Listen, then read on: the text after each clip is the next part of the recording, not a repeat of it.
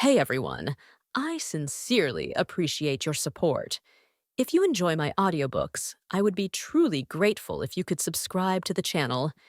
And if you'd like to support even further, you're welcome to become a Patreon member, where you can access audiobooks of novels as long as they are freely available on the internet. Your kindness and support mean so much. Thank you. Who am I? A pale flash of lightning tore through the ink-black clouds, followed by a deafening roar. Rain poured down in torrents, as if the heavens themselves were enraged, drenching the muddy earth. In the rippling reflection of a puddle, a figure clad in crimson appeared fragmented and distorted. It was a young man draped in a grand red opera robe. He staggered through the mire like a drunkard, his wide sleeves fluttering wildly in the storm. The mud clinging to his robe was washed away by the rain, revealing a blood-like red that was startling against the darkness of the night. "Stop it, stop it. All of you, shut up. I'm about to remember. I'm about to remember. I have a name that belongs to me."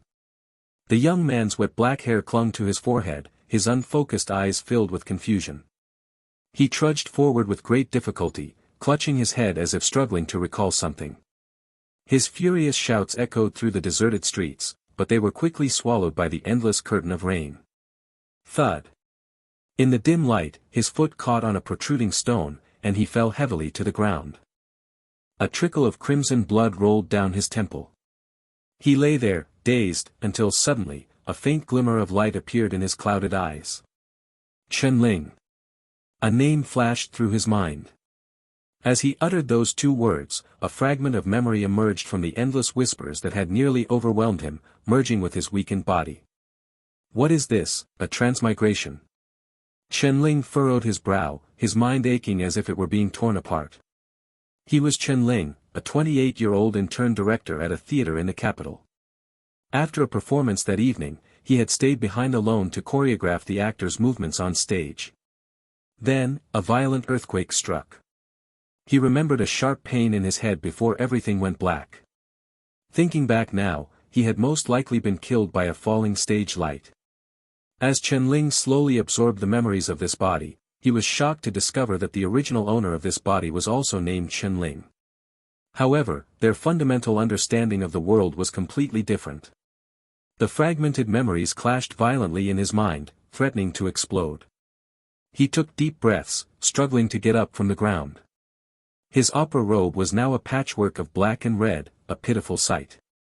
For some reason, his body felt unbearably heavy, as if he had stayed up for 4 or 5 nights in a row writing scripts, completely drained of energy. I should go home. Exhaustion and the chaos in his mind left him unable to think clearly. He could only rely on the instincts of this body and head in the direction of home. Though he didn't know how he had ended up here, the original owner's memories included this place. Every day, after caring for his younger brother at the clinic, he would take this path home.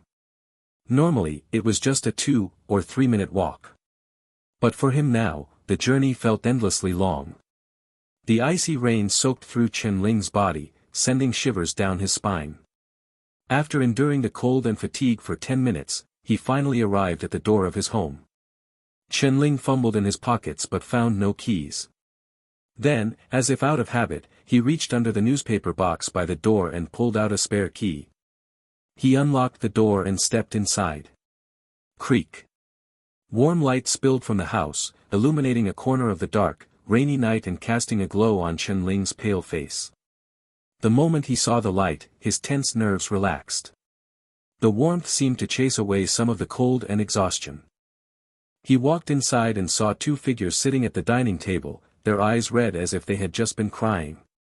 Hearing the door open, they froze, then turned their heads simultaneously. Dad! Mom! I'm home. Chen-Ling, his head still foggy, instinctively moved to change his shoes at the entrance, only to realize he was barefoot. His feet were caked with mud, leaving 2 large black footprints on the floor. The 2 figures at the table stared at the red-robed Chen-Ling, their pupils contracting in shock. You. The man's Adam's apple bobbed as he gaped, his expression one of sheer terror. Mom, is there any water? I'm so thirsty. Once inside, Ling's mind completely relaxed, teetering on the edge of unconsciousness.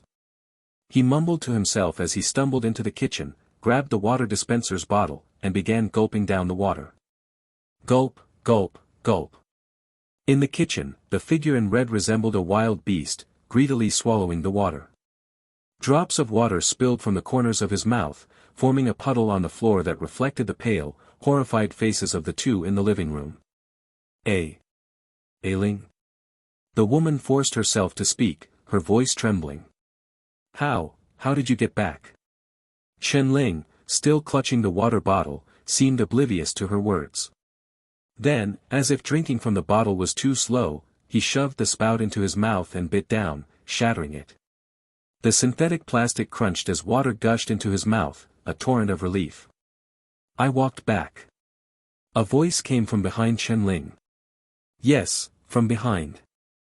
Ling was still engrossed in drinking, yet his voice clearly reached the two in the living room, as if another red-robed Ling stood in the unseen void behind him, spreading his hands and answering matter-of-factly. The rain was heavy. I think I got lost. I think I fell a few times on the way, and my shoes are gone. Mom, I made a mess of the floor. If it's not urgent, I'll clean it up tomorrow. I'm too tired now. The couple in the living room felt a chill run down their spines as they watched this horrifying scene. The flame in the oil lamp flickered, as if an invisible hand was toying with the wick. Their faces were ashen, but they remained frozen in place, not daring to move. Finally, the water bottle was empty. Ling wiped his mouth, set the bottle down, and turned around. With each step, he left black footprints on the floor as he staggered toward his bedroom. Dad, Mom, you should get some rest too. Good night. He mumbled the words, closed the door behind him, and then came the dull thud of his body collapsing onto the bed. The living room fell into dead silence. After what felt like an eternity, the two statuesque figures finally turned their heads stiffly, and looked at each other. The flickering flame in the oil lamp steadied, casting a dim light over the room. They sat trembling in their chairs, their faces devoid of color. He came back, the man said hoarsely. How is this possible? If he's really Ling, then who did we kill last night? Is it a ghost? The relentless rain hammered against the cold window panes, and the couple's hearts trembled like the flickering flame in the oil lamp. I don't know, the woman swallowed hard. Should we notify the enforcers? Are you insane?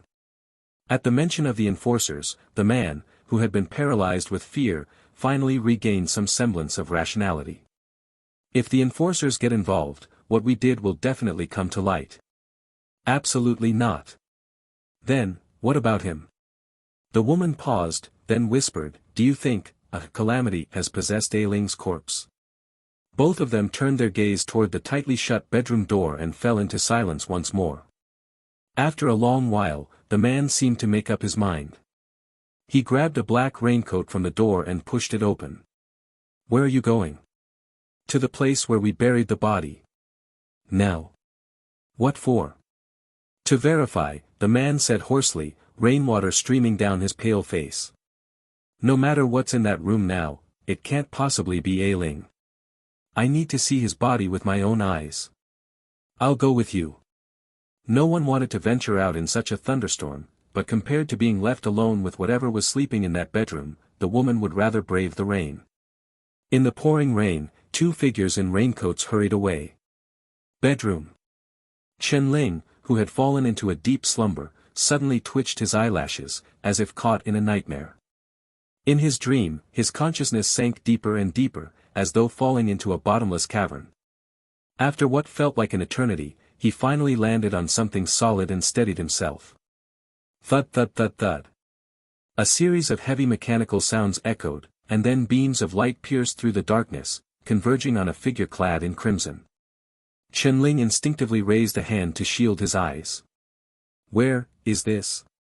His muddled consciousness gradually cleared, and as his eyes adjusted to the intense light, he looked around in confusion. Within the circle of light, he could only see the scarlet opera robe he was wearing, the worn wooden floor beneath his feet, and a corner of a black curtain illuminated by the beam behind him. Beyond the light was an endless expanse of darkness and the unknown. The scene made Chen Ling freeze. As if struck by a sudden realization, he squinted upward. The light illuminating him came from a series of spotlights fixed to a steel frame. A stage? As a theater director in his previous life, Chen Ling was all too familiar with stages. Up until the moment he was killed by a falling light, he had been on stage, meticulously planning the actors' movements. His understanding of the stage even surpassed that of the actors themselves. So his first thought was that he had somehow returned to his old life. But no. The stage lighting in his previous theater was far superior to this. The curtains weren't black, and the floor wasn't this old, creaky wood. Was he dreaming? Chen Ling tentatively took a step forward, and the aged floorboards let out an ear-piercing screech. As he moved toward the edge of the light, another beam followed him, chasing him into the darkness. Follow spot. Chen Ling's heart skipped a beat, and he instinctively shouted. Who's there? The fact that the lights were following him suggested they were being controlled by someone. Unless this place had a fully automated tracking system, which seemed highly unlikely given the stage's dilapidated state. Who's there? Who's there? Who's there? Chen Ling's voice echoed in the darkness, growing increasingly eerie and unsettling. At the same time, an electronic screen at the edge of the stage lit up. In stage design, this position was usually reserved for a teleprompter, to prevent actors or hosts from forgetting their lines. But now, the screen displayed a string of red characters. Audience expectation, 29%. In the lower left corner of the screen, a few small words read. Please do not let the audience's expectation fall below 20%, or the theater cannot guarantee the actor's safety. Chen Ling stared at the screen, bewildered. Audience? What audience? Thud thud thud. The familiar sound of lights turning on echoed once more. The darkness in front of the stage receded like a tide, revealing rows upon rows of wooden chairs arranged in a tiered formation, stretching far into the distance. They surrounded the stage, densely packed. Audience seats. The term flashed through Chen Ling's mind. It made sense for audience seats to accompany a stage, but what sent chills down his spine wasn't their presence, it was the fact that, at some point, these seats had become filled with audience members. They were shadowy, humanoid figures, their forms obscured even by the ample lighting. The only discernible features were their eyes. Countless pairs of crimson pupils opened in the dimness, seated in their respective chairs, staring at Chen Ling on the stage like a pack of cats cornering a mouse, their gazes both mocking and ravenous. Chen Ling felt a cold sweat drip down the back of his neck under their scrutiny.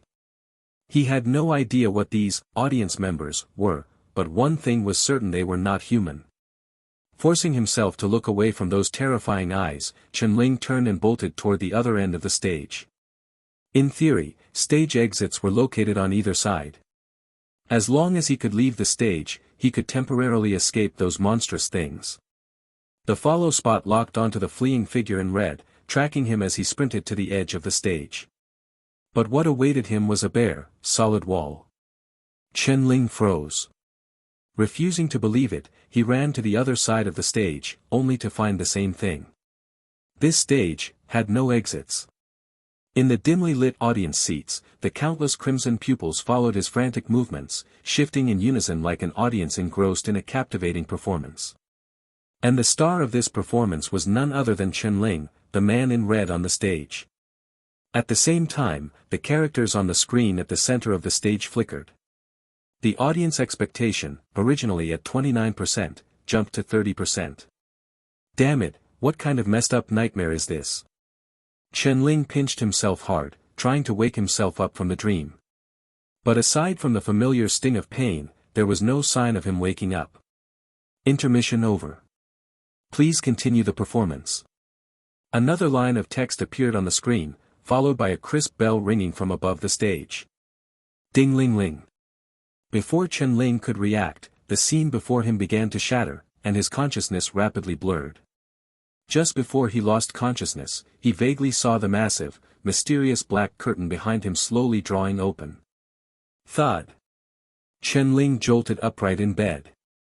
His sheets were soaked with cold sweat, his chest heaving, his eyes filled with terror. He swallowed hard, his gaze slowly scanning the room. Only after confirming that he was in his own bedroom and not on that damned stage did he finally relax. Was it a dream? That was way too creepy. He took a moment to calm himself, then got out of bed and walked to the living room. By now, the rain outside had mostly stopped, but the sky remained gloomy. Chen-Ling called out for his parents a few times, but there was no response. The house was eerily quiet. Did they leave for work already? Chen-Ling muttered to himself. His stomach growled, empty and hollow. The nightmare seemed to have drained him of energy, leaving him feeling lightheaded. With no other choice, he headed to the kitchen to find something to eat. As soon as he stepped inside, he tripped over something. Looking down, he saw the mangled remains of a water bucket, as if it had been gnawed on by a wild beast. What happened to this bucket? Did it crack from the cold? Chen-Ling had no memory of what had happened the previous night. Suspicious, he muttered to himself, then picked up the bucket and tossed it into a corner. He grabbed a rag and crouched down to wipe up the water spilled on the floor. But as he knelt, he froze. The puddle of water on the floor began to move on its own, as if an invisible figure was crouching opposite him, using a finger to write something in the water. In the next moment, the transparent water visibly turned blood red, and a twisted, eerie message formed before Chen-Ling's eyes. Achoo! Chen-Ling sneezed violently in the cold wind. As someone from the north in his previous life, Chen-Ling found the weather here almost unbearable cold, damp, and despite the sun hanging high in the sky, there was no warmth to be felt. Make way, make way. A lazy voice called out from ahead. Chen-Ling snapped out of his thoughts and instinctively stepped to the side of the road. At the end of the street, a tricycle was slowly making its way toward him. A young man was pedaling, while another sat on the back seat, surrounded by 2 large buckets of salt. The latter scooped up salt with a ladle and scattered it across the frost-covered road. As the salt grains fell, the icy frost on the ground began to melt. Oh, Chen-Ling. The one spreading the salt noticed Chen-Ling standing by the roadside and raised an eyebrow. Didn't expect to see the top student here. Weren't you taking the enforcer exam? Did you fail? Seeing that face, a flood of memories rushed back to Chen-Ling. The young man was Zhao Yi, someone who had grown up on the same street as Chen-Ling. However, Zhao Yi had always been envious by nature. Back in high school, Chen-Ling's excellent grades had often been used by Zhao Yi's mother as a benchmark, which made Zhao Yi resent him deeply. I passed the written exam. There's still the physical test, Chen-Ling replied casually, standing by the roadside. Ha, well, good luck with that. Despite his words, Zhao Yi scooped up a large ladle of salt and flung it forcefully toward the side of the road, deliberately splashing Chen-Ling in the process. The flying salt grains covered Chen-Ling's hair and cotton robe. He hadn't expected Zhao Yi to pull such a childish prank and quickly brushed the salt off, glaring at Zhao Yi. By then, Zhao Yi was already riding away on the tricycle, swaying leisurely. He stuck out his tongue and made a face at Chen-Ling, 1 foot propped on the salt bucket. As a 28-year-old adult who had been through the trials of society, Chen-Ling felt both annoyed and amused by such a petty trick. However, he had no intention of chasing after Zhao Yi to give him a beating. He simply filed the incident away in his mind, as he had more important matters to attend to. Just as Chen-Ling was about to continue on his way, his gaze caught something on the ground, and he froze. The frost that had come into contact with the salt was gradually melting, leaving a faint white residue on the ground. In that moment, Chen-Ling saw a line of text forming. Audience expectation, 27%. Before Chen-Ling could react, the salt grains completely dissolved, and the scene vanished as if it had been nothing more than a fleeting illusion. Chen-Ling rubbed his eyes hard and muttered to himself. No way. A sense of urgency surged within him, and he quickened his pace, heading straight for the clinic. A few minutes later, Chen-Ling pushed open the clinic's door. The so-called clinic was actually just a residential house on Frost Street, a 2-story building with a plain, gray exterior that reminded Chen-Ling of his rural hometown. Ari with circumflex and beta. But even this rough-looking structure was one of the better buildings on Frost Street, at least offering 2 floors and some protection from the wind. "It's you." A man in a white coat sitting behind a wooden desk turned slightly. "Here to pick up medicine for your brother again? Didn't he transfer to a hospital in District 2? This time it's not for Yen. It's for me." Chen-Ling's younger brother had previously been hospitalized here, so he was quite familiar with Dr. Lin. He sat down at the table, looking visibly tense. "Oh. What's bothering you?" My mind isn't feeling right." "Do you mean physical headaches, or?"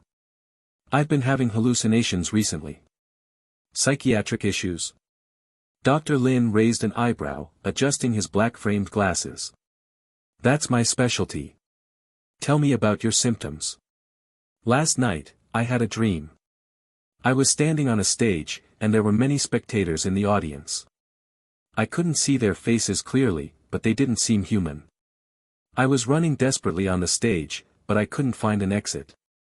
Interpreting dreams isn't part of my services." "I know."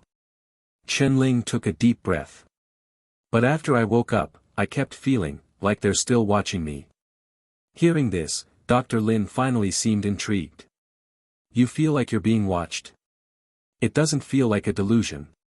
It's like they're in my head, sitting in the audience, observing my every move. And I'm like a performer forced to entertain them, just a tool for their amusement." "So, you're saying your life is a stage, and you're the only protagonist?" "That's close, but not as positive as you make it sound." "What about the audience? Besides watching you, do they do anything else?" Chen-Ling hesitated for a moment. "I don't know if it's my imagination, but they seem to be able to influence things around me." "Influence reality? That sounds a bit fantastical." Dr. Lin picked up his teacup and took a sip, about to say something more when his expression suddenly changed. Pfft. Dr. Lin spat out a mouthful of bright red blood, splattering it across the floor. "Dr. Lin?" Chen-Ling was startled. "Are you sick or something?" "No." Dr. Lin wiped the blood from his lips. The blood wasn't his. He frowned, deep in thought, then looked down at the teacup on the corner of the table. At some point, the cup had been filled with thick, coagulated blood. Dr. Lin's face turned grim. He clearly remembered brewing a cup of pu'er tea just a minute ago. During that time, only he and Chen-Ling had been in the clinic. Chen-Ling had been under his watch the entire time, making it impossible for him to have tampered with the tea.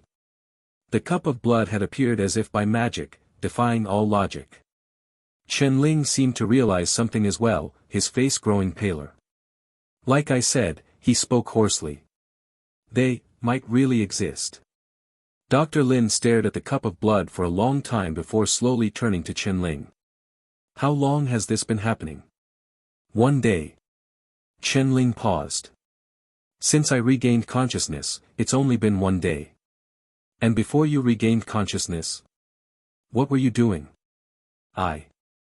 Chen-Ling's mind flashed back to the previous night, when he had stumbled through the pouring rain.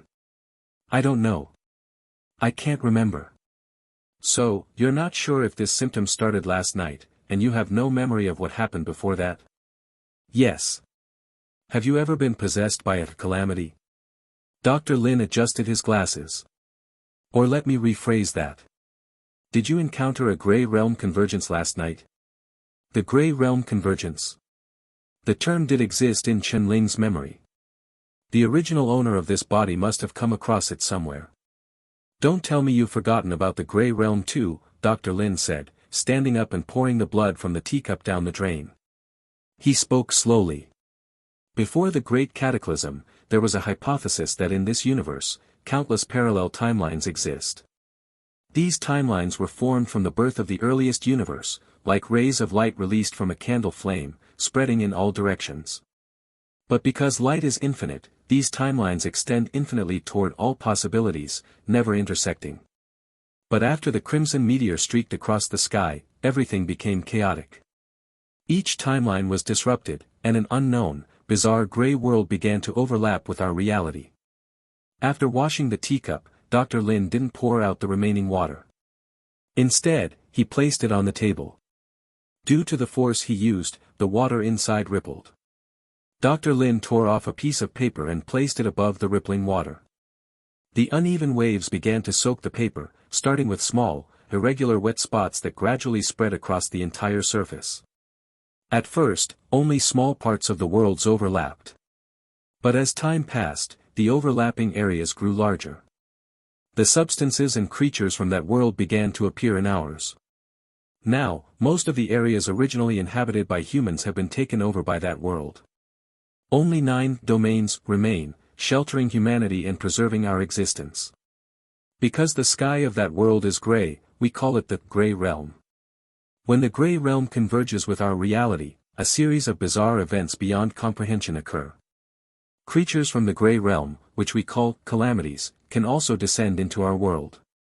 Generally, among survivors who have encountered a gray realm convergence or been attacked by calamities, about 80% develop mental disorders, and most of them never fully recover. I suspect that your current condition is related to the gray realm. Think carefully. Have you ever encountered a gray realm convergence and been caught in it? Faced with Dr. Lin's question, Chen-Ling searched the original owner's memories but found nothing. No matter how hard he tried, he couldn't recall anything else from last night. I don't know, he said bitterly. Dr. Lin thought for a moment, then took out a sheet of letter paper from a drawer and began writing quickly.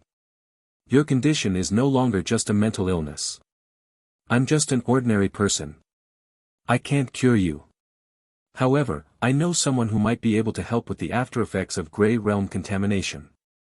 After all, he is a true doctor. Hearing this, Chen-Ling's eyes lit up with hope. Where can I find him? He lives in Aurora City, but he often travels around offering free medical treatment. He goes wherever there are difficult cases to solve. It's part of their path to becoming gods. A with diuresis NS. Anyway, give this letter to the enforcers at the gates of Aurora City, leave your name and address, and they'll pass it on to him. Within 3 days at most, the doctor will come to find you. Thank you. Chen-Ling took the envelope and expressed his sincere gratitude.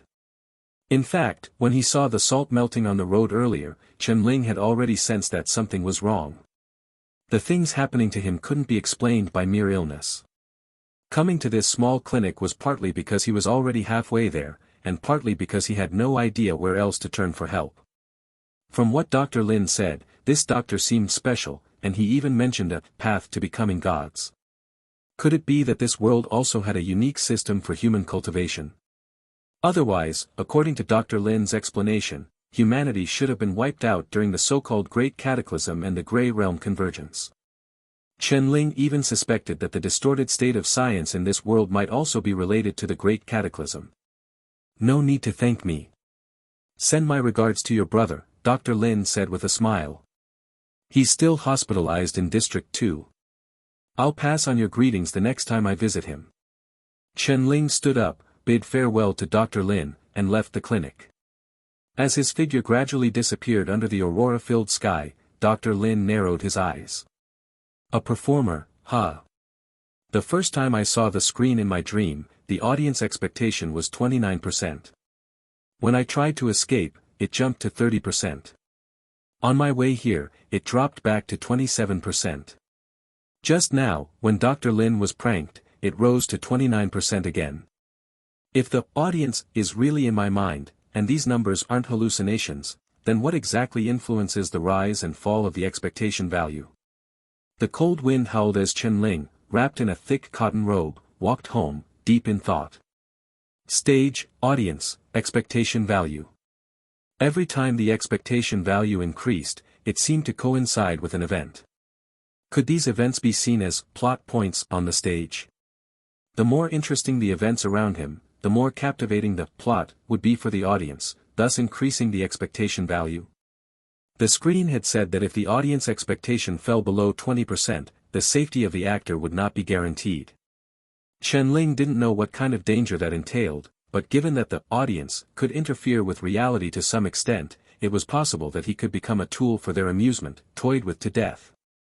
Chen-Ling felt his reasoning was sound, but to prove it, he needed to take action. Maybe I should try to actively design plot points, Chen-Ling murmured to himself. Ling, have you had breakfast yet? Chen-Ling turned to see a middle-aged man with a towel wrapped around his head fanning a stove at a breakfast stall by the street, calling out to him warmly. At the sight of him, an idea suddenly flashed through Chen-Ling's mind. Not yet, Uncle Zhao, Chen-Ling said with a slight smile, walking over to the stall. Come, let me get you some soy milk and fried dough sticks. The air's heavy after last night's rain. You need something warm to start the day, Uncle Zhao said, scooping a bowl of steaming soy milk. Thanks, Uncle Zhao. Chen-Ling fished out 3 copper coins from his pocket and handed them to Uncle Zhao, but the latter pushed them back. Uncle's treating you to breakfast. How could I take your money? Come on, Uncle Zhao. Even though we've been neighbors for over a decade, we should still settle accounts properly. You kid, Uncle doesn't want your money. Just help our Zhao Yi with his studies when you have time, and I'll send you breakfast every day, Uncle Zhao said with a grin, revealing a set of yellowed teeth. Didn't he already graduate? Why does he still need tutoring? With his grades, he can't even get a decent job. I'm planning to have him repeat the year. He can't just keep doing odd jobs forever, right? Oh. You're such a good kid, Ling, smart and filial. If Zhao Yi could ever pass the enforcer exam like you, I'd be laughing in my dreams. Uncle Zhao sighed deeply. It's a shame that boy just doesn't work hard. Chen-Ling paused with his chopsticks, hesitating for a moment before speaking. Uncle Zhao, do you know why Zhao Yi's grades are so bad? Huh? Why? Chen-Ling was about to say something but fell silent for a long time. Finally, he shook his head. Never mind, Uncle Zhao. Forget I mentioned it. I promised him I'd keep it a secret. Don't say that. Uncle Zhao's heart raced. He quickly added a marinated egg to Chen-Ling's bowl, scratching his head anxiously. Ling, I know you're Zhao Yi's good friend, but some things I, as his father, should know, right? I've raised him alone, working day and night to earn money for his education, also he can have a better life in the future. If you know something, you have to tell me. It's for his own good. Seeing Uncle Zhao's desperate plea, Chen-Ling seemed moved. After a moment of hesitation, as if making up his mind, he said. Uncle Zhao, you're right. As a friend, I can't bear to see Zhao Yi continue down this path of ruin. Ruin? What's happened to him? He's in a relationship. What? Uncle Zhao was stunned. That kid has that kind of charm. Chen-Ling calmly took a bite of his fried dough stick and uttered 3 words. With a guy. He 9th principle of the Chen directing principles. The core of creating and developing a plot lies in setting up conflicts. If the story itself lacks strong or gripping conflicts, then create misunderstandings to drive the plot forward. As this principle flashed through Chen-Ling's mind, a rule he had secretly summarized during his previous life as a director, a faint smile appeared in his eyes. Audience expectation +3. Current expectation, 32%. The moment these 2 lines of text appeared in the reflection of the soy milk, Chen-Ling knew he had guessed correctly. Uncle Zhao's expression visibly stiffened. He stared at Chen-Ling in shock, his emotions shifting from confusion to disbelief, and finally settling into a deathly silence. Uncle Zhao, I promised Zhao Yi I'd keep this a secret, but you only have one son, and I know you want him to carry on the family line. Besides, he's always hanging out with that other guy, and it's really affecting his studies. Chen-Ling sighed. Just today, I saw him sitting on the back of that guy's bike, laughing like there was no tomorrow. Uncle Zhao's body began to tremble slightly. His hands clenched into fists, and his breathing grew heavier. All right. I understand, Uncle Zhao said, forcing a smile that looked more unsettling than reassuring. Thank you, Ling. Oh, and Uncle Zhao, I promised Zhao Yi I wouldn't tell anyone, so you absolutely can't let him know it was me who told you. Don't worry, I know. After finishing the last sip of his soy milk, Chen-Ling bid farewell to Uncle Zhao and left the stall. Uncle Zhao, however, seemed to have tuned out the world.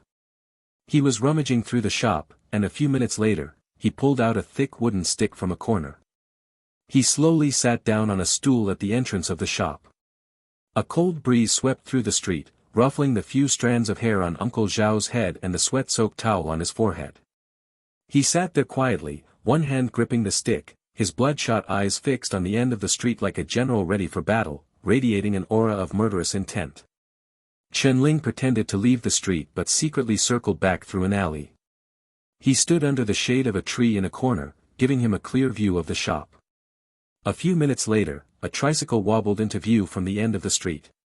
Zhao Yi was lounging on the side of the tricycle, his legs crossed. The 2 buckets of salt behind him were completely empty. He was playing with a few copper coins he had just earned, grinning from ear to ear.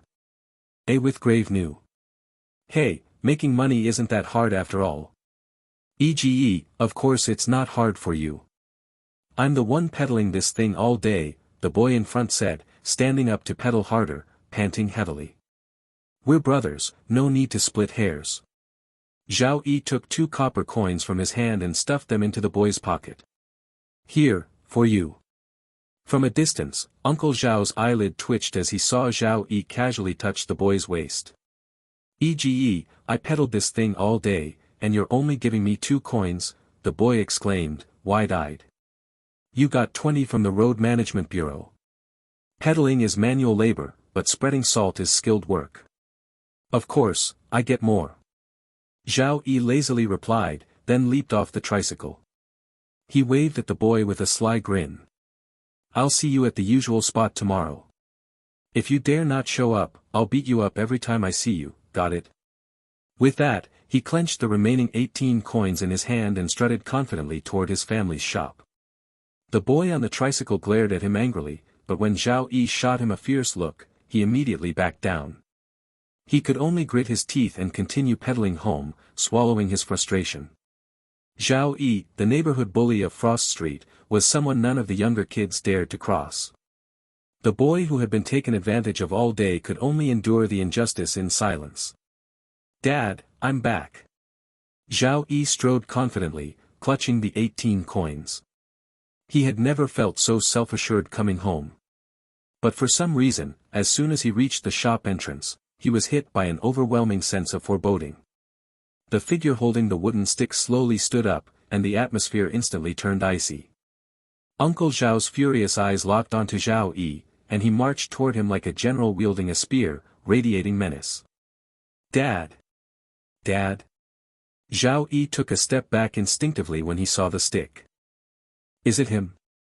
Uncle Zhao pointed a trembling finger at the boy pedaling away in the distance. You little brat. Instead of studying properly, you're sneaking around doing this kind of stuff. If you were dating a girl, I could understand. But you had to go and find a guy. Can a guy give you children? Can he carry on the Zhao family line? Are you trying to end our family's legacy? Uncle Zhao ranted and raved as he chased Zhao Yi with the stick, the latter howling in pain. Hearing Uncle Zhao's furious shouts, half the street's neighbors pricked up their ears. They gathered around, pointing and whispering about Zhao Yi being chased.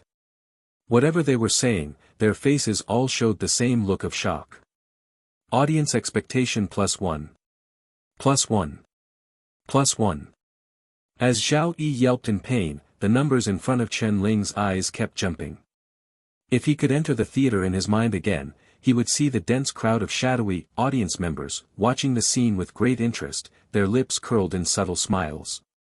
The conflict is right, but there aren't enough characters yet. Chen-Ling's gaze fell on the tricycle in the distance. Xiao Lu. Hearing Chen-Ling's call, the boy who had been pedaling the tricycle turned around, still looking confused. Ailing? You're here too. How much did Zhao Yi give you for today's work? 2 coins, the boy said, his face filled with resentment. He went back on his word. He said I'd get most of the money if I peddled, but in the end, he only gave me this much. And he threatened me to keep being his errand boy tomorrow. Do you want to get back at him? Chen-Ling looked into his eyes. Or do you want to make sure he never dares to bully you again, to the point where he avoids you altogether?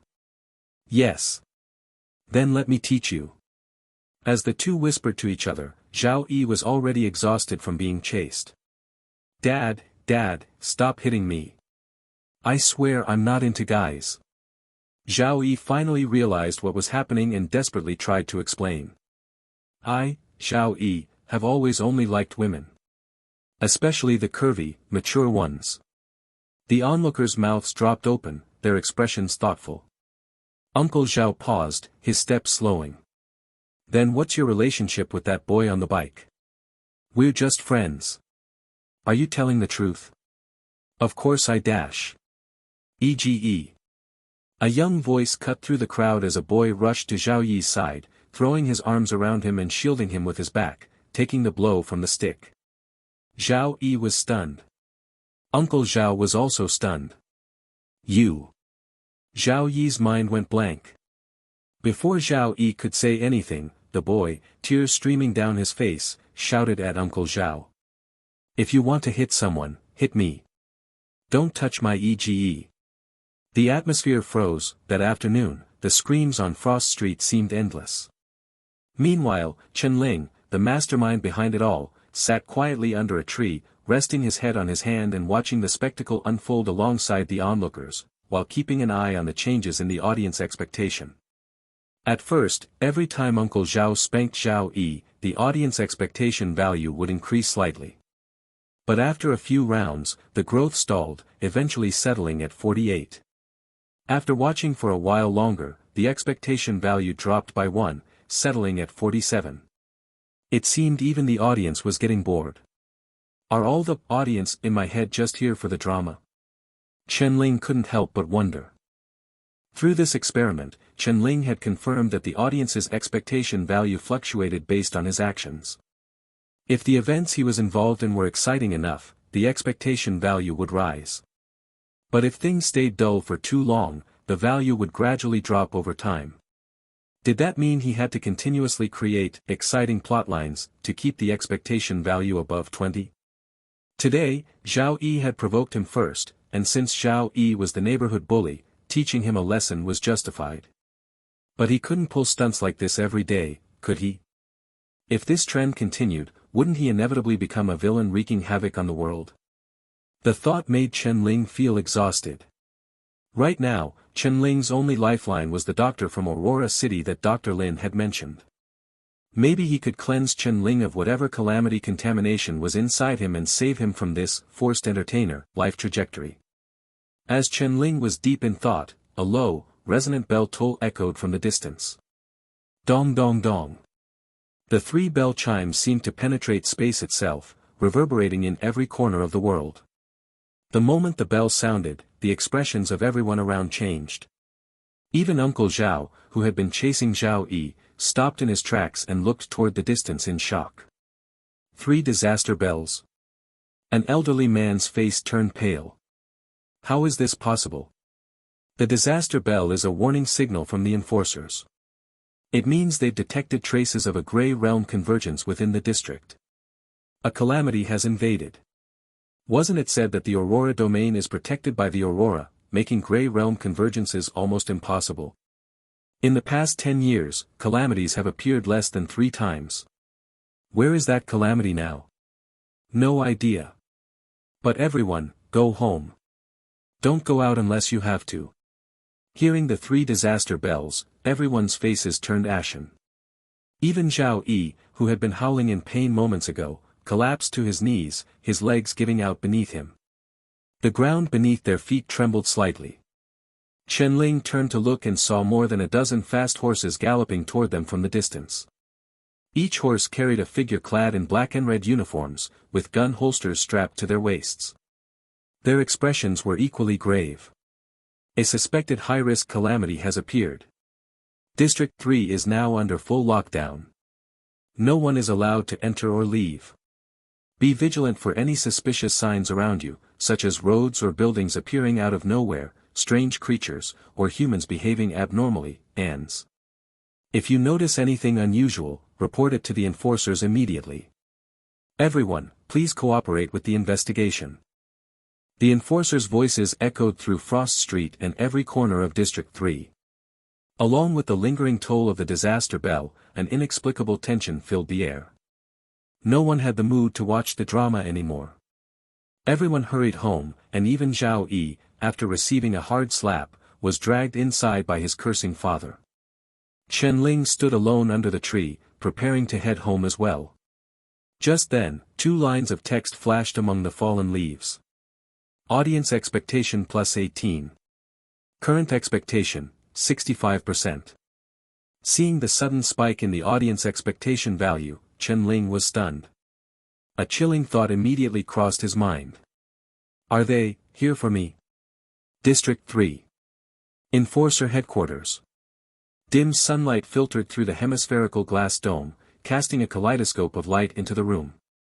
A flag more than 10 meters long hung high in the center, its black background adorned with 2 overlapping blue hexagram stars, resembling the shining stars of the Arctic night sky. Beneath the flag, more than a dozen enforcers in black and red uniforms stood in a straight line, their expressions serious as they faced the headquarters' main entrance, as if waiting for something.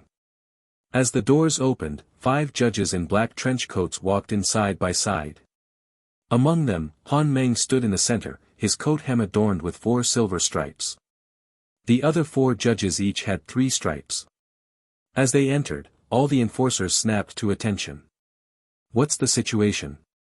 Han Meng asked gravely. The disaster bell has been rung.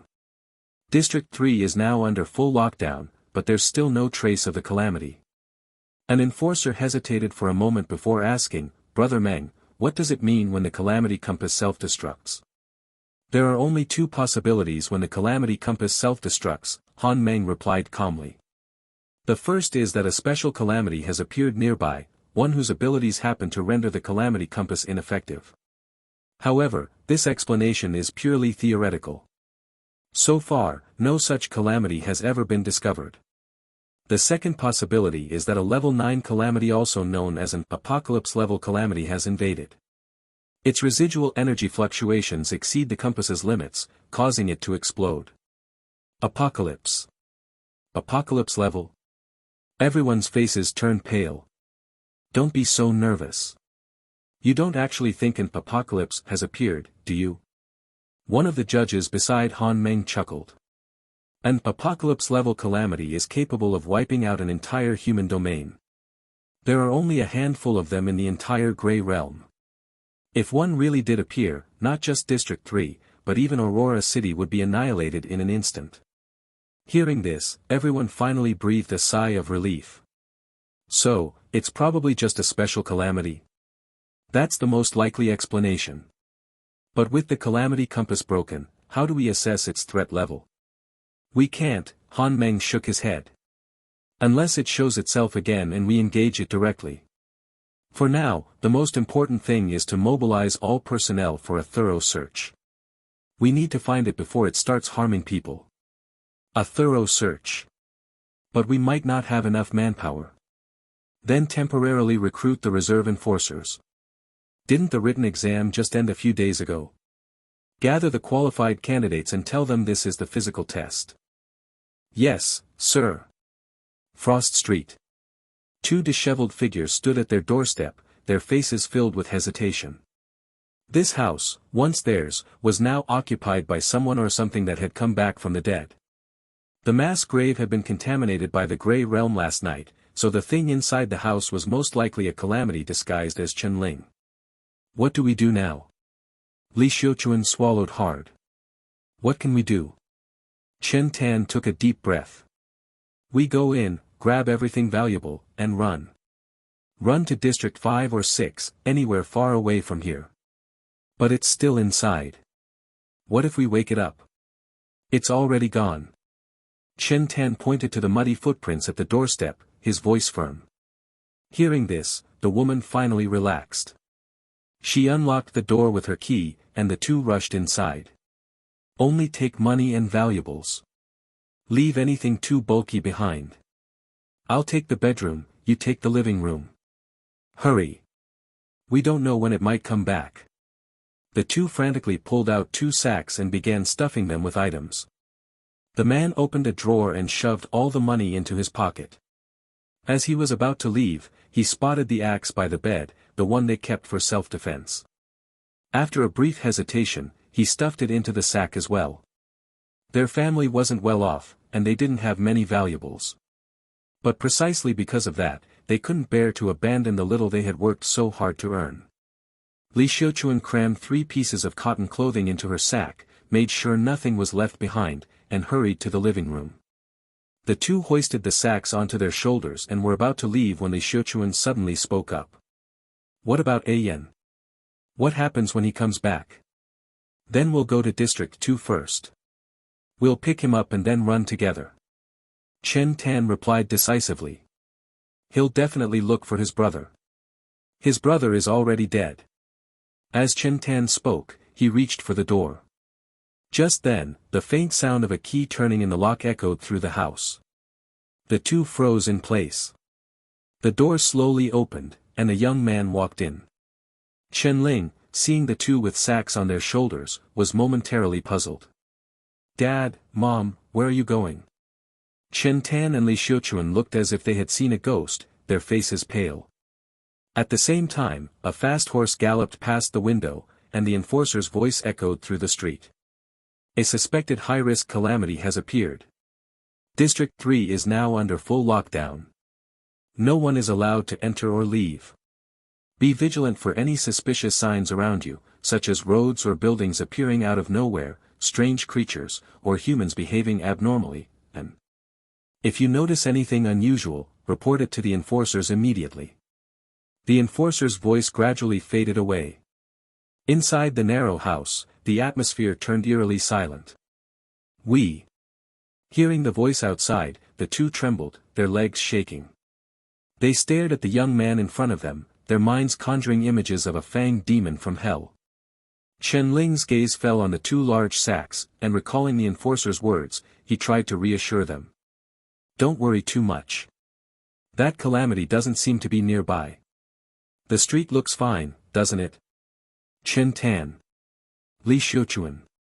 Chen Ling sighed helplessly.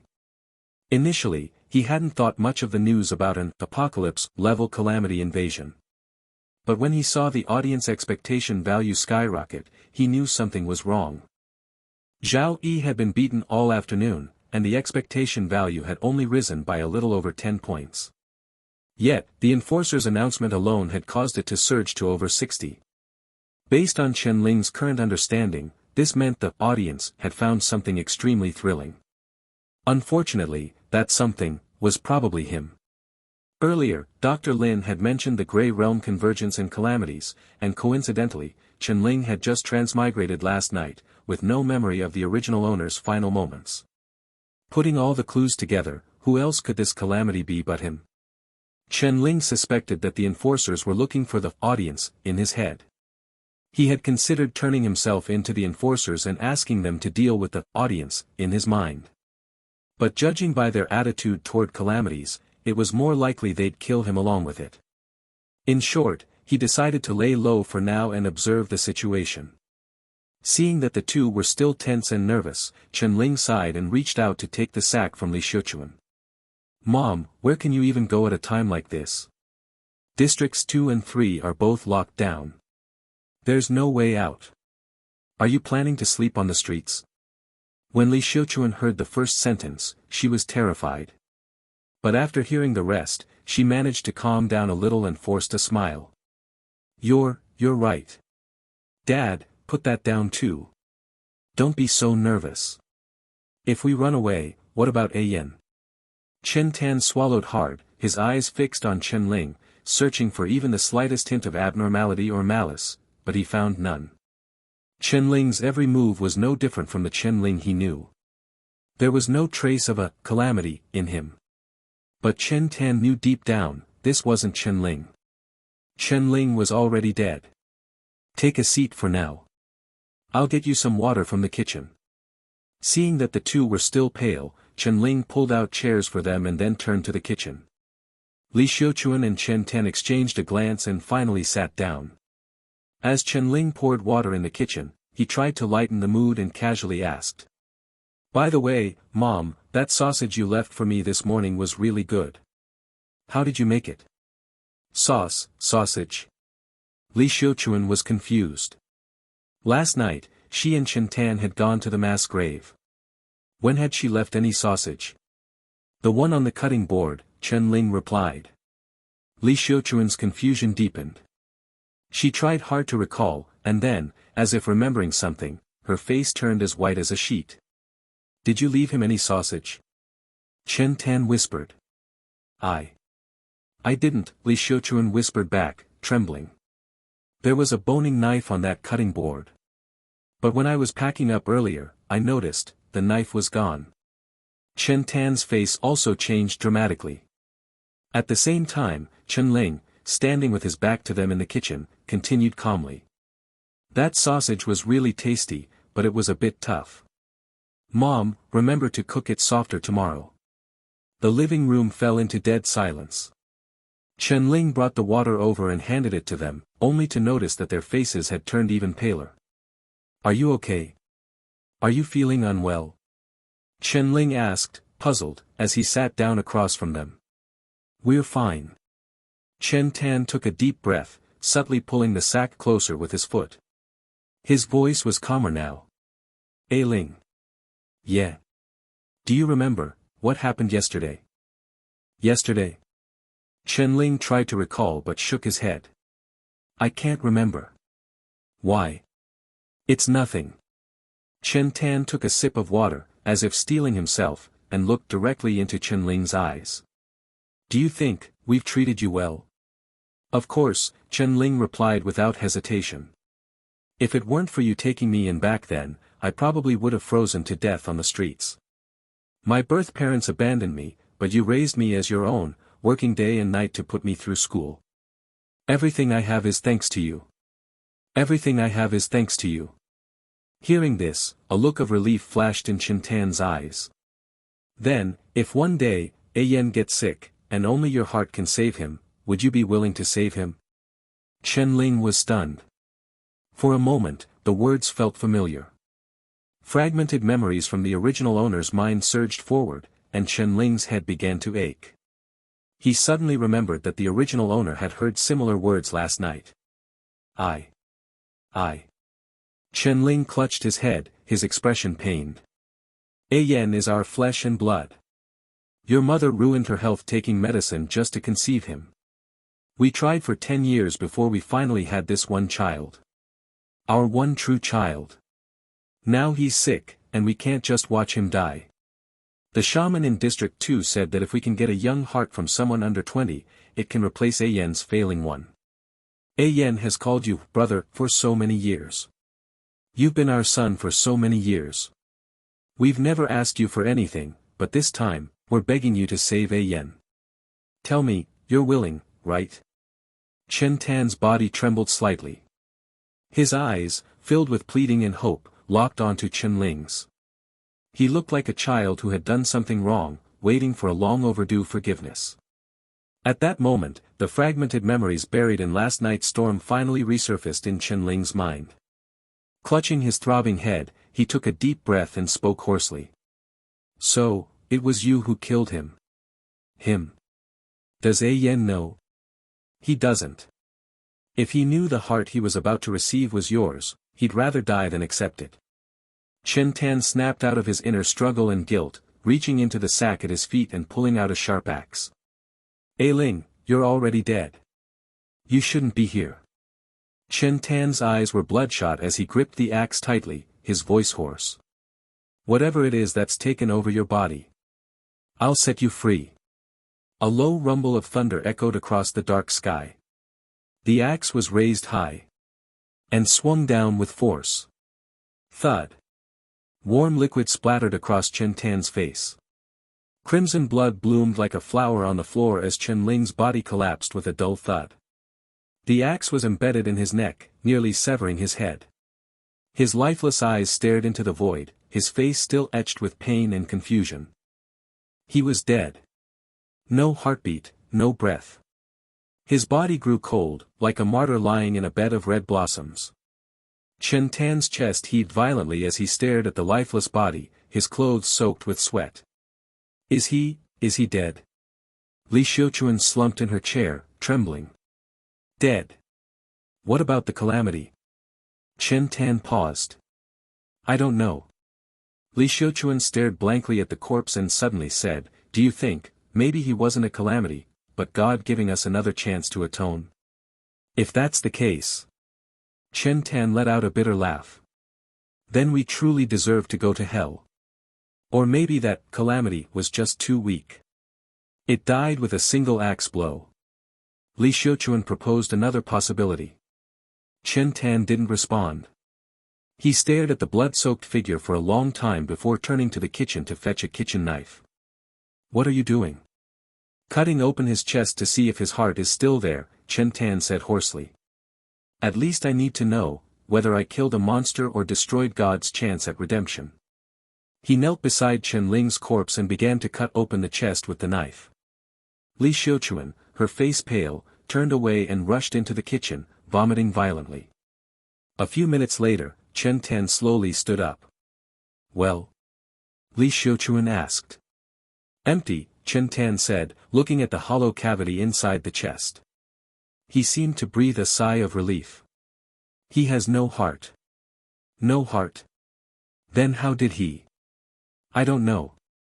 Chen Tan paused. Whatever it was, it's dead now. What do we do with the body? Hide it in the cellar. With all the enforcers outside, we can't take it out. Chen Tan moved the table in the living room and opened the heavy wooden plank on the floor, revealing a dark, narrow underground space. In this era without refrigerators, using the cellar's natural insulation to store food was the best option. He was about to throw Chen Ling's body in when he noticed the gruesome wound on the neck and hesitated. Go get A Yen's opera costume, Chen Tan said. No matter what it was, this was still A Ling's body. Even if we can't give him a proper burial, at least let him wear something decent. At the mention of the opera costume, Li Xiuquan shuddered. But last night, he came back wearing that. It's just a piece of clothing, Chen Tan started to argue but stopped, remembering the horrifying scene when Chen Ling returned last night. Never mind, let's just leave it as it is. Chen Tan tossed Chen Ling's body into the cellar, covered it with the wooden plank, and then placed the table back on top. Afterward, Li Xiuquan began cleaning up the bloodstains in the house. Though the sight made her nauseous, she held her nose and continued. Knock knock knock. A rapid knocking suddenly sounded at the door. Li Xiuquan's heart skipped a beat, and she turned to look at Chen Tan in panic. Someone's here. Don't answer. Pretend no one's home. Li Xiuquan nodded, and the two held their breath in the living room, listening to the relentless knocking. But the knocking didn't stop. Instead, it grew louder and more urgent. Then, a deep voice came from outside. Enforcers. Open the door immediately. Hearing the word, enforcers, both of their faces turned pale. After a moment of hesitation, Chen Tan gave Li Xiuquan a look, quickly changed his shirt, and walked to the door, buttoning it haphazardly along the way. A with circumflex nu beta. Creak. The door opened a crack. Chen Tan slipped outside and closed the door behind him. Officers, what's the matter? A light drizzle fell from the overcast sky as two figures in black and red uniforms stood outside, their expressions grim. Why didn't you open the door sooner? I was asleep. It took me a while to get dressed, Chen Tan said with an awkward smile. The two enforcers glanced at his hastily buttoned shirt and relaxed slightly. Is this Chen Ling's house? Yes. Where is he? He went out this morning and hasn't come back yet. When he returns, give him this notice, one of the enforcers said, pulling a document from his coat. Districts 2 and 3 are under full lockdown. All candidates who pass the written exam for the enforcer recruitment are required to assemble. He's on the list. Tomorrow at 7 a.m., report to the District 3 Enforcer headquarters. Failure to appear will be considered a forfeit of the position. Chen Tan's heart skipped a beat, but he kept a straight face as he took the notice and nodded. Understood. I'll make sure he gets it. The two enforcers turned and left, and Chen Tan breathed a sigh of relief. He pushed the door open and stepped back inside. Screech screech. As soon as he entered, a sharp metallic scraping sound reached his ears, like nails dragging across a chalkboard. It sent chills down his spine. Li Xiuquan was huddled in the corner, trembling uncontrollably. When she saw Chen Tan return, her nearly broken gaze lifted, and she slowly pointed toward the kitchen. In the kitchen, a figure in crimson stood with its back to them, head bowed as if chewing on something. Seeing that figure, Chen Tan's mind went blank. It was a boy whose neck had been nearly severed. The bloody flesh was visibly healing at an alarming rate. In his left hand, he held a kitchen knife, and in his right, a blood-stained axe. He was shoving both into his mouth. As if sensing Chen Tan's return, the figure in the crimson opera robe slowly turned around. It was Chen Ling, who had no heart and whose neck had been nearly severed. His cheeks bulged as he chewed on the remnants of metal and wood, his unfocused eyes glowing like those of a beast, eerie and menacing. "Dad!" A voice came from behind him. "I'm hungry." Chen Ling had a dream. It was a cloudy afternoon. As usual, he had finished his training at the martial arts field in the suburbs and returned home, drenched in sweat. It wasn't his birthday, but a cream cake sat on the dining table. The orange candlelight flickered in the dim living room, and two figures sat at the table, their eyes red. A cream cake, worth 200 copper coins, was something their family could never afford under normal circumstances. He was puzzled. He asked what the occasion was. His parents told him it was the day his younger brother, Yan, was scheduled for surgery. He was overjoyed. Yan's congenital heart disease had been a nightmare for their family. To cure him, his parents and he had sought help everywhere, but every clinic had been helpless. A few days ago, his parents said they had found a hospital in District 2 and sent Yan there. They were confident he could be cured. Hearing the good news, he happily ate the cake, but soon his consciousness began to fade. He slumped onto the table, and the last thing he saw was his mother, Li Xiuquan, covering her mouth and sobbing. "I'm sorry. I'm so sorry," he heard his father whisper. "Yan's illness requires a heart. You'd be willing, right?" He opened his mouth, as if to say something, but ultimately fell unconscious. Then, he felt himself being stuffed into a bag. The sound of rain pattered against the bag's surface. After what felt like an eternity, he was finally placed on some kind of table. He felt his chest being cut open, and something was taken from it. After that, he was dressed in a set of clothes and moved somewhere in the pouring rain. Thick soil gradually buried his body, and everything around him sank into darkness and silence. In the darkness, Chen Ling's eyes suddenly opened. Spotlights lit up one after another above him, illuminating the figure in crimson lying at the center of the stage. After a moment of disorientation, Chen Ling propped himself up with his hands and shakily got to his feet. "Damn it! Why am I back here again?" Chen Ling's face was pale. His gaze instinctively fell on the screen at the center of the stage, and his pupils contracted sharply. Audience expectation +1. Audience expectation +1. Current expectation, 67%. Detected loss of actor connection. Performance interrupted. Audience expectation -50. Current expectation, 17%. Warning. Warning. Audience intervention detected. Gulp. Chen Tan couldn't help but swallow hard. How is this possible?" he croaked. "No heart, his head nearly cut off, and he's still moving. Where did that opera robe come from? We didn't put it on him. I don't know." Li Xiuquan was completely consumed by fear, her words incoherent. He was wearing it when he crawled out of the ground. It's the robe we draped over him when we buried him last night. He's a ghost, he really is a ghost. A ghost come to claim our lives. Nonsense. There are no ghosts in this world. The scene before them was too bizarre, and Chen Tan's legs were trembling with fear. But he mustered his courage, picked up a dinner knife from the floor, and lunged at Chen Ling's face.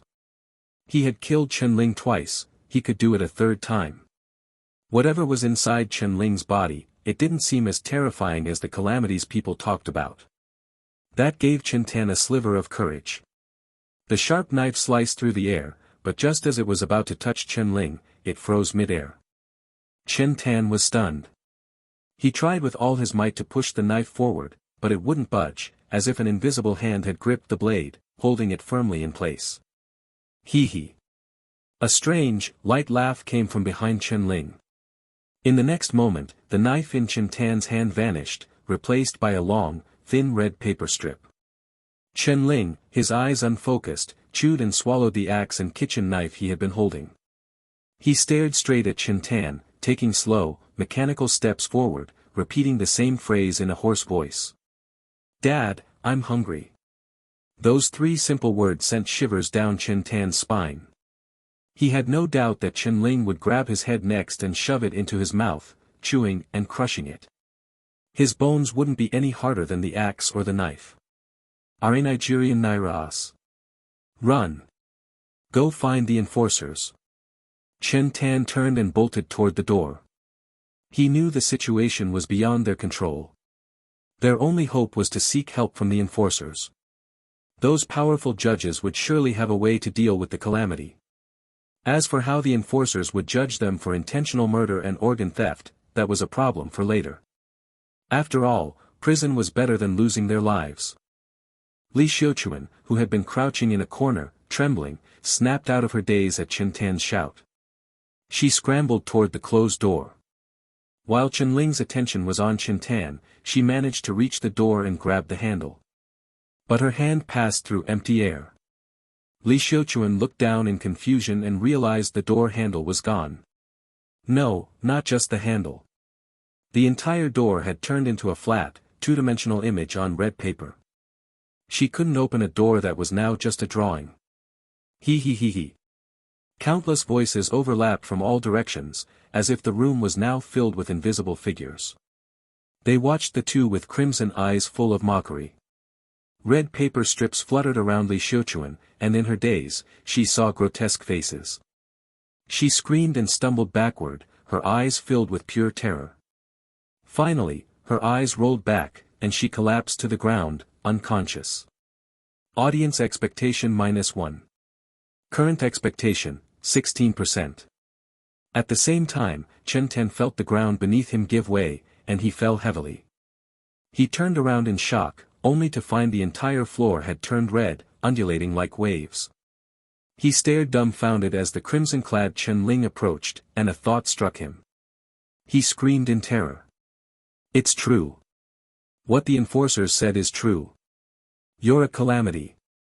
You're a calamity that stole A Ling's body. Hearing this, the crimson-clad Chen Ling stopped in his tracks. His blood-red lips curled into a faint smile, and a pale finger pressed against them in a shush gesture. Shudash. Just as the endless red paper was about to engulf Chen Tan, 2 loud shattering sounds came from the side. Calamity sighted at 128, Frost Street. Destructive power estimated at level 4. Requesting immediate judge support. 2 figures in black and red uniforms burst through the window. One of them quickly scanned the room and spoke. Received. Support is on the way. Try to hold it off. A stern voice came from the walkie-talkie on one enforcer's belt. One of the enforcers gave a bitter smile. A level 4 calamity? How are we supposed to hold it off? Seeing the 2 enforcers suddenly burst in, the invisible audience let out a collective murmur of interest, as if they had found a more entertaining toy. The crimson-clad Chen Ling flicked his finger, and Chen Tan, who had collapsed, fell unconscious. Blood trickled from his 7 orifices, slowly staining the ground beneath him. Keep your distance. Survival is the priority. One enforcer quickly retreated, drawing a gun from his belt and firing several shots. Bang! Bang! Bang! The brass bullets tore through the air, but before they could reach the crimson-clad Chen Ling, they turned into tiny red paper strips and disintegrated midair. The crimson-clad Chen Ling raised his hand slightly, and countless paper strips flew out from the wide sleeves of his opera robe, coiling around the 2 enforcers like snakes. The paper strips twisted violently, as if ringing into a spiral, before slamming the 2 enforcers to the ground. Audience expectation -1. Current expectation, 15%. The crimson-clad Chen Ling's body began to expand, the opera robe straining against his form. Faces seemed to press against his skin, threatening to burst through. Chaotic whispers filled the space. In just a few seconds, he had transformed into a monster covered in writhing red paper tentacles, countless crimson eyes opening on the paper strips. There was no trace of Chen Ling left in its appearance. It smashed through the paper door and charged into the deserted street. The light rain fell on its body without making a sound. It chose a direction at random and shot forward like a crimson blur. Almost simultaneously, a figure in black cut through the dark clouds, closely pursuing it. Target Calamity spotted, Han Meng said calmly. Is it an apocalypse level? A worried voice came from the walkie-talkie. From its aura, it's at most level 5. It seems a Calamity did descend last night, but the compass misjudged its energy level. Level 5 is still extremely dangerous. Be careful, Brother Meng. Han Meng didn't respond. He followed the crimson blur to the edge of District 3's wilderness, then suddenly plummeted like a cannonball. Boom dash. The black meteor crashed into the wilderness, sending out an invisible shockwave. Shattered sand and debris flew in all directions, forcing the crimson figure to halt. Its countless red paper tentacles swayed in the wind, all its eyes turning toward the dust-filled area. A figure stepped out, lighting a thick cigarette. The hem of his black trench coat, adorned with 4 silver stripes, glowed faintly. A breeze-like domain silently spread, enveloping the red paper monster. I am Han Meng, Chief Judge of District 3, Aurora Domain. He held the cigarette in one hand and drew a black handgun from his belt with the other, thumbing off the safety. The sand and stones within the domain trembled slightly, and an invisible killing intent locked onto the red paper monster. His lips parted, his words carrying the weight of some unspoken law. In the name of human civilization's justice, I sentence you to death. The moment these words fell, Han Meng pulled the trigger. Click. The mechanism clicked, but no bullet was fired. Instead, the ground in front of Han Meng disintegrated instantly. Soil and gravel vanished into nothingness, as if an invisible bullet had shattered matter at the molecular level. This deconstructive bullet reached the red paper monster in 1,000th of a second. Under the invisible force of deconstruction, the red paper tentacles floating in the air were forcibly torn apart, creating a gap. Then, a circular wound with a radius of 1 meter completely pierced the monster's body. Through the massive circular wound, Han Meng could even see the streets of District 3 in the distance. This single shot had obliterated 2/3 of the monster's body. Just as Han Meng was about to holster his gun, a sudden change occurred. The red paper monster, now with a gaping hole in its center, didn't die. Instead, it continued to extend more red paper as if nothing had happened. It spread wildly in all directions. In just 2 seconds, not only had it repaired the hole in its center, but its size had also more than tripled. Now, it resembled a giant red paper sun, countless paper strips twisting and hanging in the wilderness sky. Audience expectation -1. Current expectation, 14%. Han Meng's pupils contracted slightly. He immediately raised his gun and fired 3 more shots at the red sun above. The deconstructive force tore 3 large holes in it. Fine rain drifted down through the 3 holes, landing on Han Meng's solemn face, chilling him to the bone. Whoosh! Countless paper strips surged down like a crimson rain, instantly turning the wilderness into a honeycomb. Han Meng fired wildly, barely managing to tear a gap in the red rain to save himself. This is bad. Han Meng's back was already drenched in sweat. He could feel that he was no match for this calamity. For some reason, the monster's aura had surged again, jumping from the initial level 5 to the peak of level 5, just a hair's breadth away from the terrifying level 6. Ab. At that moment, a hand clad in an opera robe reached out from the paper monster, lightly and precisely pressing down on Han Meng's head. Hee hee. A light laugh echoed in Han Meng's ears. In the next moment, he was slammed to the ground, his head hitting the earth with a heavy thud. Boom dash. The ground cracked, and Han Meng, at the center of the impact point, spat out a mouthful of blood, lying motionless like a lump of mud. The battle had ended. The red paper returned to the monster's body, and the light rain sprinkled over the scarred earth. Just as the red paper monster was about to leave, the opera-robed arm that had emerged from it suddenly grabbed the monster's body, tearing at it fiercely, as if something was trying to break free. 5 minutes earlier. The audience is intervening in the performance. Seeing the last line of text, Chen-Ling's heart sank. He quickly looked up at the front of the stage. Countless crimson eyes still watched him from the darkness, but in the corner of the audience seats, a section of chairs was now empty. Some of the audience had disappeared. Thud thud thud. The shadowy figures in the audience seats stomped their feet on the theater floor, creating a rhythmic, thunderous sound. In the confined space, the noise was deafening. Their crimson eyes locked onto Chen-Ling, filled with anger and accusation. Thud thud thud. Under their synchronized stomping, Chen-Ling even felt the stage shaking. The spotlight above trembled, as if it wouldn't hold much longer. Chen-Ling understood. Because he had been killed by an axe in reality, the performance on stage had come to an abrupt halt. The interruption of the performance had infuriated the audience, but they couldn't communicate directly with Chen-Ling. Instead, they expressed their dissatisfaction and threats through this stomping. So, I'm not actually dead. Chen-Ling stared at his hands in disbelief. But if my consciousness is here, then who is controlling my body now? Chen-Ling seemed to realize something. He turned around and saw a large black curtain covering the back half of the stage. He pulled it aside slightly, and a series of images flooded his mind. He saw himself turning the dinner knife into paper, scaring Li Xiuquan and Qin Tan into unconsciousness, and fighting the two enforcers. The sensation was surreal, as if he were sitting in front of a large screen, watching his own actions from a third-person perspective. Of course, the protagonist was no longer him but the audience that had taken over his body.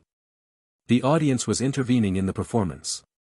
Audience expectation -1. Chen-Ling's peripheral vision caught the flickering text on the screen. In the next moment, another group of figures in the audience seats disappeared. The lower the expectation value, the more audience members intervene in the performance. Chen-Ling muttered, raising his hands. He saw his body becoming increasingly transparent. At the same time, my existence is being erased. Indeed, if the audience completely took over as the protagonist, what use would he be? Chen-Ling's heart sank to the bottom. He knew he had to do something. Standing in front of the curtain, Chen-Ling took a deep breath and tentatively reached out his hand toward the flickering images behind it. Either reclaim his body and become the protagonist again or die. Chen-Ling's fingertips passed through the curtain, as if touching a barrier, slowing down. This barrier wasn't rigid but more like a membrane, soft yet incredibly resilient. After a few attempts, Chen-Ling finally managed to push a single finger through. There's a chance. Chen-Ling's eyes lit up slightly. Using all his strength, he forced his hand through the barrier, then his forearm, elbow. Just then, the text on the screen flickered again. Audience expectation -1. As the expectation value dropped to 14%, another group of audience members disappeared. Chen-Ling felt the barrier becoming increasingly solid. He noticed his body becoming more transparent, and a thought crossed his mind. It wasn't that the barrier had become stronger, but that his body had grown weaker. Chen-Ling clenched his teeth, but he could only slowly push his arm through the curtain, his progress now several times slower than before. Anxiety gnawed at him. At this rate, he estimated that if the expectation value dropped to around 10%, he would no longer be able to pass through the curtain. Finally, after relentless effort, one of his arms fully passed through the curtain. He saw Han Meng struggling under the red rain in the images. After a moment of hesitation, Chen-Ling reached out and pressed his hand against Han Meng's forehead, using the red paper monster's strength to knock him unconscious. This way, no one would witness his return to reality through the curtain. With his arm on the real-world side, Chen-Ling grabbed the curtain and tore open a narrow gap. His second hand reached through the gap, forcefully prying it open until it was wide enough for his body to pass through. Chen-Ling took a deep breath and plunged into the opening. Rip. A figure clad in an opera robe squeezed out from the red paper monster, hanging upside down in midair. Sensing Chen-Ling's imminent return, the red paper monster thrashed wildly. Its body began to grow transparent, like paper soaked by rain, becoming thinner and thinner. Chen Ling, dangling from it, was dragged along the ground, swaying violently, his head spinning from the motion. The torn gap in the paper writhed, seemingly trying to swallow Chen Ling back in, while Chen Ling clung desperately to his upper body, enduring the dizziness as he wrestled against it. Just then, a drenched young boy ran across the scarred earth, heading straight for them. "Brother!" A hand grabbed Chen Ling's arm and yanked him downward with force. With the added strength, Chen Ling's lower body broke free from the paper, and he tumbled through the gap between the theater and reality, crashing heavily to the ground. The moment Chen Ling broke free, the paper monster in the air melted away completely, as if it had never existed. Chen Ling, still clad in a crimson opera robe, lay on his back in the muddy earth, breathing heavily. The oppressive rain clouds loomed overhead, and scattered droplets slid down his hair. As the world spun around him, Chen Ling saw a familiar face appear before him, shaking his body anxiously. "Brother! Brother! Are you okay?" The dizziness gradually subsided, and Chen Ling focused his gaze, slightly stunned. "Yen? What are you doing here?" The boy before him was none other than his younger brother, Chen Yen. In the original owner's memories, Chen Ling had only two things he was truly proud of in his life. The first was passing the enforcer exam through his own efforts. The second was having a brother like Chen Yen. This wasn't because Chen Yen was particularly smart or talented. On the contrary, Chen Yen wasn't clever at all. His grades were at the bottom of his class, and he often stumbled over his words when talking to others. He was the kind of kid who was easily bullied at school. But ever since Chen Yen was a toddler, he had followed Chen Ling everywhere. Whatever Chen Ling told him to do, Chen Yen would do without question. Even when Chen Ling, as a mischievous child, once buried Chen Yen in the sand and nearly suffocated him, Chen Yan's first reaction after being rescued wasn't to cry but to grin foolishly at Chen Ling. From then on, Chen Ling took Chen Yen with him wherever he went, and no matter what Chen Ling did, Chen Yen trusted him unconditionally. Chen Ling was ordinary, but in Chen Yan's eyes, he saw a different version of himself, a version that was admired. I. The drenched boy stammered. "After I woke up from the surgery, I waited at the hospital for you to come get me. Then, I heard people outside saying an apocalypse-level calamity had invaded, and I got really worried. Rain gobes. I sneaked out of the hospital when no one was looking and was heading home to find you when I saw you hanging from a monster. Districts 2 and 3 are locked down. How did you get here? The enforcers don't seem to have enough people. They only locked down the outer areas of districts 2 and 3. There weren't many guards between the two districts, so I sneaked through." Chen Ling shook his head, finally managing to sit up. He looked at the worried face before him, his emotions a tangled mess. Li Xiuquan and Chen Tan had plotted to kill him to give his heart to Chen Yen, to save his life. In a way, Chen Yen was the reason Chen Ling had died. But on second thought, Chen Yen himself didn't know any of this. He was just a 15-year-old boy who trusted his parents when they said they could cure him. He had obediently lain down on the operating table. Even if he were cured, he would never know that the heart beating in his chest had come from his brother. Thinking this, Chen Ling's gaze softened with a hint of sorrow. "Brother, did you kill someone?" Chen Yan's eyes fell on the blood-soaked Han Meng, his young face pale as paper. "I didn't kill him," Chen Ling instinctively replied. "That wasn't me, it was." But before he could finish, he froze. He didn't know how to explain all this to Chen Yen.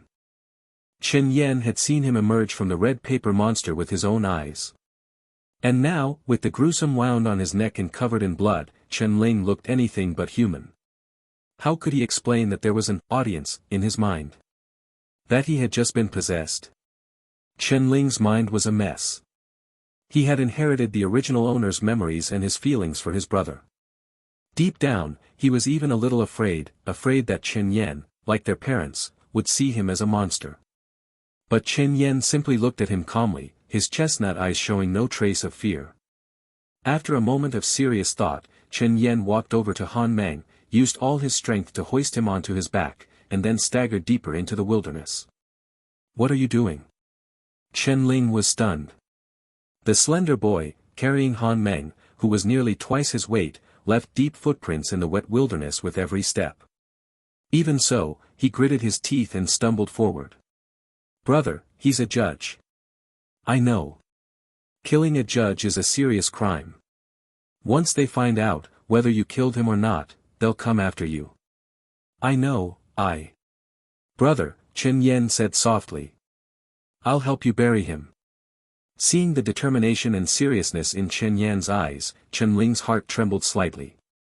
He stared for a long moment before finally finishing his sentence. "No.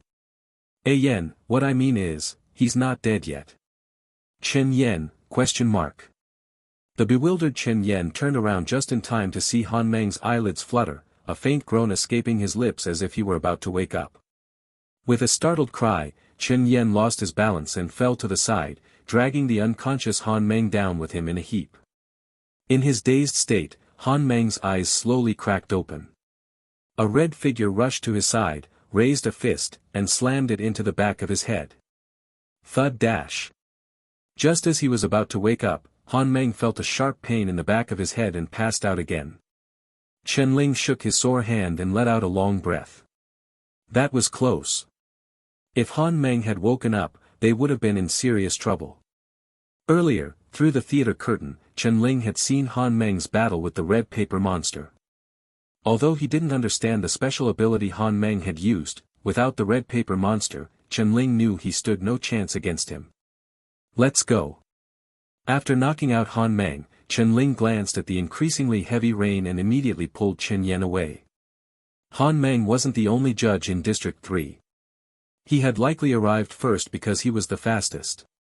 If they lingered any longer, other judges would show up, and escape would be impossible. Han Meng lay motionless in the mud, unconscious, as the two boys disappeared into the distance.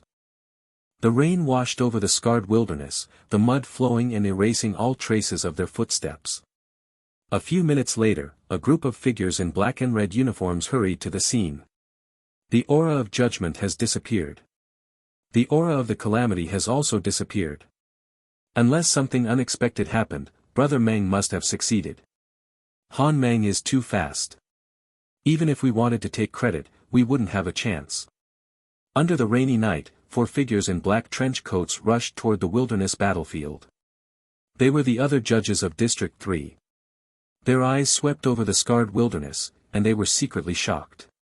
Just how intense had the battle been to leave the area in such a state? This calamity seems to be something else. As they spoke, they looked toward the other side of the battlefield. A blood-soaked figure lay on his back, motionless like a corpse. Brother Meng. One of the judges immediately rushed forward, picked up Han Meng from the ground, and nervously checked his breathing. The other 3 judges stood where they were, exchanging glances, their eyes flickering with strange light. "Is he dead?" one of the 3 asked. He was Ma Zhong, the second-ranked judge of District 3. "No. He's still alive." A barely noticeable flicker of disappointment crossed the faces of the 3. 2 of them looked at Ma Zhong, who hesitated for a moment before shaking his head at them. "What about the calamity? Why don't I see a body?" "It escaped." "Without a body, it must have escaped." They immediately began searching the area, but under the pouring rain, there were no clues left. The calamity that had been fighting Han Meng here just moments ago seemed to have vanished into thin air. "Brother Ma! Brother Ma!" At the same time, an enforcer in black and red uniform hurried over from the distance. "What is it? Why the rush?" Ma Zhong raised an eyebrow. "Just now, we received intel from District 2. Last night, a calamity attack occurred there as well. Half a street was massacred, with a total of 36 deaths." "What?" Ma Zhong asked in surprise. "Was it the same one?" According to reports, the calamity that attacked District 2 was a level 3. It shouldn't be the same one. 2 calamities emerging from the same gray realm convergence point. That's unusual. Ma Zhong pondered. Was it killed? No. They said the calamity fled into the mountains after the massacre. There's a possibility it crossed into District 3 through the mountains. Then, District 2 requested that we send some manpower. Their casualties are too high, and their enforcers are overwhelmed. Understood. I'll handle this. The judges quickly carried the unconscious Han Meng to the hospital. Ma Zhong's gaze lingered on the battlefield ruins and the outline of the mountains hidden in the night, deep in thought. Two calamities from the same gray realm convergence point. Interesting. Brother, aren't we running? As the night deepened, two boys walked along a deserted path, heading straight for Frost Street. Why should we run? Chen Ling countered. Chen Yen was stunned. He scratched his head, thinking for a long time, but couldn't find the words. Besides, even if we run, where can we go? Chen Ling said helplessly. The Aurora domain is only so big, 1 city and 7 districts. Ordinary people can't enter Aurora City, and districts 2 and 3 are already locked down. Then should we hide in a mountain valley? Hiding won't help. They'll find us eventually. We can't just keep retreating. Chen Ling vaguely refuted the idea. In truth, Chen Ling also wanted to find a place to hide, but he couldn't. Although he had regained control of the stage, the audience expectation value was still stuck at 20%. If he didn't do something to raise the audience's expectations, he would lose control of his body again and turn into a monster. Chen Yen vaguely felt that something was off with the logic, but he didn't dwell on it. If his brother said they couldn't hide, there must be a reason. Yen. Yeah. Aren't you afraid of me? In the darkness, Chen Ling turned to look at him. You saw it. I turned into a monster earlier. Chen Yen lowered his head, silent for a long time. Brother, it's okay if you turn into a monster, as long as you're still you. How do you know I'm still me? It's just a feeling. Chen Ling looked at him deeply. In the darkness, the boy's expression was indistinct. By the way, how's your body? He asked. Don't you need a long recovery period after a heart transplant? Is it okay for you to be running around like this?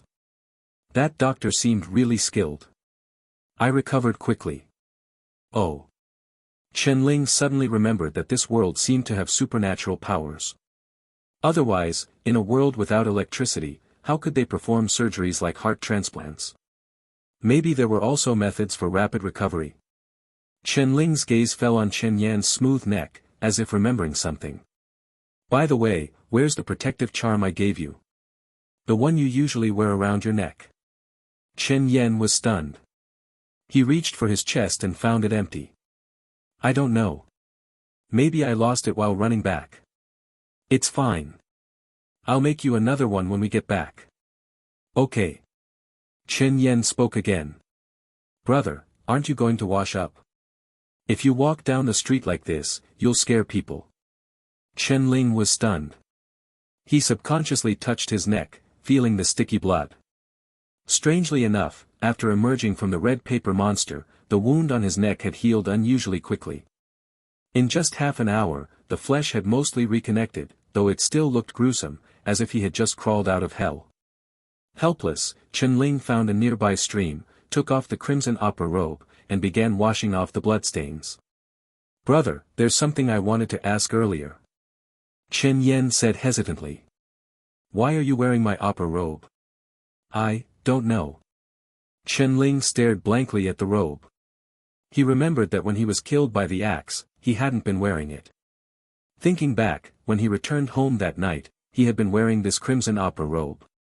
From what Chen Tan and Li Xiuquan had said, it seemed to be the cloth they had used to wrap his corpse after murdering him. But why had the robe returned to him this time, even though they hadn't dressed him in it? Chen Ling couldn't figure it out, so he stopped thinking about it. Ever since he had transmigrated to this world, strange things had been happening more and more often. He had considered burning this unlucky robe, but seeing Chen Yan's pitiful gaze, he sighed and silently washed the robe along with himself. This opera robe indeed belonged to Chen Yan. 8 years ago, a small and shabby opera troupe came to District 3 and set up a makeshift stage in the wilderness to perform a couple of plays. 7-year-old Chen Yan became instantly captivated by it. In this world, opera culture wasn't popular. Back then, the troupe had worked hard for 2 days to set up the stage, but only 5 people showed up. Chen Ling and Chen Yan, who had been playing in the wilderness and were drawn in by chance, a passing porter who was roped in to fill the audience, a beggar who came to ask the troupe for food. And one person who genuinely loved opera culture, a teacher from District 2 who had come after hearing about the performance. Of the 5, only Chen Yan and the teacher listened to the entire performance attentively. Chen Ling fell asleep halfway through, the porter left in a hurry at the start, and the beggar rushed onto the stage during the intermission to beg for food, only to be kicked off by an actor playing a martial role. The beggar left, cursing. But Chen Ling saw the light in his brother's eyes as he gazed at the stage. After that day, Chen Yan began teaching himself opera.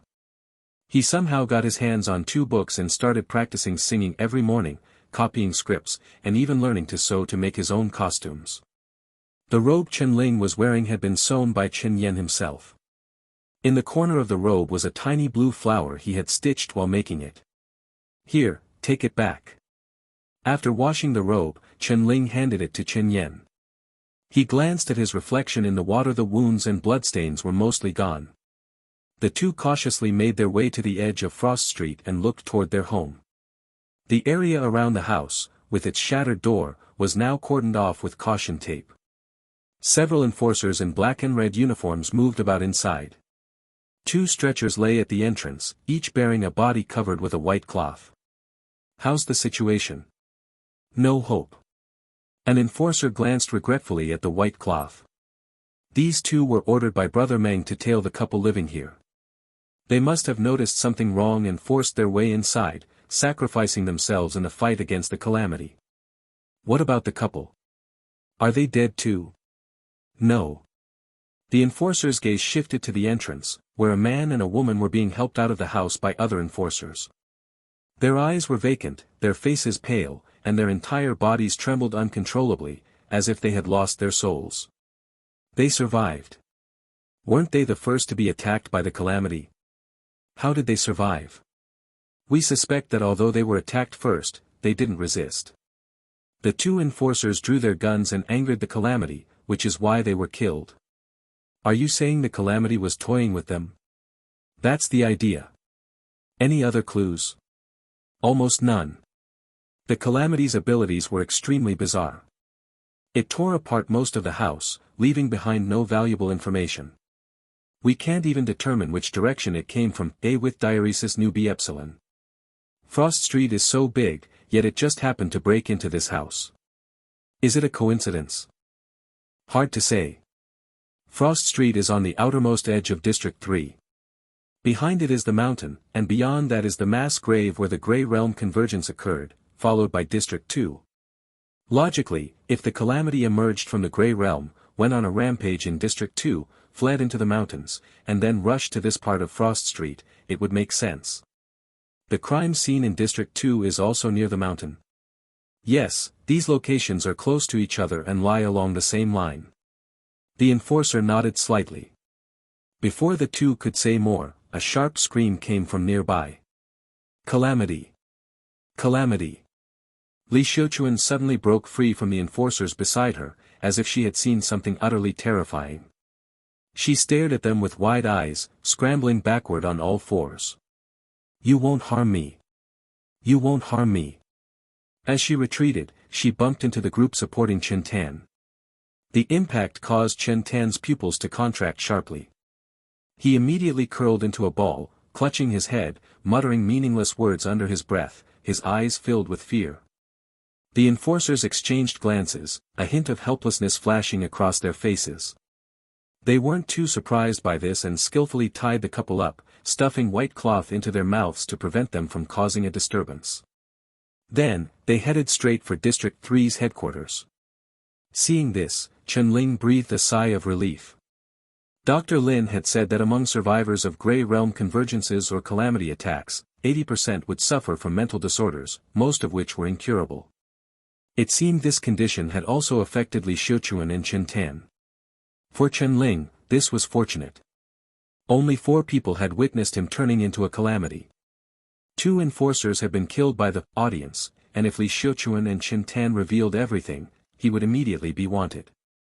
Fortunately, Li Xiuquan and Chen Tan had both gone mad, so his identity wouldn't be exposed. He could still walk the streets openly as Chen Ling. Of course, this was under the assumption that the enforcers wouldn't investigate him further. It's still not safe. I need to find a way to completely block their investigation. Chen Ling disliked taking risks and hated having his fate in someone else's hands. His mind raced, trying to find the safest solution. Just then, a figure rushed past him. "Dad! Mom!" Chen Yen cried out, sprinting toward the two figures being taken away, his weary face filled with anxiety. Chen Yen didn't know what had happened. He was just a 15-year-old boy, and seeing his parents being brought out of the ruins felt like the sky had fallen. Chen Ling's gaze sharpened. He instinctively wanted to stop Chen Yen but hesitated for a moment before quickly following behind, also calling out for his parents. Hearing their cries, the enforcers turned around.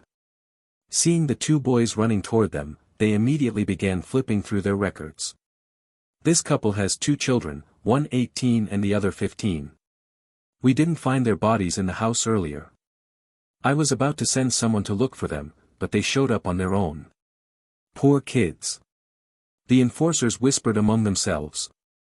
Chen Yen rushed to Li Xiuquan, about to say something, when her pupils suddenly contracted. She somehow spat out the white cloth and screamed at him. "Calamity! You're a calamity too. You want to kill me too?" Chen Yen froze in place. At the same time, Chen Ling walked slowly behind Chen Yen, his gaze passing through the crowd of enforcers and locking onto Li Xiuquan. The moment she saw him, Li Xiuquan's pupils contracted again. It's you. Li Xiuquan struggled like a madwoman to break free from the ropes, but the enforcers held her firmly in place. "You should be dead. You should have died long ago. Calamity. You're a calamity." Li Xiuquan's roars echoed through the night. Chen Ling stood quietly in place, his eyes filled with complexity as he looked at her. Yen. Yen, he called softly to Chen Yen beside him. "Go wait over there. I'll handle this." Chen Yen stared blankly at the frantic Li Xiuquan, snapped out of his daze by Chen Ling's voice. After a long silence, he nodded. He walked alone to a dark corner, hugging his knees and curling into a ball, his body trembling uncontrollably. "What's going on? Can't even keep her mouth shut." An enforcer glared at his colleague, then bent down to pick up the white cloth and stuff it back into Li Xiuquan's mouth. He let out a long sigh and comforted Chen Ling, "Kid, don't take it to heart. Your mom's gone mad. She doesn't even know what she's saying. For public safety, we'll send them to a mental hospital for stabilization. There's still hope they'll regain their senses. Of course, during this time, you can visit them whenever you want." He gave the other enforcers a look, and they immediately understood, speeding up the process of transferring the couple to headquarters. Chen Ling watched this scene calmly, unsure of how he felt. These two people had raised the original owner, only to take his life. From the original owner's perspective, their debts had long been settled. Chen Ling had inherited the original owner's memories and emotions. He could vaguely sense that the original owner didn't harbor much resentment. To a large extent, it was because he truly loved his younger brother, Chen Yen. If Li Xiuquan and Chen Tan had explained everything to the original owner properly, he might have willingly given his life to save his brother. Unfortunately, the original owner had trusted them, but they hadn't trusted him, simply because he was a child they had picked up. "You're Chen Ling, right?" A figure approached Chen Ling. "Where were you just now?"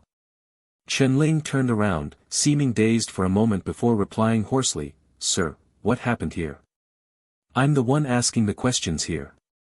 The enforcer frowned slightly, but considering what the boy was going through, he hesitated and added, "A calamity broke into your house and scared your parents. Luckily, they didn't resist. Don't worry, they're not in immediate danger." "Oh, okay." Chen Ling seemed to snap out of his daze. "I took my brother out to practice today." "Practice what?" "Traditional opera." Chen Ling raised his hand, holding a neatly folded opera robe in his arms. Seeing this, the enforcer's wariness eased slightly. After all, it wasn't common for someone to carry an opera robe around, so he believed most of Chen Ling's story. Still, he followed procedure and asked, "AOES. Where did you practice?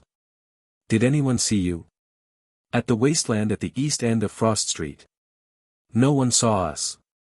My brother's too shy to sing in front of people, so we couldn't practice near home." The enforcer nodded. "It's not safe outside lately. Don't wander off. If you notice anything suspicious, come find me. My name is Jiang Qin. I patrol this area every day." "Okay. By the way, where's your brother?" He got scared by Mom and hid over there." Chen-Ling pointed to a dark corner where a small figure was curled up, seemingly crying. Jiang Qin glanced over and nodded slightly.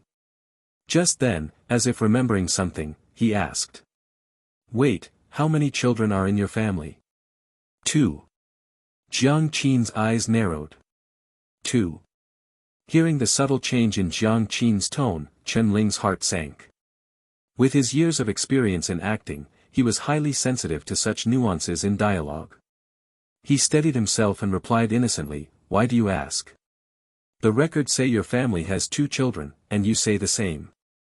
Jiang Qin spoke slowly. "But last night, we ran into your parents at the mass grave.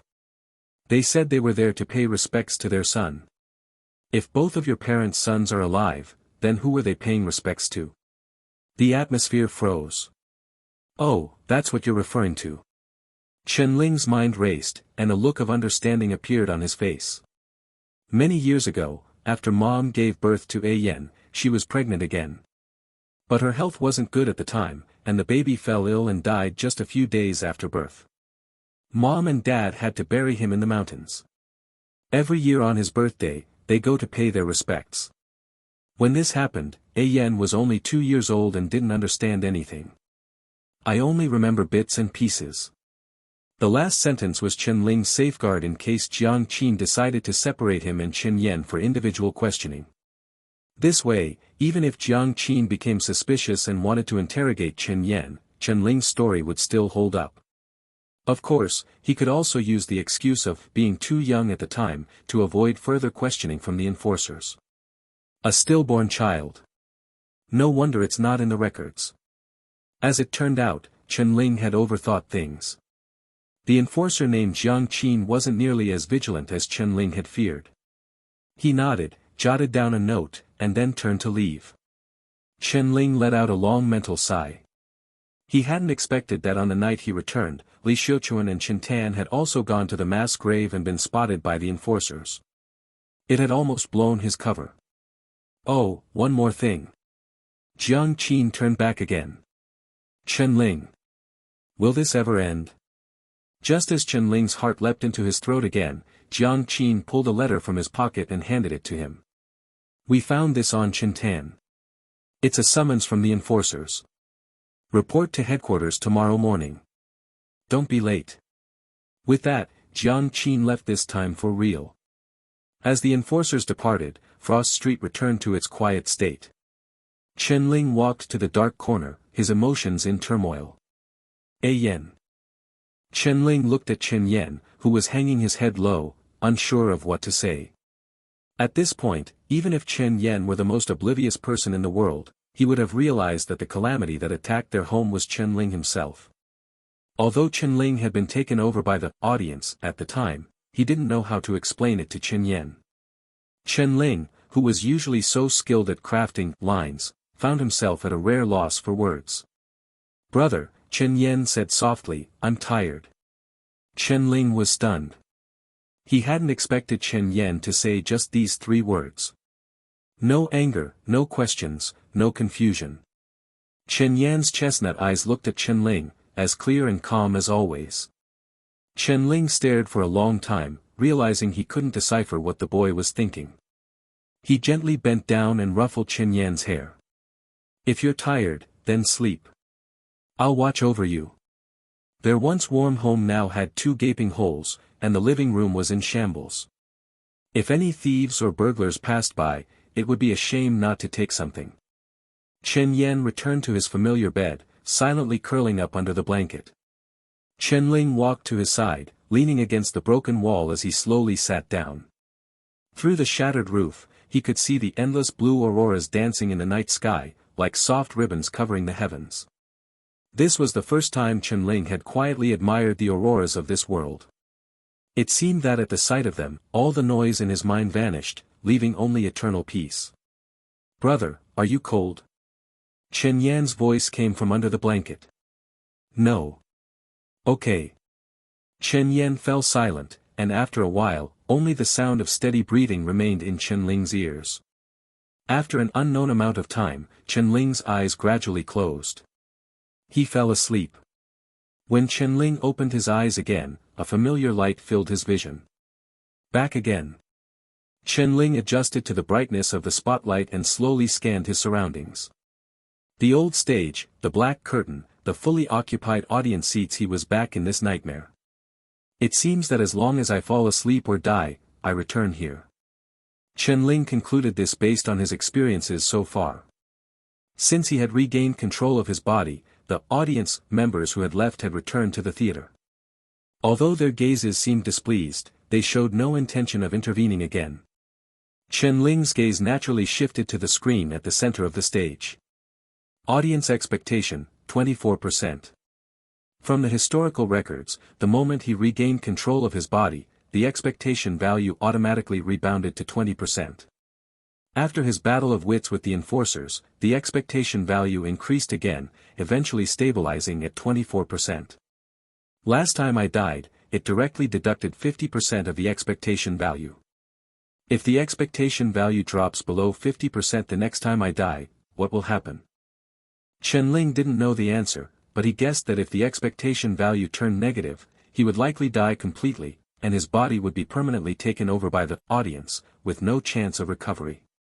Just as Chen-Ling was about to look away, he suddenly noticed a small, trembling treasure chest in the lower right corner of the screen.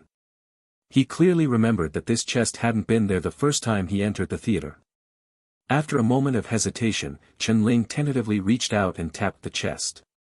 Dang dang dang dang dash. The moment Chen-Ling's fingertip touched the chest, a melody erupted from the speakers on both sides of the stage. The sudden music startled Chen-Ling. In the next moment, several spotlights shifted behind him. He turned around and saw a table materializing in the center of the stage. It was an ordinary wooden table, somewhat old and worn, blending seamlessly with the wooden floor of the stage. The spotlight illuminated the table, and a piece of paper reflected a pale glow. Chen-Ling walked straight to the table. Two spotlights converged, eventually merging into one. At the top of the paper, a few lines of text were written. Detected that the audience expectation value has exceeded 60% for the first time. Achievement unlocked, mostly positive reviews. You have gained an additional draw opportunity. Upon use, a random character skill from all the characters in this performance will be drawn for you to learn. Chen-Ling's eyes scanned the text. Before he could react, the white paper vanished, replaced by a deck of cards spread out on the table. These cards came in various colors, mostly white and gray, with a few blue ones mixed in. The patterns on the cards ranged from simple to intricate.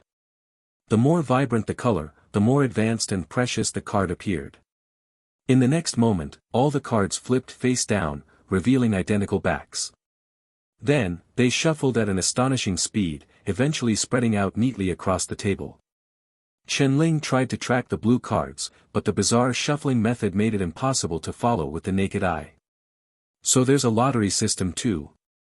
It seems not everything in this theater is bad. Chen-Ling took a deep breath and randomly selected a card in front of him, flipping it over onto the table. It was a blue card. Once Chen-Ling made his choice, all the other cards disappeared. At the same time, a few lines of text appeared on the blue card. Skill, Dance of Slaughter. Affiliation, Path of the Soldier God, Judgment Path, 3rd tier. Character, Han Meng. Seeing Han Meng's name, Chen-Ling's mind automatically conjured the image of the trench-coated figure who had fought evenly with the red paper monster last night. At this moment, only one thought remained in his mind. A with circumflex N. This is a jackpot. Since Chen-Ling had transmigrated, Han Meng was undoubtedly the most powerful person he had encountered. Although Chen-Ling didn't understand what Path of the War God, Judgment Path, or third tier, meant, there was no doubt that he had drawn the best possible option available to him. The blue card dissolved into nothingness, and Chen Ling felt something profound and mysterious awaken within him. Thank you for the gift. Chen Ling now felt a bit awkward. He had essentially learned this skill from Han Meng. In a way, Han Meng was his benefactor, but just a few hours ago, he had beaten up his benefactor and even knocked him out with a sneak attack. That blow probably didn't kill him, right? He felt a pang of guilt. The crimson calamity danced wildly above. Its terrifying aura making hearts tremble. A slender hand extended from within the calamity, pressing down on his head, like the hand of a god descending from the heavens, ruling over the mortal world. On the hospital bed, Han Meng's eyes snapped open, and he nearly jumped out of bed. Ugh dash.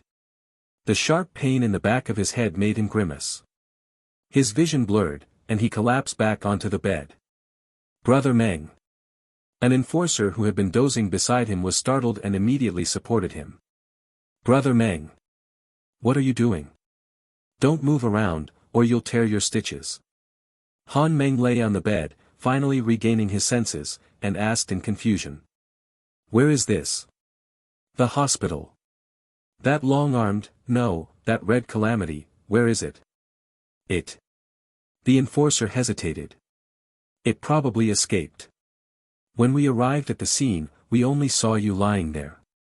Fragmented memories flooded Han Meng's mind. He couldn't help but touch the back of his head, wincing in pain. This calamity likes to ambush from behind. How's the situation? Any other casualties? None so far. After fighting you, the calamity hasn't appeared again. It must have been severely injured by you. Han Meng wanted to say that he hadn't actually injured it at all, but after a moment's hesitation, he swallowed those words. He needed to maintain his image in front of his subordinates. What time is it? 6:50. Help me up. Brother Meng, the doctor said you need to rest. Rest my ass. Han Meng gritted his teeth and stood up. That calamity is cunning. If we let it roam free, it'll cause a disaster sooner or later. Cunning. Brother Meng, do you mean dangerous? The enforcer was well-traveled, but this was the first time he'd heard someone describe a calamity as cunning. Dangerous, but even more cunning. Han Meng subconsciously touched the back of his head. And I suspect it might have truly merged with a human. A fusion. Hearing these words, the enforcer's face turned pale. Should we notify Aurora City immediately? Hearing the latter half of the sentence, Han Meng gradually calmed down. No, not yet. I need to investigate further. This is just my speculation for now, with no theoretical basis. Then what should we do now? Head to headquarters first. The new recruits should be arriving soon. We'll discuss the details on the way. Understood. The early morning sunlight spilled onto Chen Ling's face. His eyelashes fluttered as he slowly opened his eyes. Back again. He rubbed the corners of his eyes and let out a long sigh. After drawing his prize, he had wandered around the stage for a long time but still couldn't find any exit. It wasn't until the stage bell rang and the curtain opened that he automatically returned. Audience expectation, 23%. It's getting close to the life and death line again. Chen Ling murmured to himself, recalling the characters on the screen before he left. I need to do something quickly. Brother. The blanket was pulled aside, and Chen Yen sat up on the bed, rubbing his red eyes. Morning. Morning. Chen Ling glanced at the clock on the wall, took out the last few copper coins from his pocket, and handed them to Chen Yen. I need to go out for a while. I'm not sure when I'll be back. You can get yourself something to eat today. Brother, where are you going? To catch myself. Chen Ling draped a cotton coat over himself, tucked the envelope the enforcers had given him yesterday into his pocket, and turned to ruffle Chen Yan's hair. Don't ask too many questions. Just stay home and wait for me to come back, okay? Okay. Chen Yan nodded obediently. After seeing Chen Ling off, Chen Yan got out of bed and frowned at the two large holes in the front door. How am I supposed to fix this? He glanced at the few copper coins in his hand, silently pocketed them, and then pulled out a heavy hammer and some wooden planks from the house, starting to measure the dimensions. Just then, a figure appeared behind one of the holes, startling Chen Yen. It was a man wearing a wool coat, a dark blue scarf around his neck, and a pair of silver-rimmed glasses. He looked cultured and intelligent. But at this moment, as he stared at the house with two gaping holes, even his intelligent eyes showed a hint of confusion. He wanted to say something but felt it would be impolite. So he tried to knock on the door, but after circling the house, he couldn't find a door to knock on. He returned to the hole and looked inside. "Can I help you?" Chen Yen tilted his head. "Is Mr. Chenling here?" Hearing his brother's name, Chen Yan's eyes flashed with vigilance. He scrutinized the man for a moment and asked again, "Can I help you?" The man took off his white gloves and pulled a letter from his coat pocket. He unfolded it, held it in his hand, and spoke calmly to the room. "I heard that Mr. Chen needs a doctor. So, I've come." The biting cold wind seeped through Chen Ling's collar, making him shiver. "Hey, young man, where are you headed? Need a ride?" A lean, dark-skinned man pulling a rickshaw hurried up to Chen Ling, grinning to reveal a row of yellow teeth. "Nigerian Nairobi." Chen Ling glanced at him. "Enforcer headquarters. I know the way. Just dropped off 2 others. You're all going to be reserve enforcers, right? Tell you what, I like you. I charge them 10 coins, but I'll only charge you 7. Deal?" "No, thanks. 6 coins, then." "6 coins, final offer." "I don't have any money." "No money?" The man frowned, gave Chen Ling a once-over, and muttered as he dragged his rickshaw away, "No money and still wants to be an enforcer. What bad luck." Chen Ling. Chen Ling thought the people in this world had terrible manners. He rubbed his red, frozen hands and quickened his pace toward the center of District 3. Before last night, Chen Ling had been pondering how to avoid the enforcers discovering any clues that might lead them back to him. Now, he had his answer.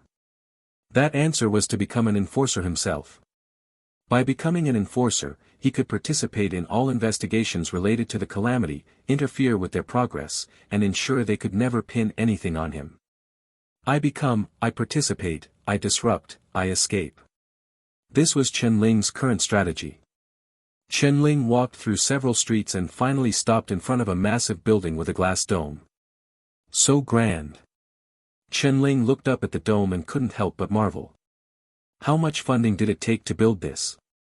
In a neighborhood full of 2-story earthen houses, this unique structure stood out like an art museum suddenly appearing in a rural village. A few other young people holding letters were also hurrying into the headquarters. They exchanged polite smiles and nods.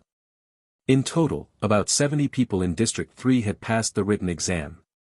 Generally, the physical exam had a 50% of elimination rate, so only around 30 people could become enforcers each year. Although this year's physical exam had changed format, the elimination rate would remain the same. In short, everyone walking into this building now was a potential competitor. Chen Ling entered the headquarters. Under the glass dome, several rows of people were already standing neatly. Like Chen Ling, these people were dressed in ordinary civilian clothes. Now, 10 to a row, they all stood tall, every muscle in their bodies tense, looking like soldiers ready for battle at any moment. Chen Ling was relatively late and could only stand at the edge of the last row. Once he was in position, an enforcer glanced at the list and nodded slightly. "Everyone's here." Another enforcer picked up a prepared speech and was about to start when the headquarters door was pushed open forcefully, and 2 figures walked in slowly. Han Meng crushed a burnt cigarette butt under his foot. The 4 silver stripes on his black trench coat gleamed. His calm gaze swept over all the reserve enforcers, and an inexplicable pressure instantly weighed on everyone's hearts. Except for Chen Ling. Chen Ling raised an eyebrow in surprise, his gaze instinctively falling on the back of Han Meng's head. Did I hit him that hard yesterday? And he's already healed today? How tough is this guy's head? It's Han Meng. It's really him. He's here too. Who's Han Meng? He's the chief judge of District 3 and the only four-stripe judge in the district. They say he's a super genius. He reached 4 stripes by the age of 24 and even crushed all his rival judges in Aurora City. He's the pride of our 7 districts. He crushed his rival judges in Aurora City? Really? If he's that amazing, why wasn't he recruited into Aurora City? Not sure. Rumor has it he had a falling out with some big shot in Aurora City. I heard he's a great fighter. My mom really likes him. How old is your mom? Almost 50. As Han Meng appeared, the reserve enforcers immediately began whispering among themselves. Even the enforcers standing nearby instinctively straightened their backs, their expressions serious and focused. Han Meng stood under the dome and suddenly felt a chill on the back of his head, as if someone was scrutinizing his weakness. He instinctively turned around and saw a group of reserve enforcers secretly watching him. When their eyes met Han Meng's, all the reserve enforcers lowered their heads, not daring to gossip anymore. The entire headquarters fell silent. My name is Han Meng. I am the current chief law enforcement judge of District 3. Han Meng adjusted his mindset and spoke slowly. Over the next 3 days, you will undergo the physical exam. Out of these 72 people, only 30 will remain. 30 people. That's a lower pass rate than expected. Chen Ling pondered. This ratio also surprised the other reserve enforcers. They couldn't help but exchange glances, their eyes filled with confusion. However, among these 30 people, 3 in advance will gain entry into the soldier's ancient repository. As soon as Han Meng said this, the entire headquarters erupted in chatter. Even the enforcers standing nearby widened their eyes in shock. Chen Ling didn't understand. Among the many reserve enforcers present, more than half also didn't understand. Seeing this, Han Meng calmly explained, "Do you know the difference between an enforcer and a judge?" The crowd shook their heads. The difference between an enforcer and a judge is just one word, but the gap between them is like heaven and earth. It's not just a difference in rank, but in power. Enforcers are merely ordinary people granted the authority to enforce the law, while judges possess their own path to divinity. Legend has it that before the Great Cataclysm, there were 18 divine paths, each unique. But as time passed and civilization declined, only 14 of these paths remain.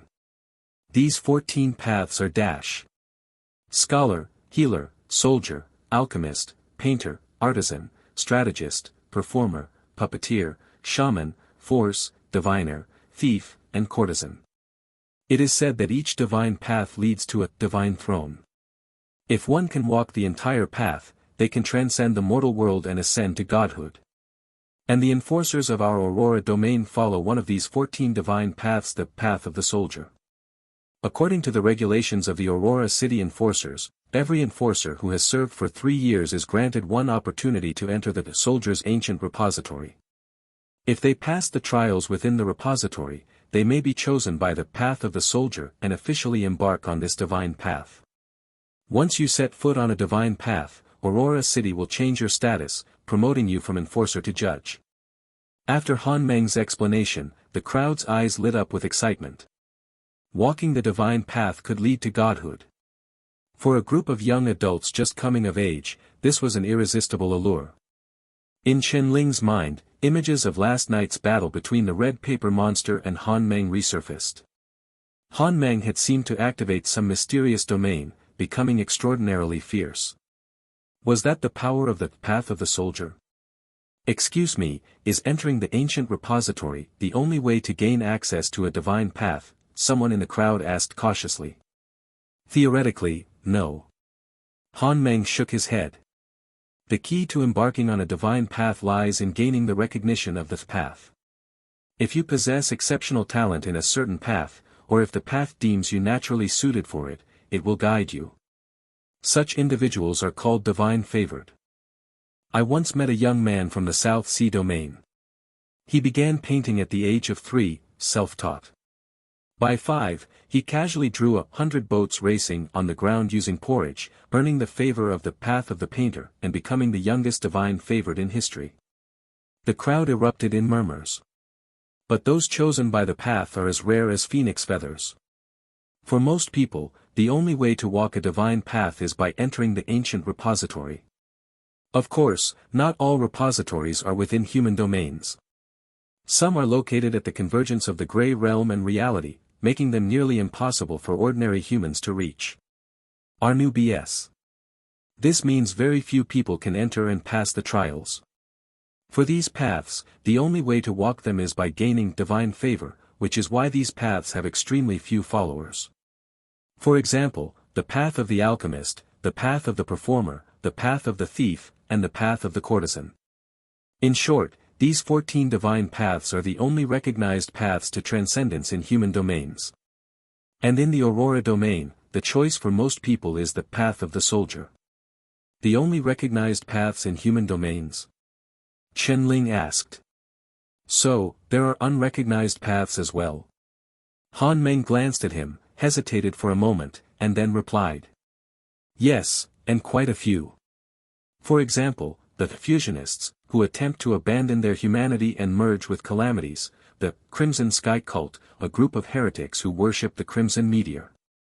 But you must never touch these paths. Once someone walks these paths, their fate is sealed, they will be hunted by all human domains, and then exterminated. Hearing the word exterminated, Chen-Ling's heart skipped a beat. If he wasn't mistaken, the audience inside him was likely a calamity. Did that mean he had merged with a calamity? Chen-Ling didn't know and didn't dare to ask. He suddenly felt that his earlier decision not to seek help from the enforcers was the right one. If he truly was a fusionist, the enforcer's first reaction upon learning this would likely be to kill him along with the calamity inside him. Looking at the solemn and imposing group of enforcers nearby, Chen-Ling's palms began to sweat. Audience expectation +10. Current expectation, 33%.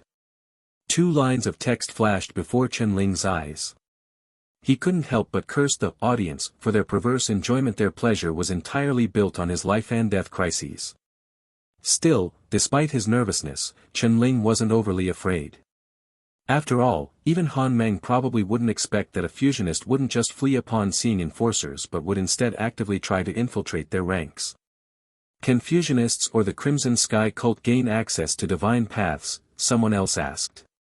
Almost impossible, Han Meng said indifferently. No divine path would bestow its favor upon monsters who embrace evil. A flicker of disappointment crossed Chen-Ling's eyes. As a transmigrator, he naturally desired power beyond the mortal world. To be honest, when Han Meng mentioned the divine paths, he had been tempted. But if he truly was a fusionist, then this path was closed to him. Next, each of you will be assigned tasks. Whether you can stay after 3 days, depends on yourselves. After delivering his final words, Han Meng turned and left. The crowd began to chatter again. Soon, several enforcers stepped forward and began announcing the tasks for each individual. Jiang Liping and Nye Yining, you will assist in patrolling Cloud Street in District 3, Deng Feiyang and Gong Heng, you will assist in patrolling Snow Street in District 3. As reserve enforcers, none of them were capable of patrolling alone, so they could only help the official enforcers with trivial tasks.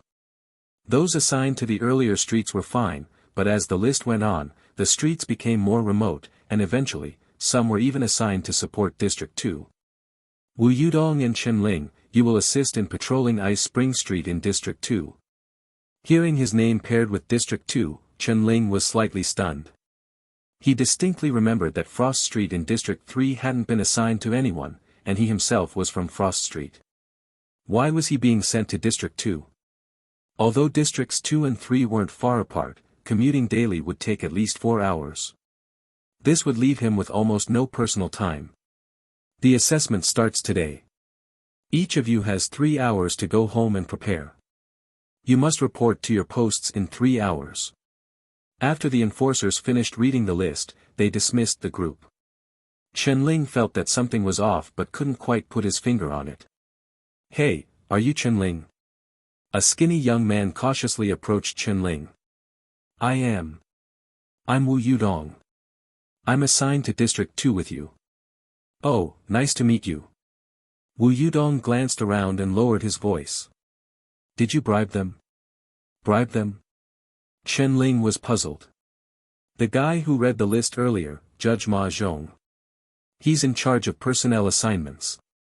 Where we go and what we do are all up to him. Seeing Chen Ling's reaction, Wu Yudong sighed helplessly. Looks like you didn't bribe him either. No wonder we got the worst assignments. Hearing this, Chen Ling finally understood. He suddenly remembered what the rickshaw puller had said earlier. No money and still wants to be an enforcer. It seems the enforcers aren't so noble after all, Chen Ling thought with a cold smile.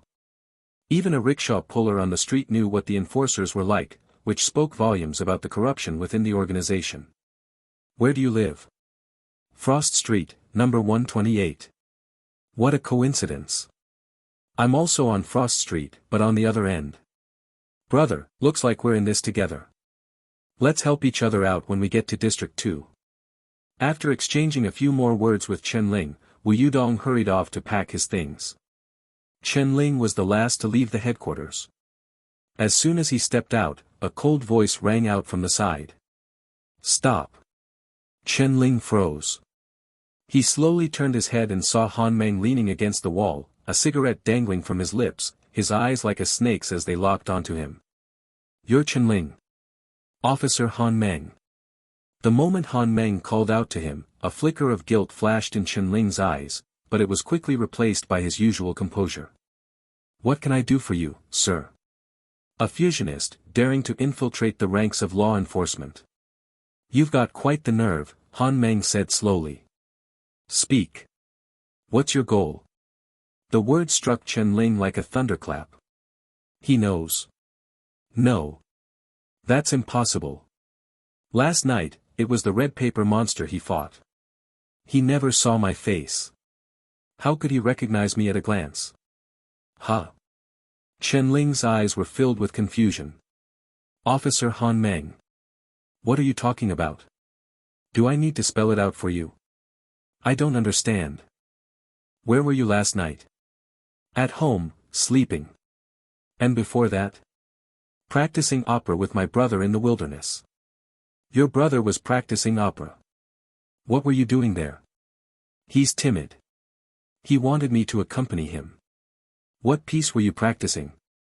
Farewell my concubine. What's the last line? Ah. And the second to last line? Let me see.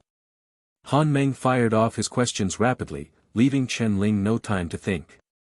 As he answered, cold sweat trickled down his back. By the last 3 questions, he was on the verge of bolting.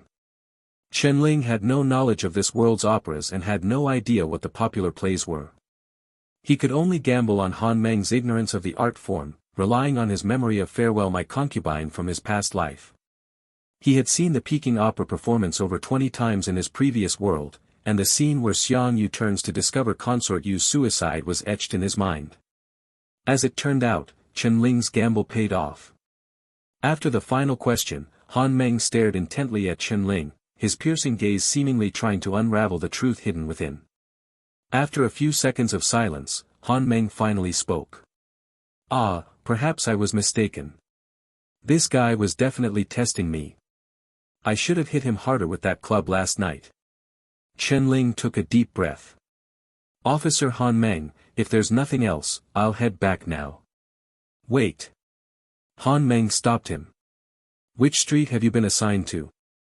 District 2, Ice Spring Street. Don't go home. Head there directly. Huh. But I thought we had 3 hours to prepare dash. That's an order. Han Meng's 4 simple words shut down any further argument. Chen Ling and Han Meng stood facing each other in the cold wind, their coats fluttering as the world around them seemed to fall into a dead silence. After what felt like an eternity, Chen Ling finally spoke. Understood. It'll take you at most 2 hours to get to Ice Spring Street in District 2. I'll confirm your arrival there in 2 hours. Understand? Chen Ling gritted his teeth. My legs are tired. It might take a bit longer. I'll call a rickshaw for you. Han Meng was the epitome of efficiency. He flagged down a rickshaw puller, the same one Chen Ling had spoken to earlier, and instructed him to take Chen Ling directly to Ice Spring Street, with the fare covered. Ranobes. Under Han Meng's watchful gaze, Chen Ling reluctantly climbed into the rickshaw and set off for District 2. As he watched Chen Ling disappear into the distance, Han Meng crushed the burnt-out cigarette under his foot and let out a cold snort. "Brother Meng, why are you targeting him?"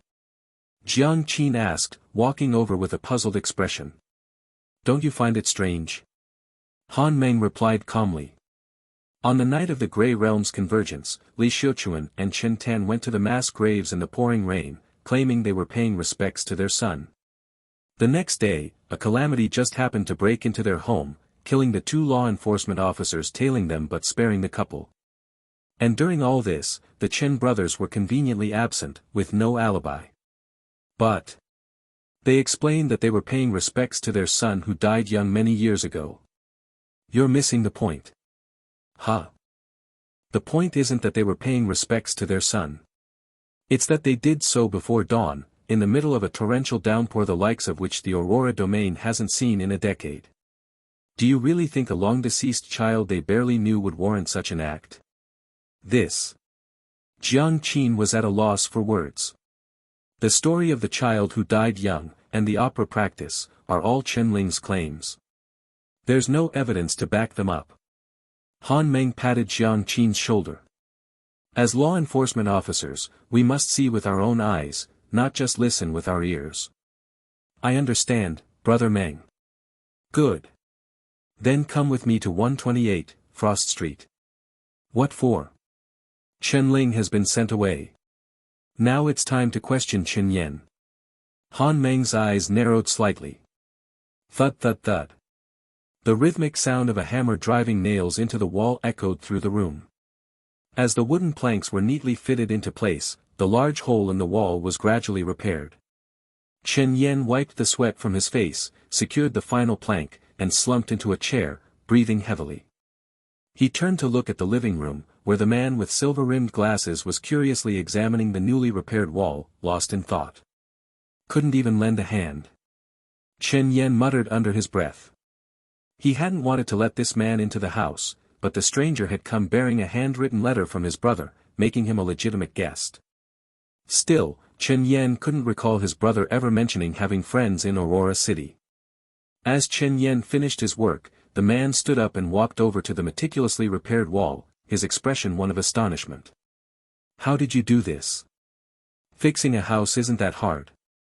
When we were kids, my brother even helped me build a birdhouse, Chen Yan said proudly.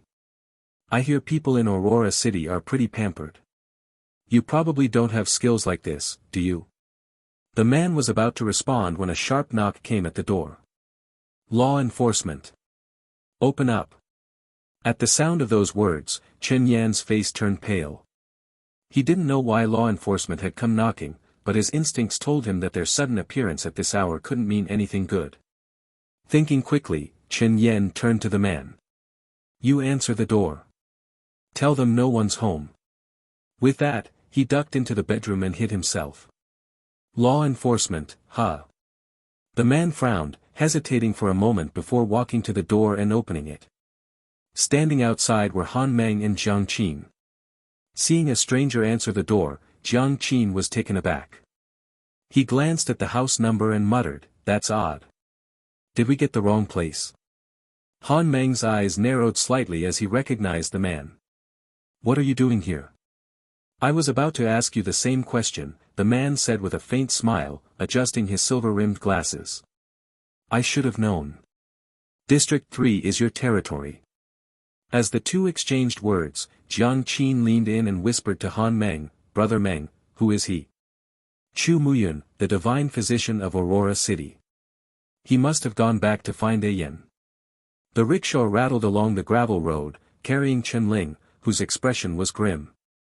He didn't know which part of his plan had gone wrong to make Han Meng suspect him so quickly. The officer had even gone so far as to pay out of his own pocket to send Chen Ling away, just so he could interrogate Chen Yan alone. The problem was, all of Chen Ling's options were now blocked. Even if he turned back to find Chen Yan, there was no guarantee he could reach home faster than the law enforcement officers. And if he left the rickshaw, Han Meng would know immediately, making it nearly impossible to clear his name. Now, everything depended on how Chen Yan handled the situation. Still, Chen Ling had already made up his mind. If his identity was exposed, he would flee directly from District 2. After all, it would take Han Meng some time to get there from District 3. As for Chen Yen, he was an ordinary person. He didn't know about Chen Ling's identity as a fusionist. He didn't even know what a fusionist was. Even if Chen Ling got into trouble, Chen Yen wouldn't be implicated. "Brother, you said you were broke," the rickshaw puller panted, glancing back. "But even Officer Han Meng is covering your fare. You must be someone important." "Huh, I guess I am." Chen Ling's mind flashed to Han Meng's face, and a surge of frustration welled up in his chest. He asked, "How much longer?" "Almost there. About 10 more minutes. No need to hurry. Take a few more laps around this street." "Huh. Just do it. He's paying by the kilometer anyway," Chen Ling said with a cold smile. "Since he's so generous, I'll help him spend a bit more." "Alright, if you say so. Go where there are more people. Make sure they see you, so he can't back out of paying." "Got it." The rickshaw puller enthusiastically took Chen Ling on over a dozen laps around the busiest streets in District 2. The man was clearly thrilled. The extra distance alone would earn him what he usually made in 2 or 3 days. By the time Chen Ling got off the rickshaw, the puller was grinning from ear to ear, almost ready to kneel and worship this walking money tree. Since Chen Ling was the only one forced to depart early, Wu Yudong wouldn't arrive for a few more hours. Chen Ling had no choice but to head to Ice Spring Street alone to meet up with the District 2 law enforcement officers stationed there. As soon as he entered Ice Spring Street, Chen Ling's brow furrowed. Yellow police tape sealed off almost the entire street. The air still carried the faint scent of blood. The small, dilapidated buildings on either side were empty, devoid of life, save for a few gruesome bloodstains splattered across the white walls. Chen Ling ducked under the alert line, stepping over shattered stones as if a ferocious beast had rampaged through the area, slaughtering everyone in its path. "What happened here?" Chen Ling muttered, his eyes filled with confusion. In the distance, several figures in black and red uniforms moved among the ruins. Spotting Chen Ling crossing the alert line, they approached him directly. "You're the reserve officer from District 3. Why are you here so early?"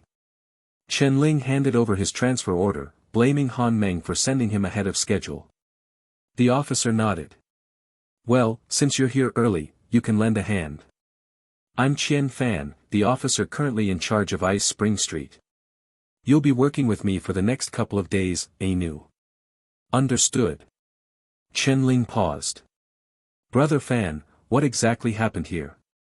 "You haven't heard?" Qian Fan asked, surprised. 2 nights ago, the night of the Grey Realm's convergence, a calamity broke into District 2 and killed half the people on this street. Chen Ling was stunned. 2 nights ago? Yeah, Qian Fan nodded. "Didn't Officer Ma Zhong from your district tell you?" This time, during the Grey Realm convergence, 2 calamities escaped, one level 5 and one level 3. The one that appeared in your district was the level 5, but it didn't seem to cause much destruction. The casualties were minimal. The level 3 one here in District 2, though, wasn't as high level, but it was far more brutal. Chen Ling's mind was reeling. He had always thought that the calamity in his mind was the only one that had escaped from the Grey Realm. But now there was another. What about the level 3 one? Was it caught? If it had been, would we still be here? Qian Fan sighed. After the massacre, the calamity just vanished. But some officers saw it heading toward the back mountain. The back mountain. Chen Ling remembered that the back mountain lay between District 2 and District 3. These 2 calamities are strange. Usually, after causing a big scene, calamities are quickly captured. They're either too large to hide or can't stop themselves from killing. But this time, both calamities disappeared without a trace, as if they'd vanished into thin air. Chen Ling's heart stirred, and he casually asked, "I've heard of something called fusionists." Fusionists. Qian Fan shook his head. "Do you think fusing with a calamity is easy? To fuse with a calamity and survive, you need to meet 3 conditions. First, you have to ensure the calamity doesn't kill you. That alone rules out 99% of calamities, since most have no self-control. Even if you manage to weaken it to near death, the next problem is ensuring your body is compatible with it. And that's completely unpredictable. Humans and calamities aren't even the same species. For the two to be compatible is like picking up a random rock and finding your name naturally carved into it. It's almost impossible. Even if you're lucky enough to meet the first two conditions, you still have to make sure you don't go insane from the calamities well after fusion. From what I know, most fusionists are insane and don't live more than a few years. Chen-Ling frowned. So, the probability of a fusionist appearing is close to zero? Exactly, Qian-Fan nodded. But I've heard that the fusionist faction is researching ways to increase the success rate.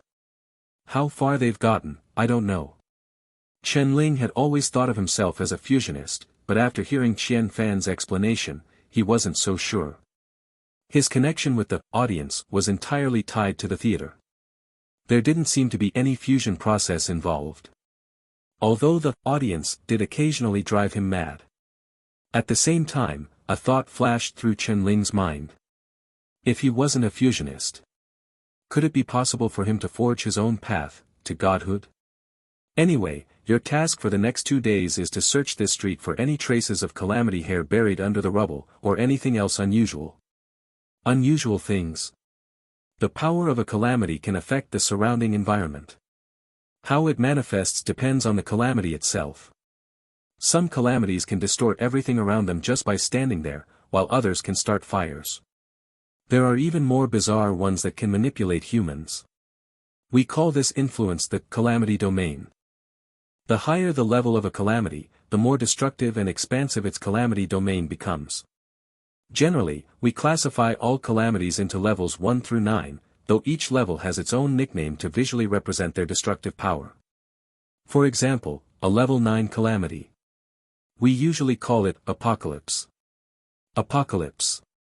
Chen-Ling was stunned. So, a level 9 calamity can really destroy the world. While it's a bit of an exaggeration, it's not far from the truth. It's said that an apocalypse level has the power to completely annihilate an entire human domain. Qian-Fan lowered his voice, as if recalling something. Didn't you know? Know what? The calamity that escaped in your district the other night was an apocalypse. Chen-Ling's face instantly turned pale. I'm just messing with you. Seeing Chen-Ling's reaction, Qian-Fan laughed and patted his shoulder. I heard that the calamity indicator in your district did go off, which usually only happens when an apocalypse appears. But come on, that's impossible, right? It's been nearly a century since the last apocalypse appeared, and if one really had shown up, your district would have been wiped out instantly. How could things still be so calm? So, it's probably just a calamity with a domain that happens to affect the calamity indicator. Didn't Officer Han Meng from your district confront it yesterday? He confirmed it was a level 5 calamity, not an apocalypse. So, relax. Qian-Fan stood with his hands on his hips, a wide smile on his face. But Chen-Ling couldn't bring himself to smile. As the culprit, who had beaten up Han Meng, he knew exactly what the so-called level 5 calamity really was. The level 5 that Han Meng encountered wasn't actually a level 5. It was simply because the audience expectation happened to be between 14% and 15% at the time, and the audience that had hijacked the stage corresponded to the strength of a level 5 calamity. RN. And Chen-Ling clearly remembered that the number of audience members who had escaped was less than 1% of the total audience. What if the entire audience escaped? Would that mean a full-fledged apocalypse would descend? At this thought, cold sweat broke out on Chen-Ling's back. He had known that the calamities in the audience seats were powerful, but he hadn't realized they were this powerful. An apocalypse was a super calamity capable of destroying an entire human domain. A ticking time bomb that could annihilate humanity. Alright, get to work, Qian-Fan said, satisfied. Right. As Qian-Fan walked away, Chen-Ling was left alone on the ruined street. He took a deep breath, temporarily suppressing his fear, and began searching through the rubble. No matter what level the audience was, they seemed to follow the theater's rules. As long as Chen Ling kept the audience expectation above 20%, nothing would go wrong. Audience expectation -1. Current expectation, 32%. 2 lines of text flickered among the rubble before vanishing. Since infiltrating the law enforcement, the audience expectation value had shot up by 10%, but over time, it continued to drop at a steady rate. At this pace, if he did nothing, it would fall back to 20% within 36 hours. For the next few hours, Chen Ling meticulously searched the ruins, but he found no traces of hair or any remnants of a calamity domain. To be honest, Chen Ling was also curious about what kind of calamity had escaped alongside his audience. Chen Ling. A voice called out from nearby. Chen Ling, who had been focused on searching, looked up to see his fellow unlucky brother, Wu Yudong, approaching. I heard you got here early this morning. Wu Yudong was drenched in sweat, having clearly walked all the way from District 3. How'd you get here so fast? Didn't you go home? No, something came up. Something with your brother. At this, Chen Ling's head snapped up. What did you say? Oh, when I was on my way here, I passed by your house. I saw Officer Han Meng there, saying he was looking for your brother. Wu Yudong wiped his sweat and couldn't help but comment, but man, your place is worse than mine. There are holes in the walls. Chen Ling ignored Wu Yudong's teasing and pressed, did Han Meng question my brother? No, there was a tall guy with silver-rimmed glasses standing inside the house talking to him. I couldn't hear what they were saying, but after a few words, Officer Han Meng left. He didn't go inside. A tall guy with silver-rimmed glasses. Chen Ling was stunned for a moment before a thought struck him. He had completely forgotten about this. He had sent a letter to Aurora City earlier, hoping the doctor could cure him. But with everything that had happened recently, it had slipped his mind. Now it seemed the doctor had arrived as promised to treat him. But wasn't District 3 locked down? How had he gotten in? Questions swirled in Chen Ling's mind, and he desperately wanted to go home to see what was going on. I'll catch up with you later. My task is to help relocate the survivors from Ice Spring Street, and I've got a lot to do. Wu Yudong checked the time and hurried off after saying goodbye to Chen Ling. Since Han Meng had been diverted, there was no chance he had interrogated Chen Yen, and the house should still be safe. As Chen Ling thought this, he quickly made his way over to Qian Fan and the others. The doctor was a complete unknown to Chen Ling, and he didn't dare let Chen Yen stay alone with him for too long. He needed to go home. Now. Crack. Chen Ling's foot stepped on a broken piece of tile in the rubble, and he looked down to see a faint red color peeking out from beneath the fragments. Frowning, Chen Ling brushed away the debris, and the red object gradually came into view. When he saw it clearly, his pupils contracted sharply. It was a tattered talisman of peace. In the corner of the talisman, 2 small characters were embroidered. Chen Yen. It's already this late. Chu Muyun sat by the doorway, glancing at his pocket watch before letting out a long sigh. Brother, why isn't he back yet? Chen Yen propped his chin on his hands, sitting beside Chu Muyun, his eyes fixed on the street outside as if willing someone to appear. The amber sunset gradually sank below the horizon, and the blue auroras in the sky grew more vivid. The two of them sat side by side, the cold wind seeping through the cracks in the wooden boards, causing the kerosene lamp on the table to flicker uneasily. Finally, at the end of the aurora-lit street, a figure slowly came into view. He's back. Chen Yen sprang to his feet, waving at the distant figure. Brother. Chen Ling dragged his exhausted body toward the house. When he saw the 2 figures sitting at the doorway, his eyes narrowed slightly, but he waved back at Chen Yen without hesitation. Chu Muyun was momentarily stunned, then stood up, leaning on his knees, and waved back with a polite smile. You are. You must be Mr. Chen Ling, right? Chu Muyun adjusted his silver-rimmed glasses. My name is Chu Muyun. I'm a doctor from Aurora City. Oh. Hello. Chen Ling shook his hand. Have you been waiting long? Not too long. It's been forever, Chen Yen chimed in immediately. Brother, He arrived right after you left this morning and has been sitting in the living room ever since. He's been here since this morning. Didn't you offer him some water? I did. But he didn't drink it. Chen Ling's gaze shifted from Chen Yan to Chu Muyun, his expression apologetic. Dr. Chu, I'm really sorry for making you come all this way and wait for so long. Actually, my condition has improved. How about I treat you to dinner tonight and see you off tomorrow? Initially, Chen Ling had sought out a doctor because the audience had terrified him. But now, he no longer considered his situation an illness, nor did he believe anyone could cure him. An apocalypse, calamity, could some random doctor really handle that? Not to mention the mysterious theater that could suppress the apocalypse. Having Chu Muyun stay here wouldn't just be futile, over time, he might even discover the calamity lurking in Chen Ling's mind. Chu Muyun was taken aback. He studied Chen Ling for a moment before hesitantly saying, "Well, Mr. Chen, often, the human body isn't aware of its own illnesses. You might feel fine now, but that doesn't mean you're actually cured. Perhaps you need a thorough examination." "No, I don't need one." This time, Chen Ling's refusal was firm.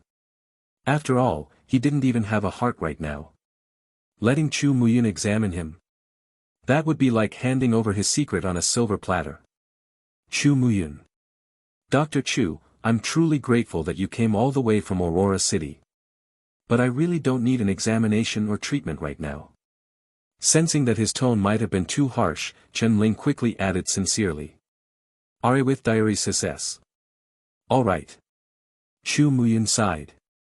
"But I might not be able to go back now." "Why not?" District 3 is under complete lockdown. No one is allowed in or out. Didn't you know? Then how did you get in? I have a friend among the law enforcement officers. He pulled some strings to get me in. Chu Muyun smiled wryly. But you know, getting in is one thing. Getting out is a whole different story. The lockdown was meant to prevent calamities from escaping, as some could be small enough to hide in human backpacks or even bodies, or fuse with humans. In short, getting in and getting out were on entirely different levels of difficulty. This was something Chen Ling, now a reserve officer in law enforcement, understood all too well. Chen Ling was at a loss. Chu Muyun had come all the way from Aurora City specifically to treat him, and he hadn't even asked for payment. It was practically charity. Now that he was here and couldn't go back, Chen Ling couldn't just turn him out onto the streets to fend for himself, could he? "Brother, I don't think he's a bad person," Chen Yan interjected at the right moment. "When that officer Han Meng came today and was being really aggressive, he's the one who sent him away." Hearing this, Chen Ling's eyes lit up slightly. "Can I ask you something?" "Go ahead." Chu Muyun nodded. "How did you manage to send Han Meng away today?" "Oh, I just told him there was no one home and that it's impolite to enter someone's residence without permission." "But he's a law enforcement officer. They have the right to search civilian homes." Chen Ling didn't believe someone as stubborn as Han Meng would leave so easily. "He listens to me," Chu Muyun replied calmly. "A few years ago, I saved his life. Twice." "I see." Chen Ling nodded. "Then you can stay here until the lockdown is lifted. But I have one condition." "What's the condition?" "Without my permission, you're not allowed to conduct any form of examination on me. Or my brother." "All right." Chu Muyun adjusted his silver-rimmed glasses and agreed without hesitation. When Chen Ling returned home, he noticed that the holes in the walls had been patched up with wooden boards. Although some wind still seeped through, it was a vast improvement over the previous night's drafty conditions. He turned to see Chen Yan standing with his hands behind his back, head slightly lowered, as if waiting for praise. "Thanks to you," Chen Ling said, ruffling his hair. "Otherwise, we'd be sleeping under the stars again tonight. There are still some gaps that need filling. I'll go to the back mountain tomorrow to get some clay to patch them up." Chen Yan smiled sheepishly. Chu Muyun walked in and, seeing this, remarked with a smile. "You two have a great brotherly bond." "Of course," Chen Yan said proudly. "You even look alike." "Do we?" Chen Ling glanced at Chen Yen. Not really. We're not blood related. But I guess living together for so long does make people grow alike. I think we look pretty similar, Chen Yen insisted seriously. By the way, that's your room over there. It's a bit simple, so don't mind the conditions. Chen Ling cleared out the room that had belonged to Chen Tan and his wife, gesturing for Chu Muyun to use it. Don't worry, I'm not picky. Chen Yen watched this from the living room, a complex look flashing in his eyes. Next, Chen Ling personally took charge of preparing dinner for the three of them. After a day of exhausting work, he was starving. Fortunately, his cooking skills from his previous life as an office worker came in handy, allowing him to fend for himself even in this strange world. Half an hour later, the aroma of the hot dishes filled the air, making Chen Yen and Chu Muyun salivate as they sat at the table. Mr. Chen, your cooking is excellent, Chu Muyun remarked after tasting a slice of potato. Better than most restaurants in Aurora City. Just call me Chen Ling. As they ate, Chen Ling discreetly observed Chu Muyun. From his attire and demeanor, he was the epitome of an intellectual. Whether speaking or eating, he carried himself with a refined grace that exuded a sense of calm and comfort. This kind of demeanor was something Chen Ling had never seen in District 3 or 2. Indeed, people from Aurora City were different. Suddenly, Chen Ling remembered something. Dr. Chu. Yes. How much do you know about the path to godhood? At these words, a flicker of surprise crossed Chu Muyun's eyes. Oh. Are you also interested in the path to godhood? A little. And since I'm planning to become a law enforcement officer, I thought. Law enforcement officer. Chu Muyun nodded. So, you're planning to walk the path of the soldier? I guess so. Isn't that the only path for law enforcement officers? Who told you that? Chu Muyun chuckled lightly. While the majority of law enforcement officers or rather, law enforcement judges follow the path of the soldier, since it's the only divine path controlled by the Aurora domain, there are also other divine paths among the judges in Aurora City.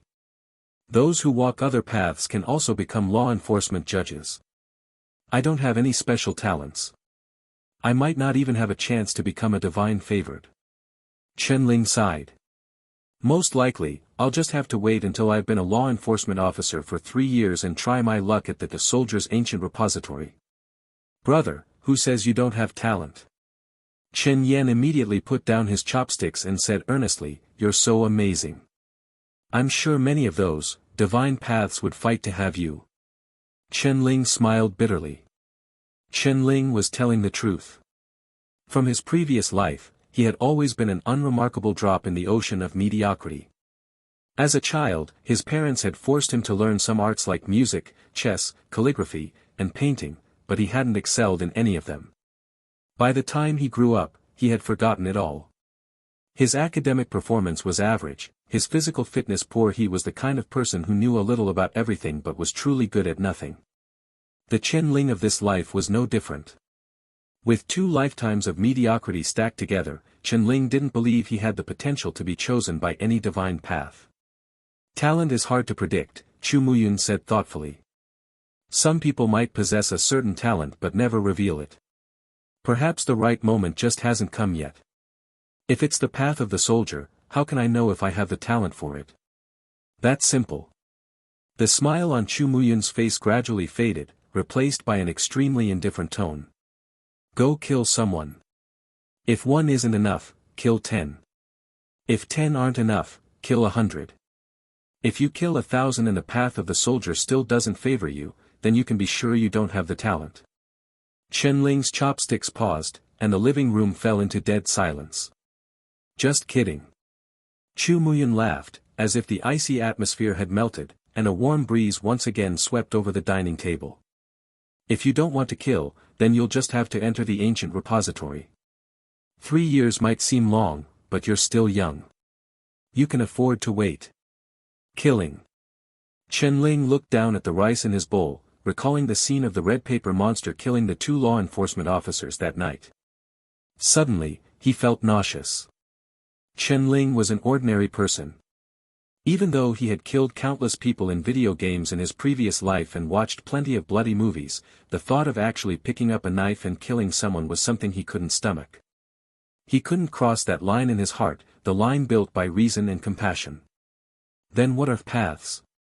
Chen Ling remembered the dance of slaughter he had extracted from Han Meng, which came from the judgment path of the soldier. But he didn't understand what paths actually were. Are with ring above New Epsilon. You even know about paths? Chu Muyun looked at him in surprise. Let me put it this way. If becoming a god is like climbing a mountain, then besides the main road, there are also small paths. The divine path is the main road, while paths are the branching routes that extend based on each person's personality and talents. For example, Han Meng is quite stubborn and has a strong sense of justice, so he follows the judgment path. Accordingly, the abilities he gains at different stages of ascension might differ from other paths, reflecting his personal characteristics. Chen Ling pondered this. How many paths are there for a single divine path? That's hard to say. Some divine paths are more popular, so naturally, more branching paths have been explored. For example, the path of the soldier has 7 known paths. But for some of the more obscure divine paths, there might only be a few. Dr. Chu, are you also a practitioner of a divine path? Chen Ling thought of Dr. Lin's evaluation of him and asked curiously. Yes, Chu Muyun admitted openly. I walk the path of the healer. Path of the healer? Is the healer's ancient repository also in the Aurora domain? The moment he asked this, Chen Ling realized something and exclaimed in surprise, You are a divine favored. Chu Muyun smiled without answering. Although Chen Ling had guessed that Chu Muyun followed the path of the healer, he hadn't expected him to be a divine favored. Wasn't this supposed to be extremely rare? How had he stumbled upon one so casually? What does it feel like to become a divine favored? Chen Ling couldn't help but ask. Chu Muyun thought for a moment. It's hard to describe. It's like suddenly feeling transcendent, as if a gaze from the beyond is watching you. Then, the environment around you changes, and a path leading into the void appears before you. The divine path? It's a real road.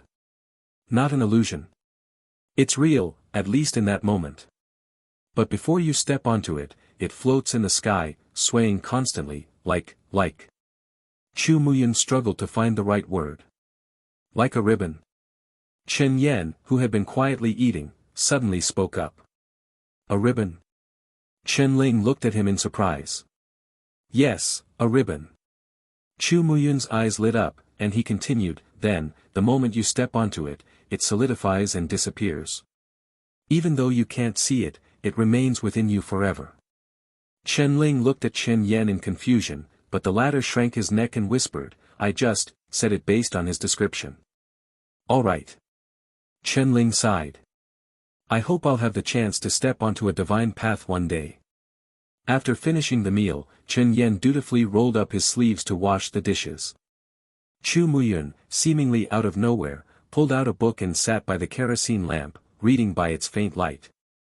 His expression shifted between frowns and confusion, as if deep in thought. As the night deepened, the 3 of them retired to their respective rooms.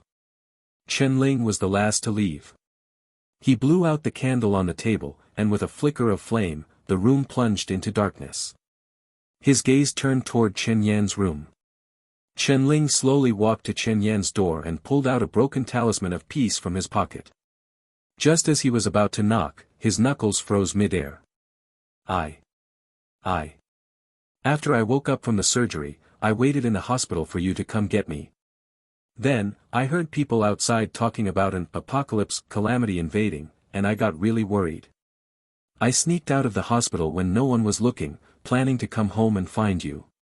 Then I saw you hanging from a monster. The law enforcement officers seemed short-handed. They only sealed off the outer areas of districts 2 and 3, but there weren't many people guarding the area between the 2 districts. I sneaked through. Brother, aren't we going to run? Brother, it's okay even if you turn into a monster. As long as, you're still you. That doctor seems really skilled. I recovered quickly. I don't know. Maybe I lost it while running back. Chen Yan's words kept flashing through Chen Ling's mind. His knuckles clenched tighter and tighter. He looked at the talisman in his hand, his eyes filled with confusion and doubt. Ever since finding this talisman in the ruins of Ice Spring Street, Chen Ling's heart had been on edge. Even after walking back for 2 hours, his mind had been preoccupied with this one thing. Thinking carefully, there were many things about Chen Yan's appearance that couldn't be explained.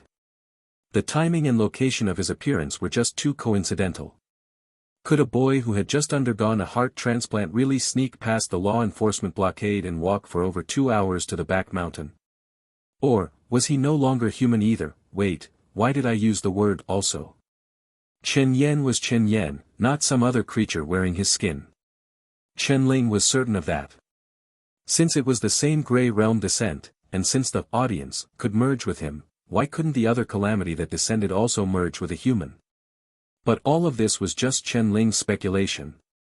The truth of the matter might only be revealed if he asked Chen Yan directly. Just as Chen Ling hesitated over whether to knock, the door opened from the inside. "Brother." Chen Yan rubbed his eyes. "What are you doing?" "I have something to ask you." Chen Yan was about to say something but glanced at Chu Muyun's room across the hall. He pulled Chen Ling inside and closed the door. Yan, I'll get straight to the point." Chen Ling looked into his eyes seriously. "Was it you who massacred Ice Spring Street?" Chen Yan's body stiffened. Seeing the broken talisman of peace in Chen Ling's hand, he silently lowered his head. "Yes." Chen Ling was taken aback by how readily Chen Yan admitted it. He had been prepared to persuade him further. "It was really you?" Chen Ling pressed. "So, you've also merged with a calamity?" "I don't know. When I woke up, I was already there." "You also lost a chunk of your memory?" "Yeah." Chen Ling's brow furrowed slightly. He believed Chen Yan wouldn't lie to him, and even he himself had experienced something similar. A sudden transmigration, the inexplicable appearance of the audience in his mind, and waking up back at home. But the Grey Realm convergence happened at the back mountain, right? You were supposed to be in surgery at the time. Why were you affected too? "I don't know." Chen Yan shook his head again. "I just remember the doctor giving me anesthesia, and when I woke up, I was in Ice Spring Street. I was so scared, so I hid in the back mountain. When I came out, I saw you crawling out of that monster." Hearing this, Chen Ling finally pieced together the sequence of events. However, the question of why Chen Yan was affected by the Grey Realm convergence remained. Could it be that the calamity had broken into District 2 and happened to encounter Chen Yan on the operating table? And then they merged. Chen Ling didn't fully understand the merging process, and no matter how much he thought about it, he couldn't come up with an answer. "I see." Chen Ling nodded. "Stay at home these next few days, and don't go anywhere, okay? I'll handle the rest." Chen Yan hesitated. "What's wrong?" I wanted to go see Mom and Dad." Chen Ling was momentarily stunned. After a long silence, he spoke softly, "Wait until I clear your name and things calm down. Then I'll take you to see them, okay? Alpha Opes." "Okay." Chen Yan nodded obediently. "Stay away from that Chu Muyun these next few days. Don't let him touch you, and don't talk to him too much. Okay. If Han Meng comes looking for you again and asks you questions, answer like this. Okay." After giving his instructions, Chen Ling turned and left. Chen Yan gently locked the door and lay back down on the hard wooden bed. He turned his head to look out the window, his chestnut eyes reflecting the vast blue auroras in the sky. Suddenly, at the edge of the aurora-filled sky, a faint red light glimmered, like a cinnabar-colored star. "It's here again," Chen Yan murmured to himself. As the cinnabar star grew brighter, a dreamlike path extended from the void, connecting all the way to Chen Yan's bedside. The path floated and swayed between the star and him, like a soft ribbon. Chen Yan lay on the bed, calmly watching this divine path that a god had extended to him as an olive branch. After a moment, he slowly raised his hand and grasped the elusive ribbon. Then, He crushed it. Snap. A faint, almost imperceptible sound echoed in Chen Yan's ears. The divine path was shattered by his hand, turning into a cloud of dust that dissipated into the void. At the same time, the cinnabar star in the sky quickly dimmed. He had rejected divine favor. Chen Yan opened his palm, where a fragment of the divine path, no larger than a thumbnail, lay quietly, like a piece of cinnabar glass. He casually opened the drawer by his bed, tossed the cinnabar glass inside, and then closed and locked it. In the dark drawer, over 30 identical cinnabar glass fragments shimmered faintly. Morning. Chen Ling woke up early and washed up. Today, there was no kind soul to cover his transportation costs, so he had to walk to Ice Spring Street. The round trip would take over 4 hours, forcing him to rise earlier and return later than the other reserve law enforcement officers. To his surprise, Chu Muyun seemed to have risen even earlier. As soon as Chen Ling entered the living room, he saw Chu Muyun sitting casually at the table, dressed in a relaxed shirt and a knitted vest, holding an ancient medical book as if deeply engrossed in study. He occasionally adjusted his glasses. It was as if he wasn't sitting in a drafty, broken-down living room but in some elegant cafe in Aurora City. Seeing Chen Ling awake, he smiled and put down the book. "Good morning." "Morning." Chen Ling responded casually and hurried out the door to have breakfast at the Zhao family's breakfast shop across the street. Ever since he had tipped off Uncle Zhao last time, Chen Ling had felt a bit guilty, so he made a point of patronizing their shop every morning to give them more business. As for Zhao Yi, he had been grounded by his father for a week and hadn't been out since. After Chen Ling left, Chu Muyun slowly put down the book. He stood up and walked straight to Chen Ling's room, his footsteps silent on the old wooden floor, like a ghost. Chu Muyun reached Chen Ling's bedside, his eyes narrowing behind his glasses. He put on white gloves, took out a pair of tweezers from his pocket, and carefully collected a few strands of hair and tiny skin flakes scattered on the pillow, placing them into a small brown vial. After finishing, he quietly left the room, waving his hand to summon a gentle breeze that erased all traces of his footsteps. Instead of returning to his room, he walked straight out of the house, passing through several streets until he reached the entrance of a shabby little convenience store. Ding-ling. The bell chimed as he pushed open the door. "What do you want to buy?" A woman sitting at the counter lazily yawned and asked. "I'd like to buy a thread of hope." Hearing this answer, the woman's gaze instantly sharpened. All traces of laziness vanished, replaced by cold, piercing eyes. She stared at Chu Muyun and slowly said, "Show me your identity." Chu Muyun flicked his fingers, and a white playing card appeared in his hand as if by magic. He placed it face down on the table. The woman flipped it over. 7 of spades. Passphrase. She spoke again. Chu Muyun said calmly. "Human civilization will never be extinguished. 7 of spades, what is your request?" "I need a quiet room." "Reason?" "I've discovered a suspected fusionist and need to conduct a calamity-level assessment experiment." "A fusionist?" The woman raised an eyebrow in surprise. "Is there a possibility of recruiting him?" "The target can be ruled out as a member of the fusionist faction, but he shows an inclination toward joining the law enforcement. Whether he has recruitment value depends on the results of my assessment." "Understood."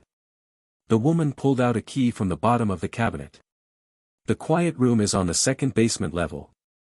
Chu Muyun took the key, opened the hidden door to the basement, and disappeared in a flash. The woman stepped out from behind the counter and stood at the door, discreetly observing her surroundings.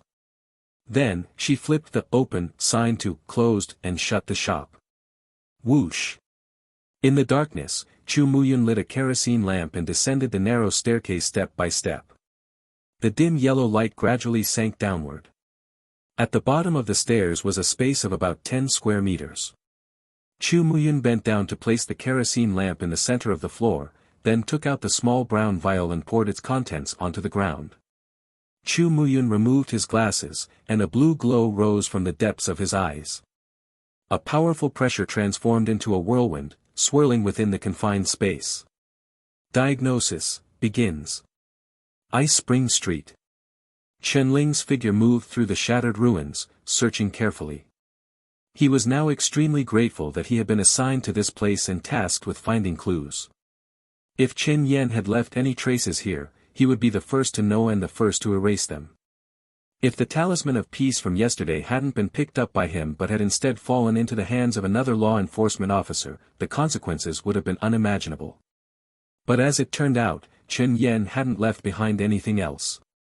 Chen Ling spent the entire morning combing through the ruins of Ice Spring Street. Aside from various flesh and severed limbs, he found nothing else, not even the traces of the Calamity domain that Qian Fan had mentioned. Chen Ling couldn't help but wonder. What kind of ability did the Calamity inside Chen Yan possess? As he pondered this, a figure approached from the distance. Wu Yudong. Chen Ling was slightly startled when he recognized the person. It wasn't surprising that Wu Yudong was also in Ice Spring Street, but the problem was that the current Wu Yudong was leaning on a metal crutch under his arm, one leg already in a cast. His body was covered in wounds and bandages, his left eye black and blue, and he looked as filthy as if he had just crawled out of a trench. RNB. Hearing Chen Ling's voice, Wu Yudong, who had been hanging his head low, finally showed a glimmer of light in his eyes. Chen Ling. Wu Yudong smiled bitterly.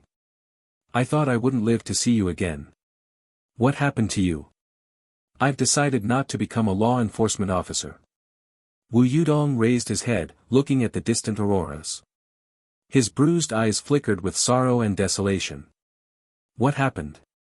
Chen Ling clearly remembered that when he left yesterday, Wu Yudong had been full of enthusiasm to complete his tasks. How had he ended up like this in just one day? Law enforcement officers. Ice Spring Street. None of them are good people. Chen Ling, do you know what kind of people live on this street? They're debt collectors. Cultists. Fugitives. This place is full of illegal gun trades, drug deals, organ trafficking. Yesterday, I went to collect information from the survivors on this street, and they mocked and insulted me. They kicked me into the bathroom. Made me clean their toilets. When I refused, they broke my leg. Wu Yodong's voice grew increasingly shaky, as if recalling some painful memory. Veins bulged on his neck. They did it on purpose. The law enforcement officers in District 2 know what kind of place this street is. None of them wanted to come, so they asked District 3 for manpower. I don't know what deal they struck with Ma Zhong, but Ma Zhong transferred people from District 3's reserve officers. He knew we were new, poor, and had no connections. Who else would he transfer but us? To put it nicely, we're here to help. To put it bluntly, we're just fucking sacrificial offerings from the law enforcement higher-ups. I swear on my life. The higher-ups must be connected to the underground dealings on Ice Spring Street. Why? My parents sold everything to send me to school. I earned my place as a law enforcement officer through my own abilities. Why do they get to humiliate me like this? Wu Yudong roared in anger, his eyes bloodshot. But even at this point, he still didn't dare to speak too loudly, because the law enforcement officers of District 2 were not far away. Under the gaze of the lion, even the most furious ant could only suppress its rage in silence. Wu Yodong's chest heaved violently, as if he were about to challenge Ice Spring Street or the law enforcement officers to a fight. But then, a voice rang out, and his body stiffened once more. Wu Yudong, Chen Ling. What are you talking about? Qian Fan, dressed in black and red uniform, walked over with his arms crossed, looking curious. Wu Yodong's face instantly turned pale. Wu Yudong, didn't you say you're quitting as a law enforcement officer? Qian Fan spoke again. Voluntarily withdrawing from the law enforcement exam means there's no turning back. For people like you, this should have been a chance to change your fate. Are you really sure about this? Or, if you feel that the law enforcement officers have fallen short in some way, you can bring it up. We can discuss it. Wu Yodong's expression shifted several times, and he opened his mouth as if to say something, but under Qian Fan's gaze, he ultimately just shook his head. No, nothing. I'm withdrawing voluntarily. What a pity. Chen Ling looked at Wu Yudong, his mood suddenly complicated. Wu Yudong had been bold enough to vent his grievances about the law enforcement officers to Chen Ling, but in front of the officers themselves, he didn't dare to say a single word. But Chen Ling couldn't call Wu Yudong a coward, because even if Wu Yudong didn't become a law enforcement officer, he would still have to live in District 3 or one of the other major districts of the Aurora domain. And no matter where he went, there would always be law enforcement officers. For everyone living in the Aurora domain, the law enforcement officers were like the sky itself. Wu Yudong gave Chen Ling a deep look, then lowered his head again. He struggled to prop himself up on his cheap crutches, gritted his teeth, and limped away toward District 3. His figure grew smaller and smaller as he walked away, until it became a tiny speck of dust, scattered at the end of the road. Chen Ling knew that from this day forward, Wu Yudong might never raise his head again. Sigh, I actually thought he was quite good, hardworking and with decent potential. Qian Fan watched Wu Yudong's retreating figure and let out a long sigh. By the way, since Wu Yudong is gone, his work will need to be done by someone else. Starting today, you'll take over for him. Chen Ling was stunned. He turned to look at Qian Fan. Qian Fan smiled back at him. In the sunlight, his smile was like that of a devil. After saying this, Qian Fan left. Chen Ling stood where he was, his mind involuntarily replaying the image of Wu Yudong lowering his head. His fists clenched slightly. Wu Yudong had lowered his head, but what about him? If this had been his previous life, Chen Ling might not have been any different from Wu Yudong. Lowering his head would have been the only way to survive in society. But this time, Chen Ling slowly turned his head, his gaze icy as he looked toward the surviving half of Ice Spring Street. You want me to lower my head? Heh. District 3. Basement.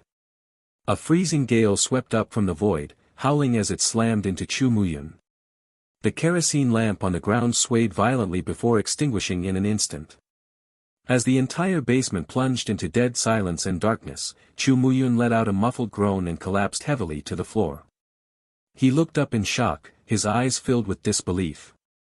Just now, the moment he activated Eyes of Tracing, he had glimpsed pairs of crimson eyes staring at him from the endless void in the distance.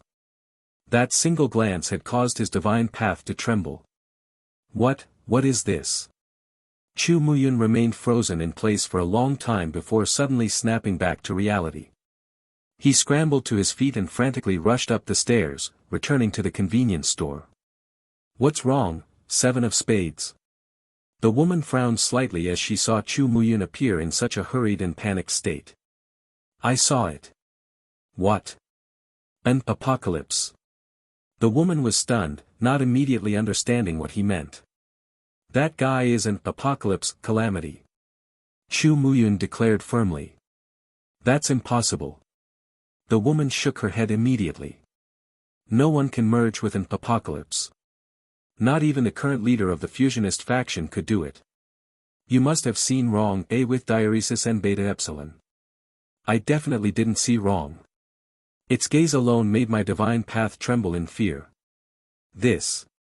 We need to inform the Red King and the Grey King immediately. Chu Muyun walked to the counter, pulled out paper and pen, and began writing rapidly. If this is true, then we're in for a massive disaster. The woman quickly realized the severity of the situation. Even if the Red King and the Grey King come together, we might not be able to handle it. Unless the Aurora Sovereign also joins forces with us. Hearing this, Chu Muyun's hand paused. What's wrong? The woman asked. An apocalypse, Calamity possesses the power to annihilate an entire human domain. Chu Muyun slowly turned to look at her, his eyes flickering with madness. What if we kill him and release the apocalypse? Wouldn't that mean we wouldn't need to carry out that plan anymore?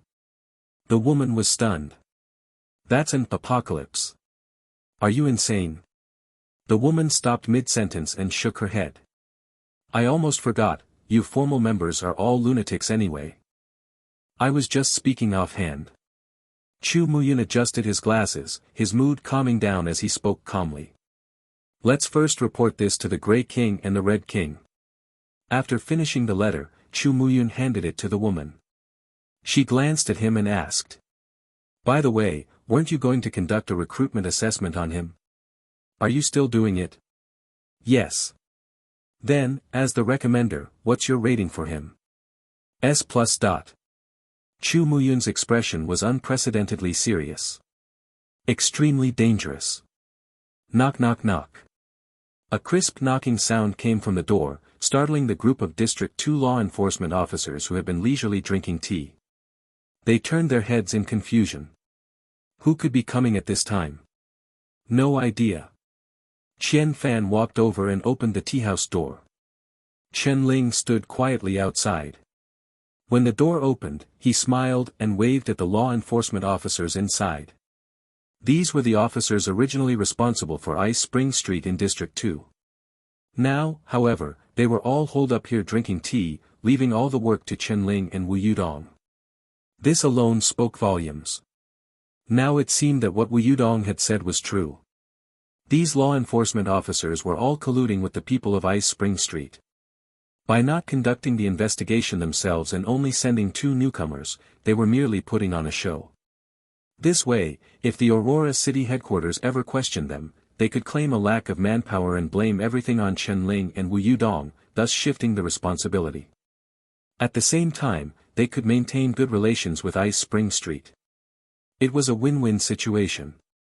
Seeing that it was Chen Ling, the law enforcement officers immediately lost interest and lowered their heads to continue drinking tea, showing no intention of engaging with him.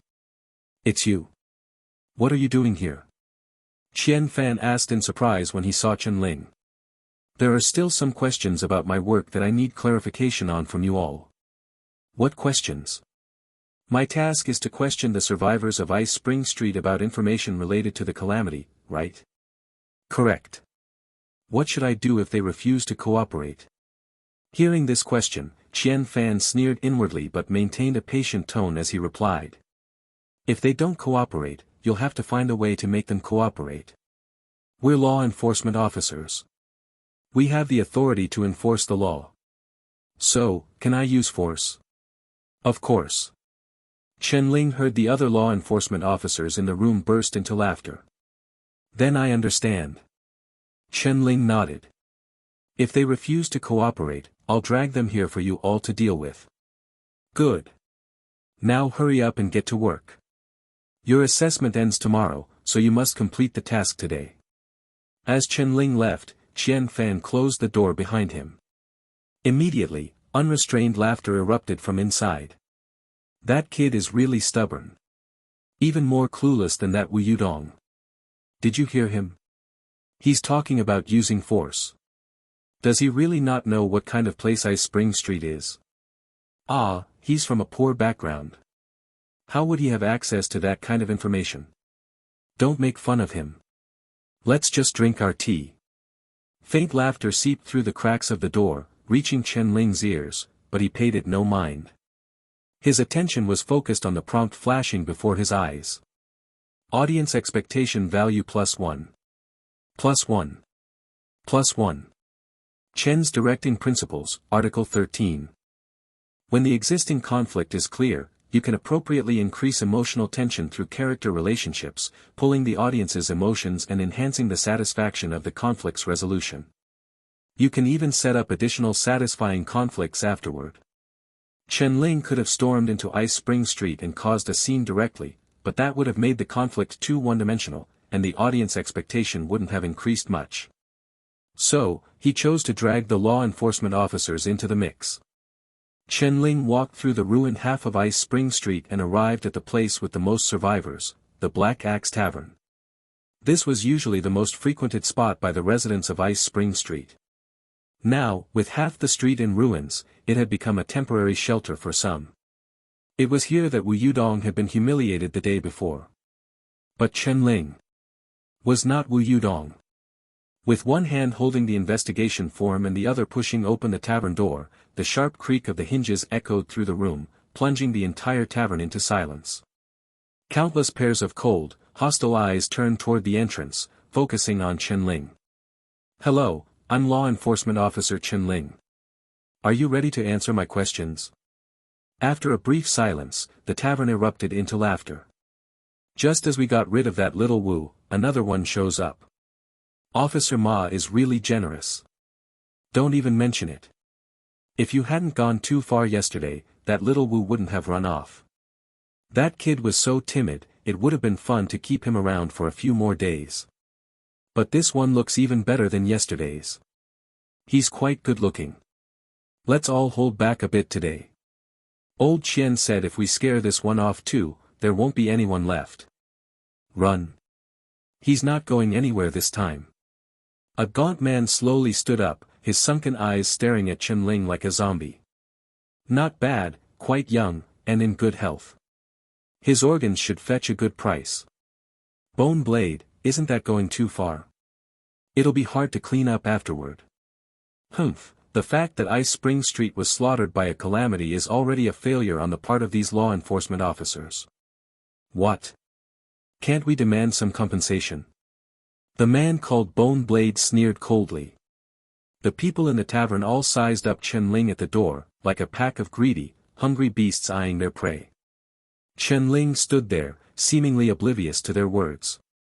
He pulled out a pen from his pocket and tapped it against the form in his hand. Bone Blade, right? Chen-Ling wrote down the name. Let's start with you. Where were you on the night Ice Spring Street was slaughtered? Seeing that the young man dared to ask questions, the crowd exchanged surprised glances.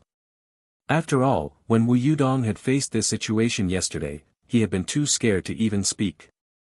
Was this kid really bold, or just stupid? Bone Blade narrowed his eyes. He stood up and slowly walked toward Chen-Ling. Where was I?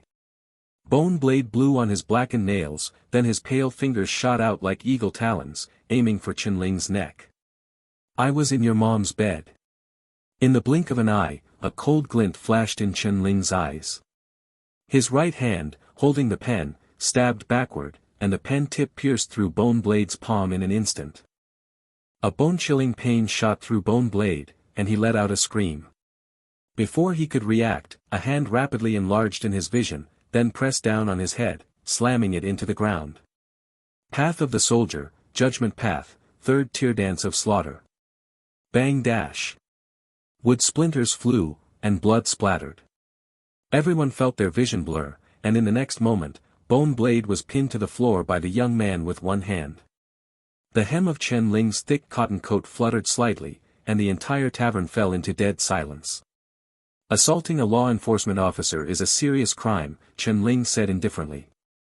He slowly straightened up, patted his blood-stained hands, and swept his gaze across the room. Audience expectation +2. Audience expectation +2. Audience expectation.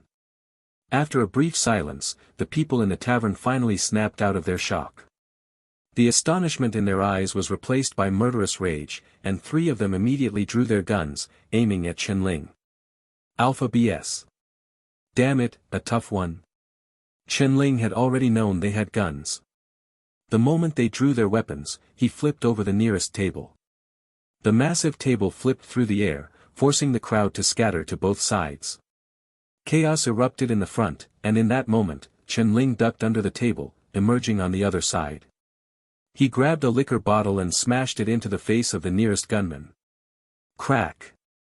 The bottle shattered, and sharp shards cut across the man's face, leaving several bloody gashes. Chen-Ling followed up with an elbow strike, knocking the man unconscious instantly. In the next instant, two flashes of gunfire erupted in the distance, and bullets whizzed toward Chen-Ling. In the dim light, Chen-Ling's movements were as agile as a ghost. His heavy cotton coat fluttered and twisted, and though two bullets pierced through it, none managed to hit his body. This was Chen-Ling's first time using Dance of Slaughter, and the most obvious sensation was that his body felt as light as a feather, like a phantom. In the cramped and chaotic tavern, he moved as effortlessly as a fish in water. As long as he could predict the gunman's movements, he was confident he could dodge the bullets. Of course, that was only if the number of gunmen wasn't too high. After taking down the first gunman, the other two immediately felt the danger of being hunted. They tried to track Chen-Ling's position, but with him constantly flipping tables and chairs to block their line of sight, it was nearly impossible. A whistling sound reached their ears, and the next moment, a heavy blow to the head knocked them out cold. Chen Ling took down another gunman, snatched his weapon, and fired several shots at the burly men charging at him with knives. Bang!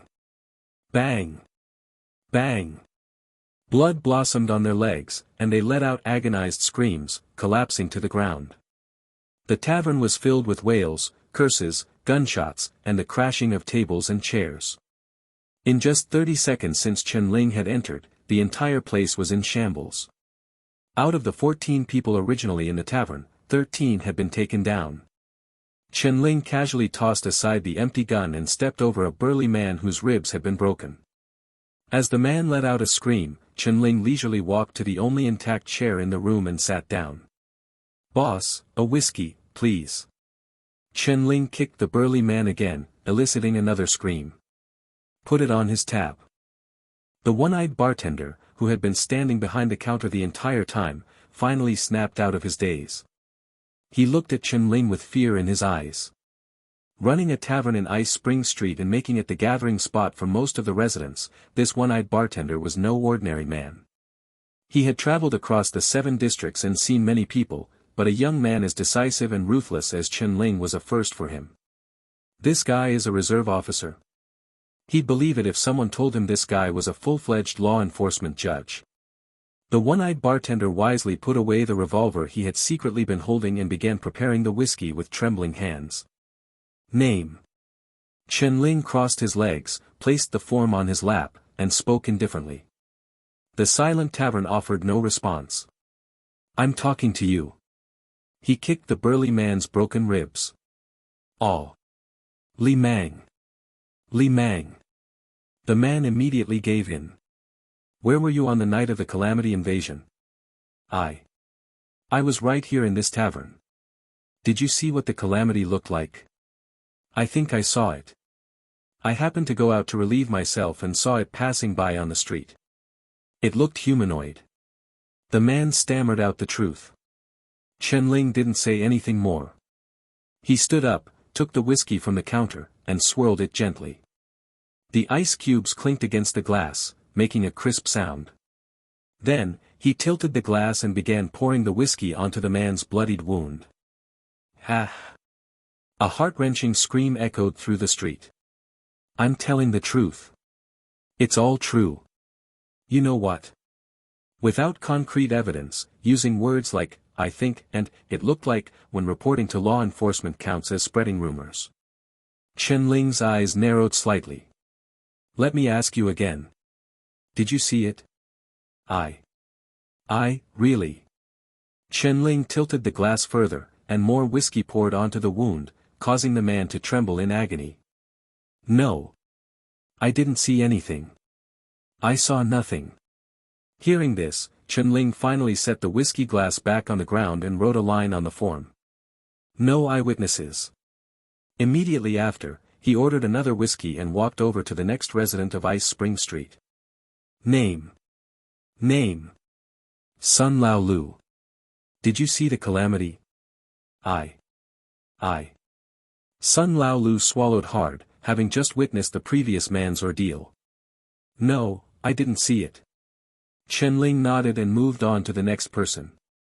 Watching Chen Ling single-handedly take down everyone and then calmly interrogate them, a thought simultaneously crossed the minds of Sun Lao Lu and the others. Did that bastard Ma set us up? Didn't he say they were sending over some rookie reserve officers? That ghostly agility he just displayed, it's almost on par with a law enforcement judge. Or, is he actually a judge? Has the Ice Spring Street situation been exposed? Is Ma planning to use this opportunity to wipe us all out and clear his own name? The more they thought about it, the paler their faces became. They all stared at Chen Ling, terrified that after finishing his questions, he'd pull out a gun and execute them one by one. Chen Ling leisurely recorded everyone's statements, had them sign and fingerprint the forms, and for those who were already knocked out, he simply wrote, "No eyewitnesses," and forcibly pressed their fingerprints onto the paper. Then, he asked the bartender for a thick rope, tied everyone's hands together, and pushed open the tavern door. "Thank you for your cooperation. See you tomorrow." The young man in the tattered cotton coat stood at the doorway, smiling at the people inside the tavern before turning and leaving. The tavern, now in complete disarray, fell into dead silence. They're not dead. After what felt like an eternity, Sun Lao Lu snapped out of his daze, his back drenched in cold sweat. He turned to the bartender. What are you standing around for? Come and untie us.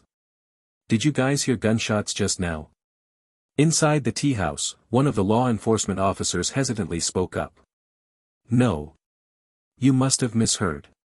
Xian Fan casually replied while shuffling mahjong tiles.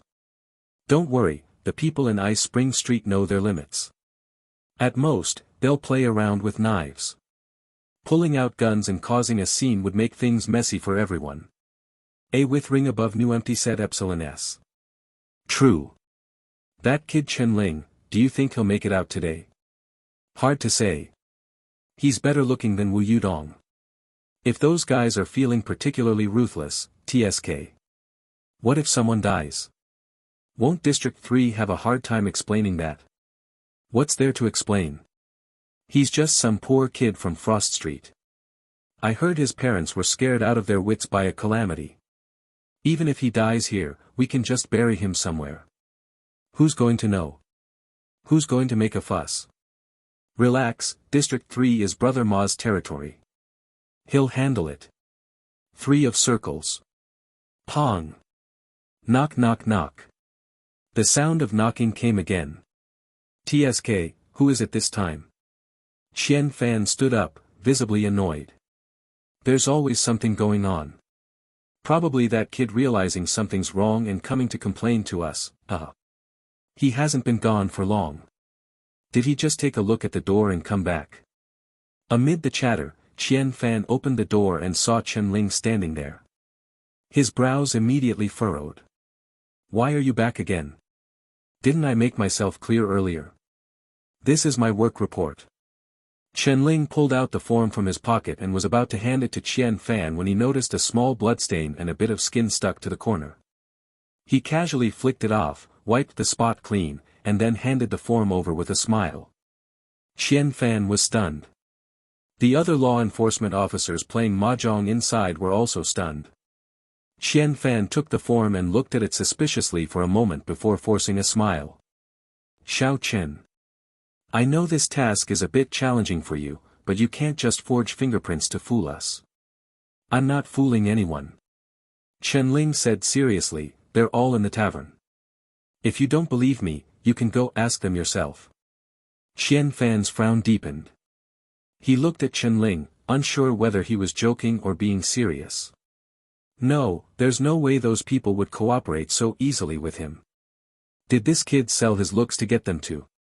But that would have been way too fast, right? I'll go take a look. Xian Fan stood up and was about to leave when he suddenly remembered something. He turned back and said, you do know that falsifying task results will get you disqualified from the exam, right? I know. Xian Fan lit a cigarette, still skeptical, and headed toward the tavern. The other officers exchanged glances and followed out of curiosity. As the group of law enforcement officers left, Chen Ling glanced down at the mahjong table. A few lines of text flashed before his eyes. Audience expectation +1. +1. +1. Black Axe Tavern. Can you hurry up? Amid the chaos of the tavern, groans of pain echoed everywhere. Sun Lao Lu, who was relatively less injured, couldn't help but curse as he watched the bartender slowly cutting the ropes. The bartender shot him a cold glance. Keep talking, and I'll kill you. Why weren't you this tough earlier? That kid's a law enforcement judge. What good would it do us to act tough? He's really a judge. Sun Laoyo's eyes widened. Are you sure? Many years ago, when I was selling drugs in District 3, I was tracked by a law enforcement judge. His movements were exactly like that young man's. If I hadn't been lucky, I wouldn't have escaped to District 2. The bartender paused. Do you know who that judge was? Who? Han Meng, the chief law enforcement judge of District 3.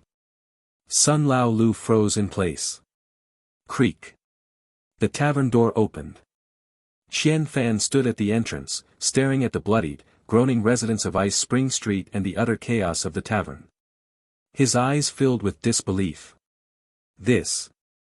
Qian Fan stood at the doorway like a statue. Did that kid do this? The other law enforcement officers who arrived shortly after were equally shocked. Qian Fan stepped into the tavern, carefully stepping over the corpse-like bone blade and the wailing burly man. Those who were still conscious glared at the officers with burning rage in their eyes. Qian Fan. Sun Laolu gritted his teeth and sat up. You son of a bitch. I'll kill you. Qian Fan frowned. What are you yelling about? Click. The sound of a gun being cocked rang out. The bartender had quietly approached, his gun now pointed at Qian Fan's forehead.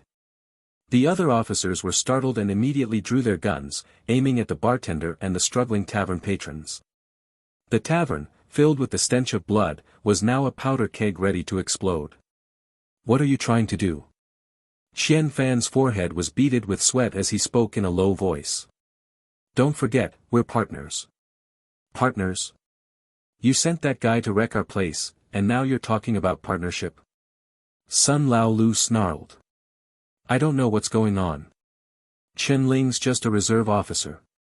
Bullshit reserve officer. Sun Laolu pointed at the groaning people on the floor. Say that again to my face. Is this what a reserve officer looks like? Qian Fan was at a loss for words. Where's Chen Ling now? He turned to ask another officer. He seems to have left. Left? Yeah. He said he's off duty. Sigh, what a loss. Chen Ling walked along the mountain path back home, looking down at his cotton coat with 2 bullet holes in it. His eyes were filled with heartache. As a reserve officer during the exam period, he didn't receive a salary, and there were no subsidies for damaged clothing. Calculating it this way, he had lost a piece of clothing for no reason while working. This only added to the financial strain of his already struggling family. Of course, he had gained something today.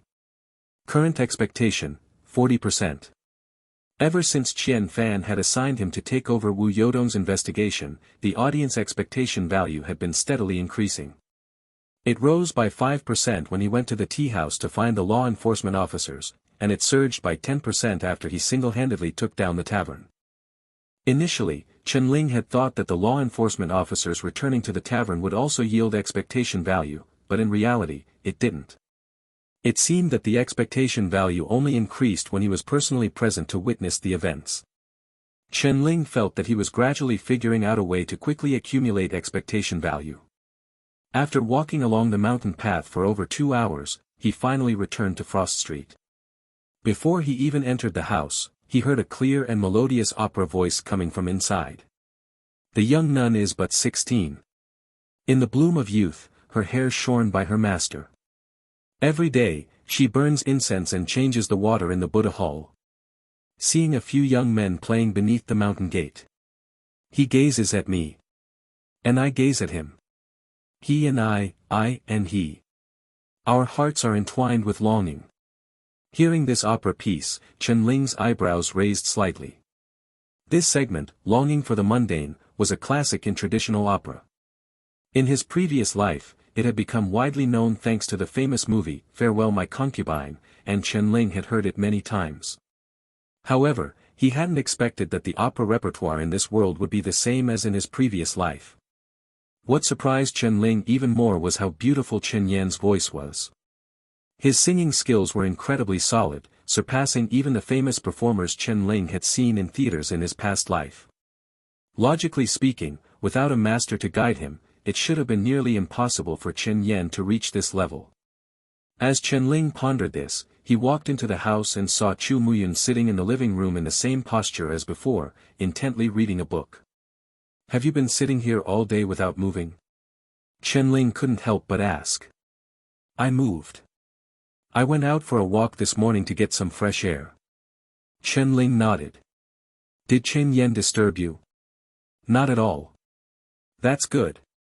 Chen Ling sat down at the table and looked toward the bedroom, where Chen Yan was practicing his eyebrow makeup in front of a mirror while vocalizing. His expression was complicated as he spoke, as Chen Yan has been interested in opera since he was a child. Unfortunately, District 3 is too small, and there's no one who can teach him. Our family can't afford a teacher either. Opera, not many people understand it these days. Chu Muyun glanced toward the bedroom. From what I know, even in Aurora City, there aren't many who do. Chen Yan's singing gradually softened. It seemed he had heard Chen Ling return and immediately ran to the living room, asking excitedly. "Brother, do I look good with this makeup?" Chen Yan blinked, the apricot red eyeshadow softly blending outward, delicate and gentle. His eyes, outlined with thick black liner, were lifted upward, making them appear especially vivid. Chen Ling recognized this as the makeup for the Dan role in opera. However, since Chen Yan was entirely self-taught, there were some differences compared to what Chen Ling had seen in his previous life. Even so, it was still an absolutely flawless, perfect face of a beautiful young man. "You look great," Chen Ling answered sincerely. "But there are a few details that aren't quite right. When I have time, I'll help you fix them." "Brother, do you know about opera makeup too?" "Just a little." Chen Yan's eyes were filled with admiration as he looked at him. "Brother, do you think I can perform at the school's New Year's party after I go back?" "Of course you can. You're the only one in all of District 3 who can sing opera. When you put on your costume, finish your makeup, and start singing, your classmates will definitely be amazed," Chen Ling said with a light laugh. "Is he still going to school?" Chu Muyun asked in surprise. "Yes," Chen Ling nodded. "He's only in his first year of high school. But he got sick just a few days after starting school. Now that he's better, he should be able to start with the next batch of freshmen." "Brother, what should I sing when the time comes?" "If it's just you performing, Longing for the Mundane is a good choice. Then I'll go practice some more." Chen Yan's eyes sparkled, and he immediately ran back to the bedroom, the large red opera robe draped over his shoulders, ready to start practicing again. After all, Chen Yan was only 15 years old. At that age, he yearned for friends and attention. Back when Chen Ling was in school, he had often fantasized about picking up a guitar and performing in front of countless teachers and students. Unfortunately, he had no talent for it. But for Chen Yan, being able to combine his passion with performance was an incredibly exciting prospect. "Don't rush," Chen Ling said with a helpless smile. "Clean up first, and then we'll get ready for dinner." Chen Yan obediently came to help Chen Ling wash the vegetables. As he did, he caught sight of the two large holes in the cotton coat, and his eyes narrowed slightly. "Brother, what happened to your coat?" His tone suddenly became serious. "It's nothing, just got caught on something." Chu Muyun, who had been reading, looked over at the sound. His eyes narrowed behind his glasses. "You were shot." Chen Yan's head snapped up. "No, they didn't hit me," Chen Ling quickly explained, feeling Chen Yan's gaze. "They were too slow to shoot, and I dodged. I'm not hurt." Chu Muyun gave him a once-over and nodded slightly. "Indeed, you're not injured." "Brother, who shot at you?" Chen Yan asked coldly. "It was." Chen Ling was about to say Ice Spring Street, but when he saw the icy glint in Chen Yan's eyes, he hesitated for a moment before saying, "Just a couple of small-time thugs. They've already been arrested by the law enforcement officers." He knew Chen Yan was a fusionist and that Chen Yan had gone on a killing spree in Ice Spring Street that night. If he mentioned Ice Spring Street again, he was afraid Chen Yan would go back and slaughter the entire street overnight. After all, that street was likely now occupied by law enforcement officers. If Chen Yan went there again, he might run into a judge. Hearing this, Chen Yan's expression softened. He silently picked up the torn cotton coat. "I'll sew it up for you." Chen Yan had made his own opera robes, so sewing up a coat wasn't a difficult task for him. They had guns. "How did you win?" Chu Muyun stared into Chen Ling's eyes, as if trying to see through his thoughts. "They had guns, but they didn't know how to use them. They fired a few shots, but they all hit my coat." "Why are you asking?" Chen Ling naturally couldn't mention that he possessed Dance of Slaughter, as that involved the theater and the audience. "Nothing." Chu Muyun withdrew his gaze, staring at the cover of his book, lost in thought. After the three of them finished dinner, they each returned to their rooms. The night enveloped the sky, with only the silent blue auroras drifting above. As Chen-Ling fell into sleep, his consciousness drifted into the theater. In the dark, silent room, a figure slowly approached. It was Chu Muyun. His glasses reflected a pale glow under the auroras, and his cold eyes stared at the sleeping Chen-Ling, a hint of killing intent flickering in their depths. His right hand, holding a short knife as cold as the moon, slowly rose. However, his hand froze mid-air. He saw a beam of moonlight pierce through the clouds, perfectly passing through the window and spilling onto the wooden floor at his feet. The light and shadow danced, and two characters slowly appeared. Go back. Beneath these two characters was the reflection of a playing card. It was a gray joker, gray king. The moment he saw this card, Chu Muyun's pupils contracted. He immediately lowered his arm, and the short knife slithered back into his sleeve like a snake, disappearing without a trace. A dark gray cloud drifted in with the wind, obscuring the hazy moonlight. The characters on the floor vanished as if they had never existed. Chu Muyun took a deep look at the sleeping Chen-Ling, then turned and left. As he gently closed the door, the room fell into complete silence. A few seconds later, from the shadows in the corner, Chen Yan, dressed in pajamas, stepped out. The boy's crimson eyes were fixed intently on the direction of Chu Muyun's bedroom. In his hand, he held a blood-stained bone-carving knife. As Chu Muyun's bedroom door closed completely, Chen Yan's eyelids lowered and then opened again. The murderous intent in his eyes was buried deep within. The ethereal auroras shimmered outside the window. Chen Yan turned his head slightly, looking at Chen-Ling sleeping soundly on the bed. "Brother, good night," he murmured softly. With that, his figure silently passed through the wall and returned to his own room. At the same time. District 3, Law Enforcement Headquarters, Office. "Brother Ma, we've received news from Ice Spring Street." A three-striped law enforcement officer hurried in. Ma Zhong raised an eyebrow. "What's the word?" "Well." The officer hesitated for a moment. "They cursed, a lot." Ma Zhong. "Why?" "Because the lockdown hasn't been lifted yet." "No, they said you broke the agreement and even sent someone to humiliate them." The officer added, "It's that reserve officer you assigned to support Ice Spring Street. Apparently, he beat up the people at the Black Axe Tavern. Bone Blade is furious." "R.A. Opes. Reserve officer?" Ma Zhong asked in confusion.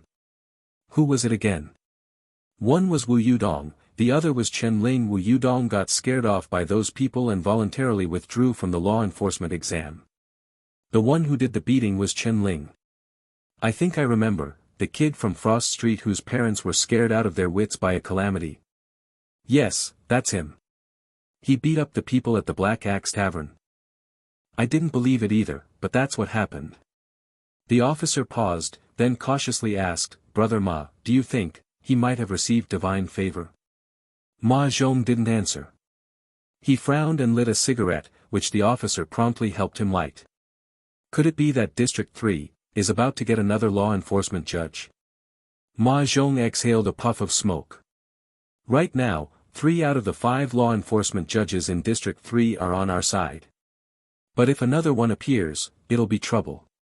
The officer muttered, "He beat up the people from Ice Spring Street, so he must know something.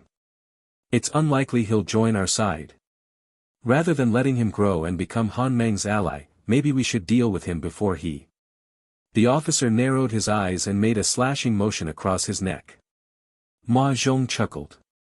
Chanlin, Chanlin. You still need to broaden your horizons." The officer, Chanlin, was taken aback. "Am I wrong?" "You're not wrong, but your thinking is too narrow." Ma Zhong flicked the ash off his cigarette and said calmly, "Even if this kid has received divine favor, he's only at the first tier right now. It'll take him a long time to become a threat to us. Instead of targeting him, we should aim for a more fundamental solution." "You mean?" "Han Meng. Before Han Meng arrived, District 3 was our domain. Back then, our operations were the largest among the 7 districts. Even Ice Spring Street now is only half the size of what we had. But ever since that guy was parachuted in as the chief law enforcement judge of District 3, he's been cleaning up the district, cutting off our revenue streams and forcing us to rebuild connections in Ice Spring Street. Ma Zhong's eyes grew colder as he stubbed out his cigarette in the ashtray. He's the chief law enforcement judge of District 3. Normally, we wouldn't have a chance to touch him, but now it's different. How is it different? In what situation would a four-striped law enforcement judge die in District 3? Chang Lin pondered for a moment, then his eyes lit up as if he had thought of something. A calamity? The chief law enforcement judge of each district holds a crucial position. If something happens to him, Aurora City will definitely send someone to investigate. Normally, we can't touch him, but now we have a ready-made culprit. A calamity that just happened to descend in District 3, one that has already defeated Han Mang in a direct confrontation and then gone into hiding. Ma Zhong sneered, kill Han Mang, make it look like he died in a calamity attack, and not only will we eliminate this thorn in our side, but we'll also have a legitimate reason to lift the lockdown on District 3 and immediately restore trade with District 2. This way, the anger from Ice Spring Street will also be quelled. But what if the calamity shows up again after everything's over? Who can prove that the calamity that shows up later is the same one as now? Chang Lin was stunned for a moment, then couldn't help but marvel. Brother Ma, you're truly something. Right now, Han Mang is injured from the calamity attack and isn't as strong as before. As long as we plan carefully, he's as good as dead. A glint of killing intent flashed in Ma Zhong's eyes. Call Lao Tao over.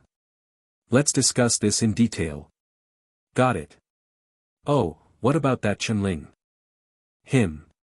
Ma Zhong's eyes gleamed with a sharp light. Don't let him interact with the people from Ice Spring Street anymore. We don't want to provoke them further. For now, find an excuse to let him join the law enforcement. Once we deal with Han Mang, we'll be his direct superiors. Then, we can deal with him however we want. Understood. Morning, brother. As Chen Ling pushed open the door, he saw Chen Yen sitting in the living room, turning around to greet him with a smile. Up so early? Chen Ling asked in surprise. Couldn't sleep last night, so I got up early to memorize some lines. Chen Yen held up a handwritten script and said seriously. Chen Ling nodded and was about to wash up and head out when Chu Muyun also emerged from his room. Looks like you're the one running late today. Yeah.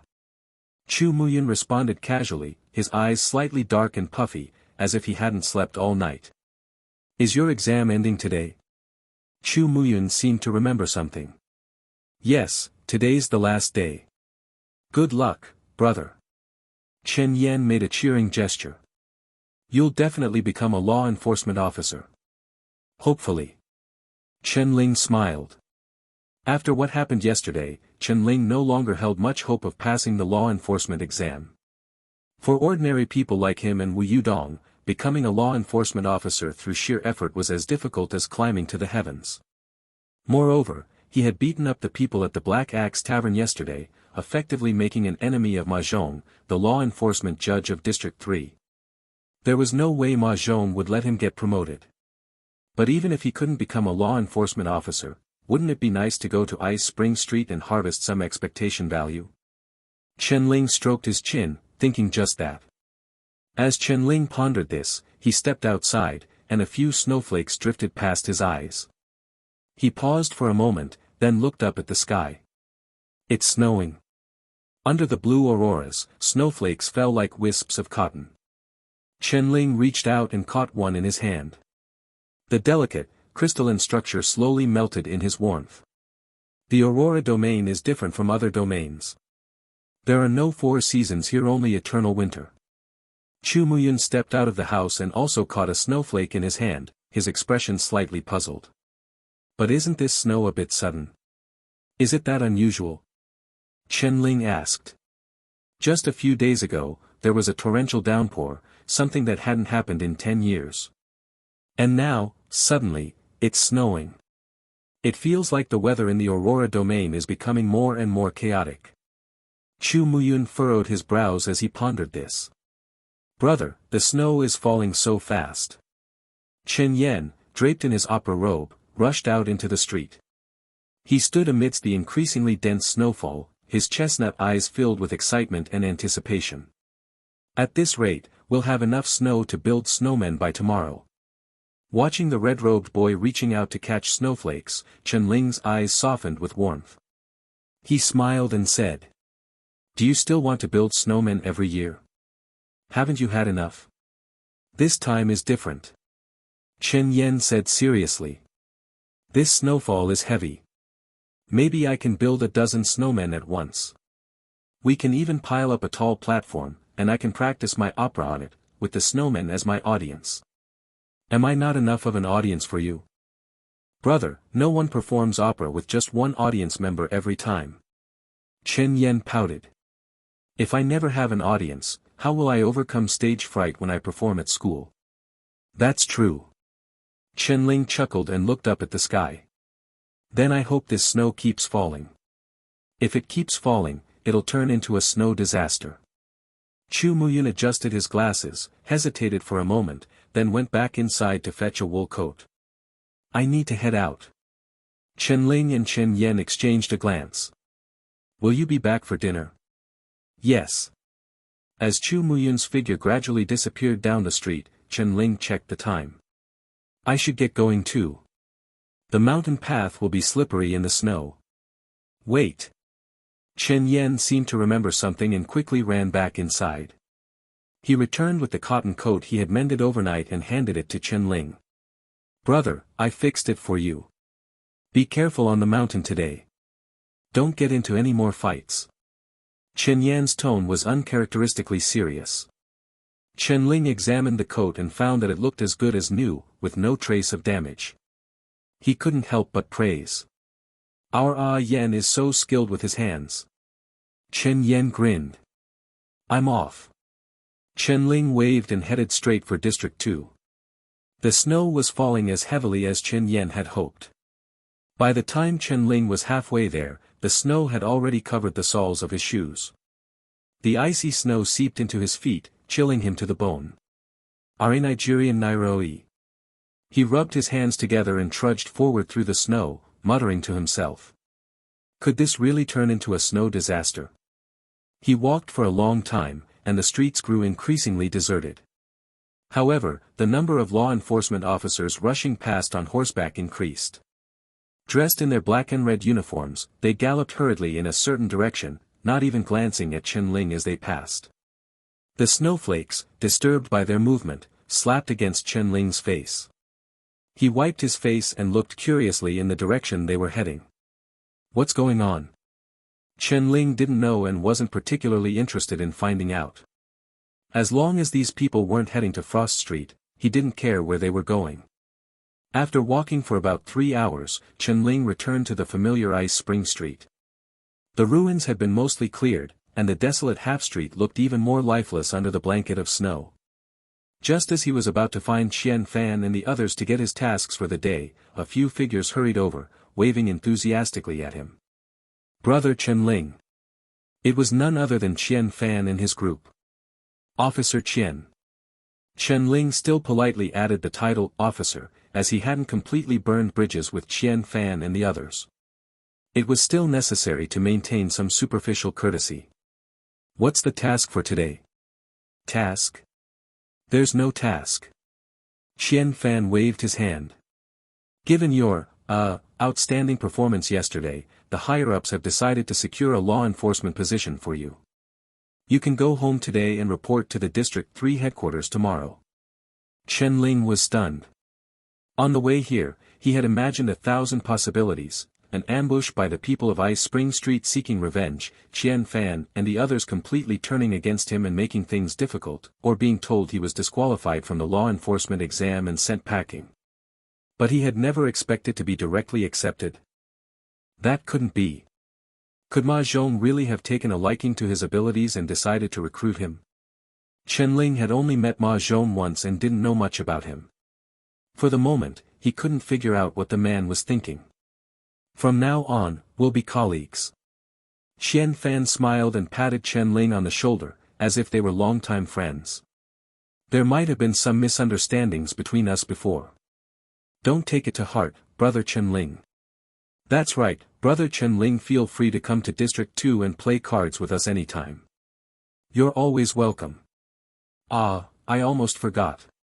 This year's exam is different from previous years. Even though you're a reserve officer, you did help us formal law enforcement officers with 3 days of work. So the higher-ups decided to give you a subsidy. It's not much, but there's a long road ahead. The salary of a law enforcement officer is quite generous. Qian Fan handed Chen-Ling a small tube wrapped in oil paper. Chen-Ling took it in surprise, peeled back a corner, and glanced inside. 10 silver coins. Chen-Ling was shocked.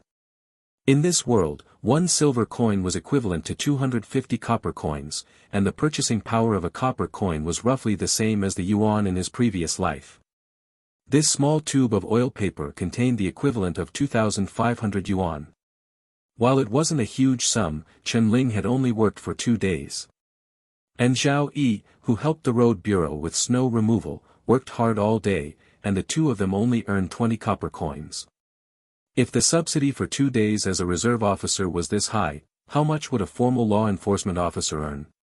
Chen-Ling gave them a deep look and couldn't help but sigh.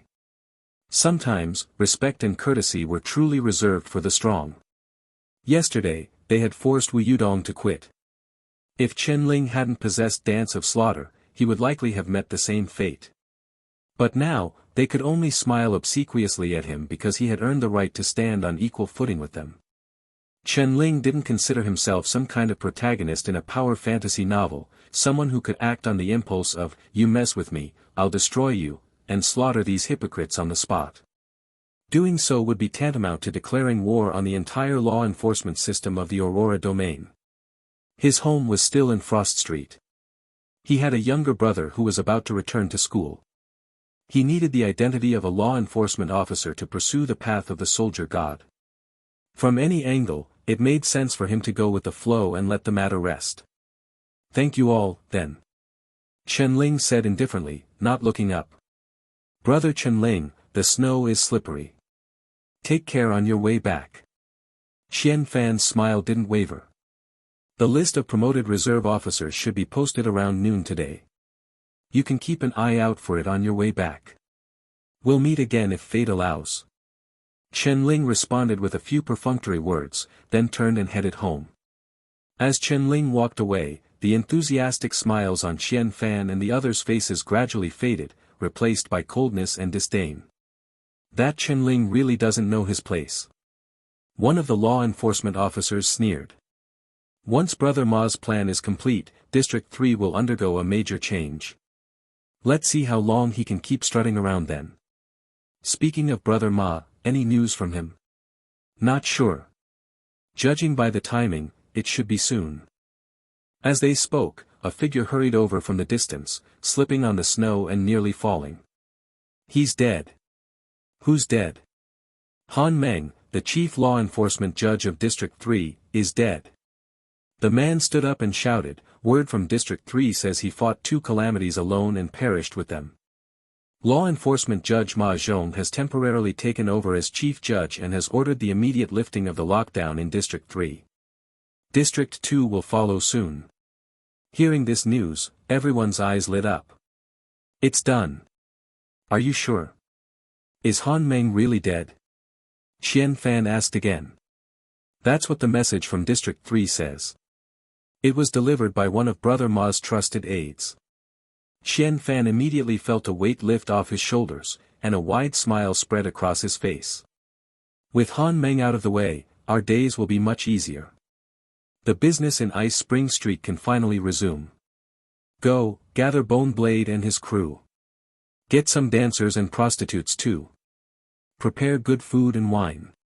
Let's throw a celebration feast. Let them know who they should follow if they want to eat well. Got it, Brother Fan.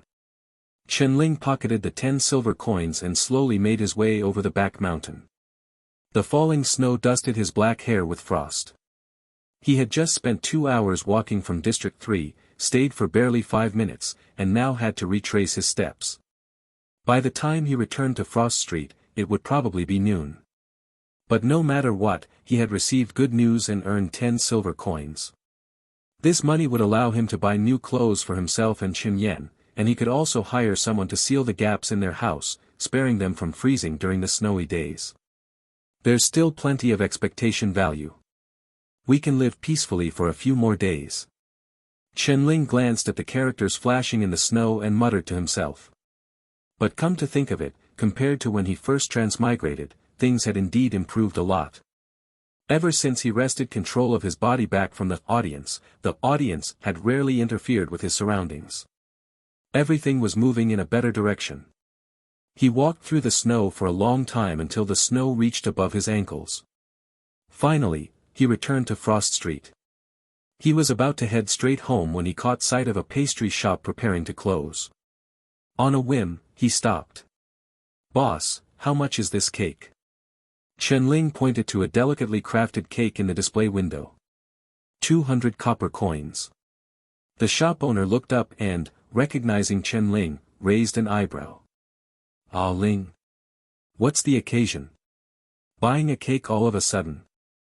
As neighbors in Frost Street, the shop owner knew Chen but given the Chen family's financial situation, they had never bought anything from the shop before. To be honest, few households in Frost Street could afford a 200 copper cake, let alone a 50 copper cupcake. "I passed the physical exam." Chen smiled. "I bought a cake to celebrate. My brother has never had cake before." "You've been promoted to a law enforcement officer?" The shop owner exclaimed in surprise. "That's definitely worth celebrating. How about I give it to you for 150? "Thank you, boss. Don't mention it. We'll be counting on you to look out for Frost Street in the future." The shop owner carefully packaged the cake, tied it with a festive red ribbon, and handed it to Chen with both hands. Chen took the cake, paid, and headed straight home. After just a few steps, he heard several law enforcement officers galloping past. "The Calamity has been eliminated. District 3 is unsealed. The Calamity has been eliminated. District 3 is unsealed." As the law enforcement officers' voices faded into the distance, some residents of Frost Street began to emerge from their homes, visibly relieved. Since the Calamity bell rang, District 3 had been locked down for 5 days, and everyone had been on edge. Now that the Calamity was dead, life could return to normal. With this thought, even the heavy snowfall seemed more bearable. When Chen heard this news, his heart skipped a beat. The Calamity has been eliminated? But he was still here. Could it be Yen? Chen instinctively quickened his pace, hurrying home. But when he reached his doorstep, he realized his worries were unfounded. The familiar red-robed boy was squatting at the entrance, carefully rolling snowballs. He stacked them one by one, shaping the outline of a snowman, but his hand slipped, and the 2 snowballs crumbled into pieces. Chen Yen sighed, but when he caught sight of Chen approaching from a distance, his furrowed brows instantly relaxed, and he exclaimed with joy. "Brother, why are you back so early?" "I passed the exam early, so I came back sooner." Chen breathed a sigh of relief and smiled. He didn't know what had happened on the law enforcement side or which Calamity they had eliminated. But as long as he and Chen Yan were safe, nothing else mattered. "You passed?" Chen Yan's eyes widened. "Brother, are you really a law enforcement officer now?" "That's right." Chen walked inside, placed the cake on the table, and waved Chen Yan over. "This is a rare occasion. I bought a cake. Let's celebrate together." At the mention of cake, Chen Yan's eyes lit up. He quickly ran inside, his opera robe billowing and scattering snowflakes everywhere. He plopped down at the table and watched curiously as Chen unwrapped the box. "Brother, this cake must be expensive, right?" "Not really." Chen smiled. He pulled out a handful of silver coins from his pocket and spread them on the table. "Brother has money now. In the future, our family will have even more." "So much money." Chen Yan's eyes widened in shock.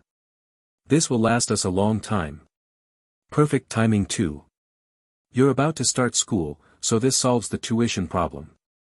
Chen opened the packaging, revealing a large cream cake. To Chen Ling, the craftsmanship and ingredients of this cake couldn't compare to those from his previous life, but to Chen Yen, it was something he had longed for countless times while gazing through shop windows.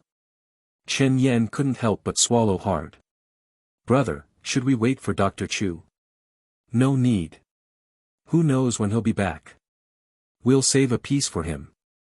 Chen Ling took out a few candles that came with the cake, stuck them in, and lit them one by one.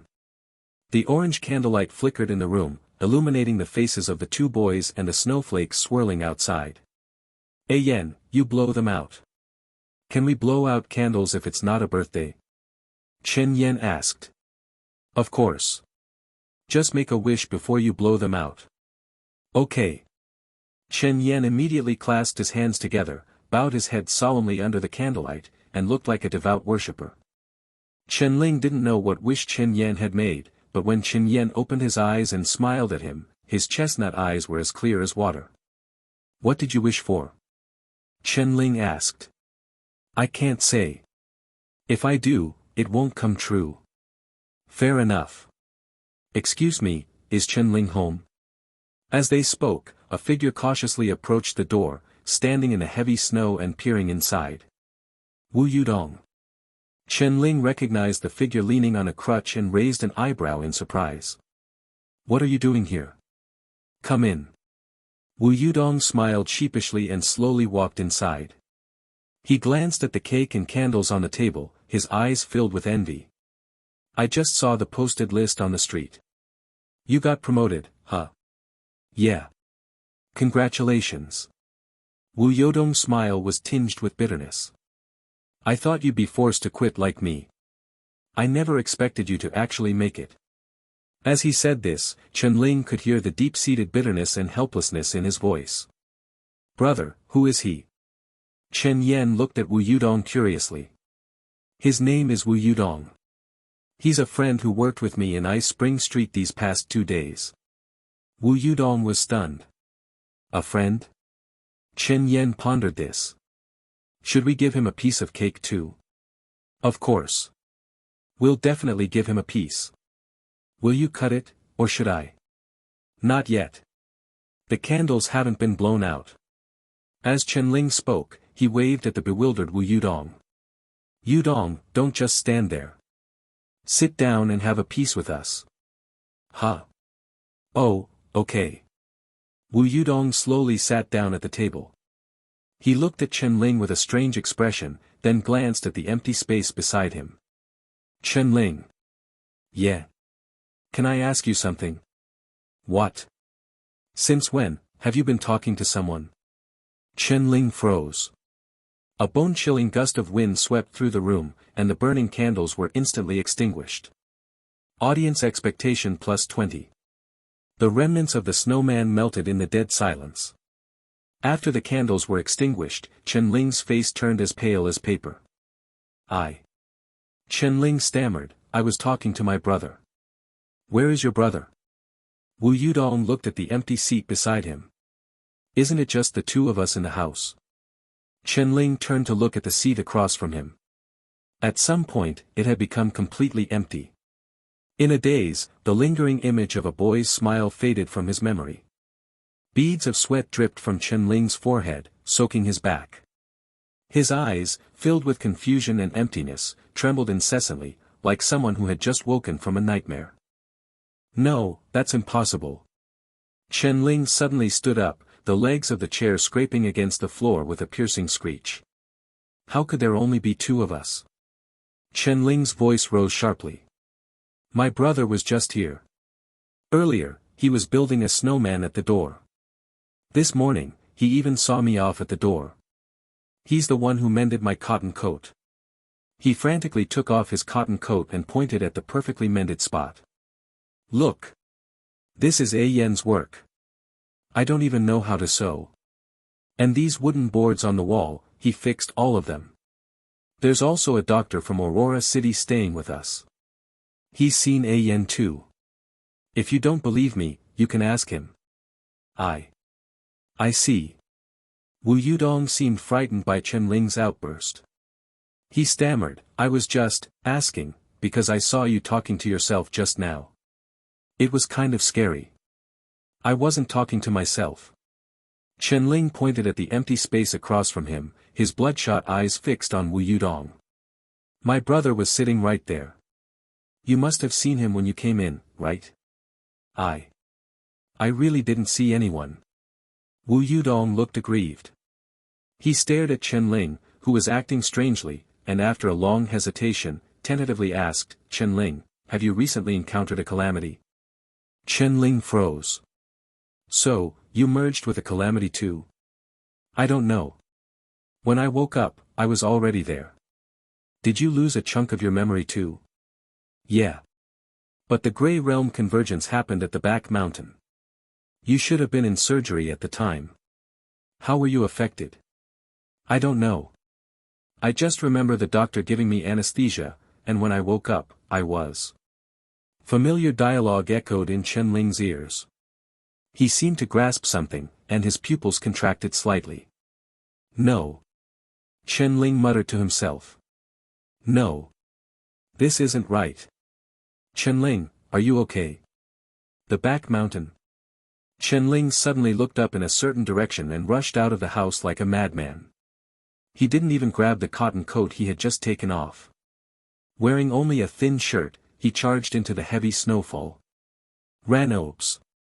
Just as his figure disappeared at the end of the street, Chu Muyun, dressed in a wool coat, arrived at the doorstep.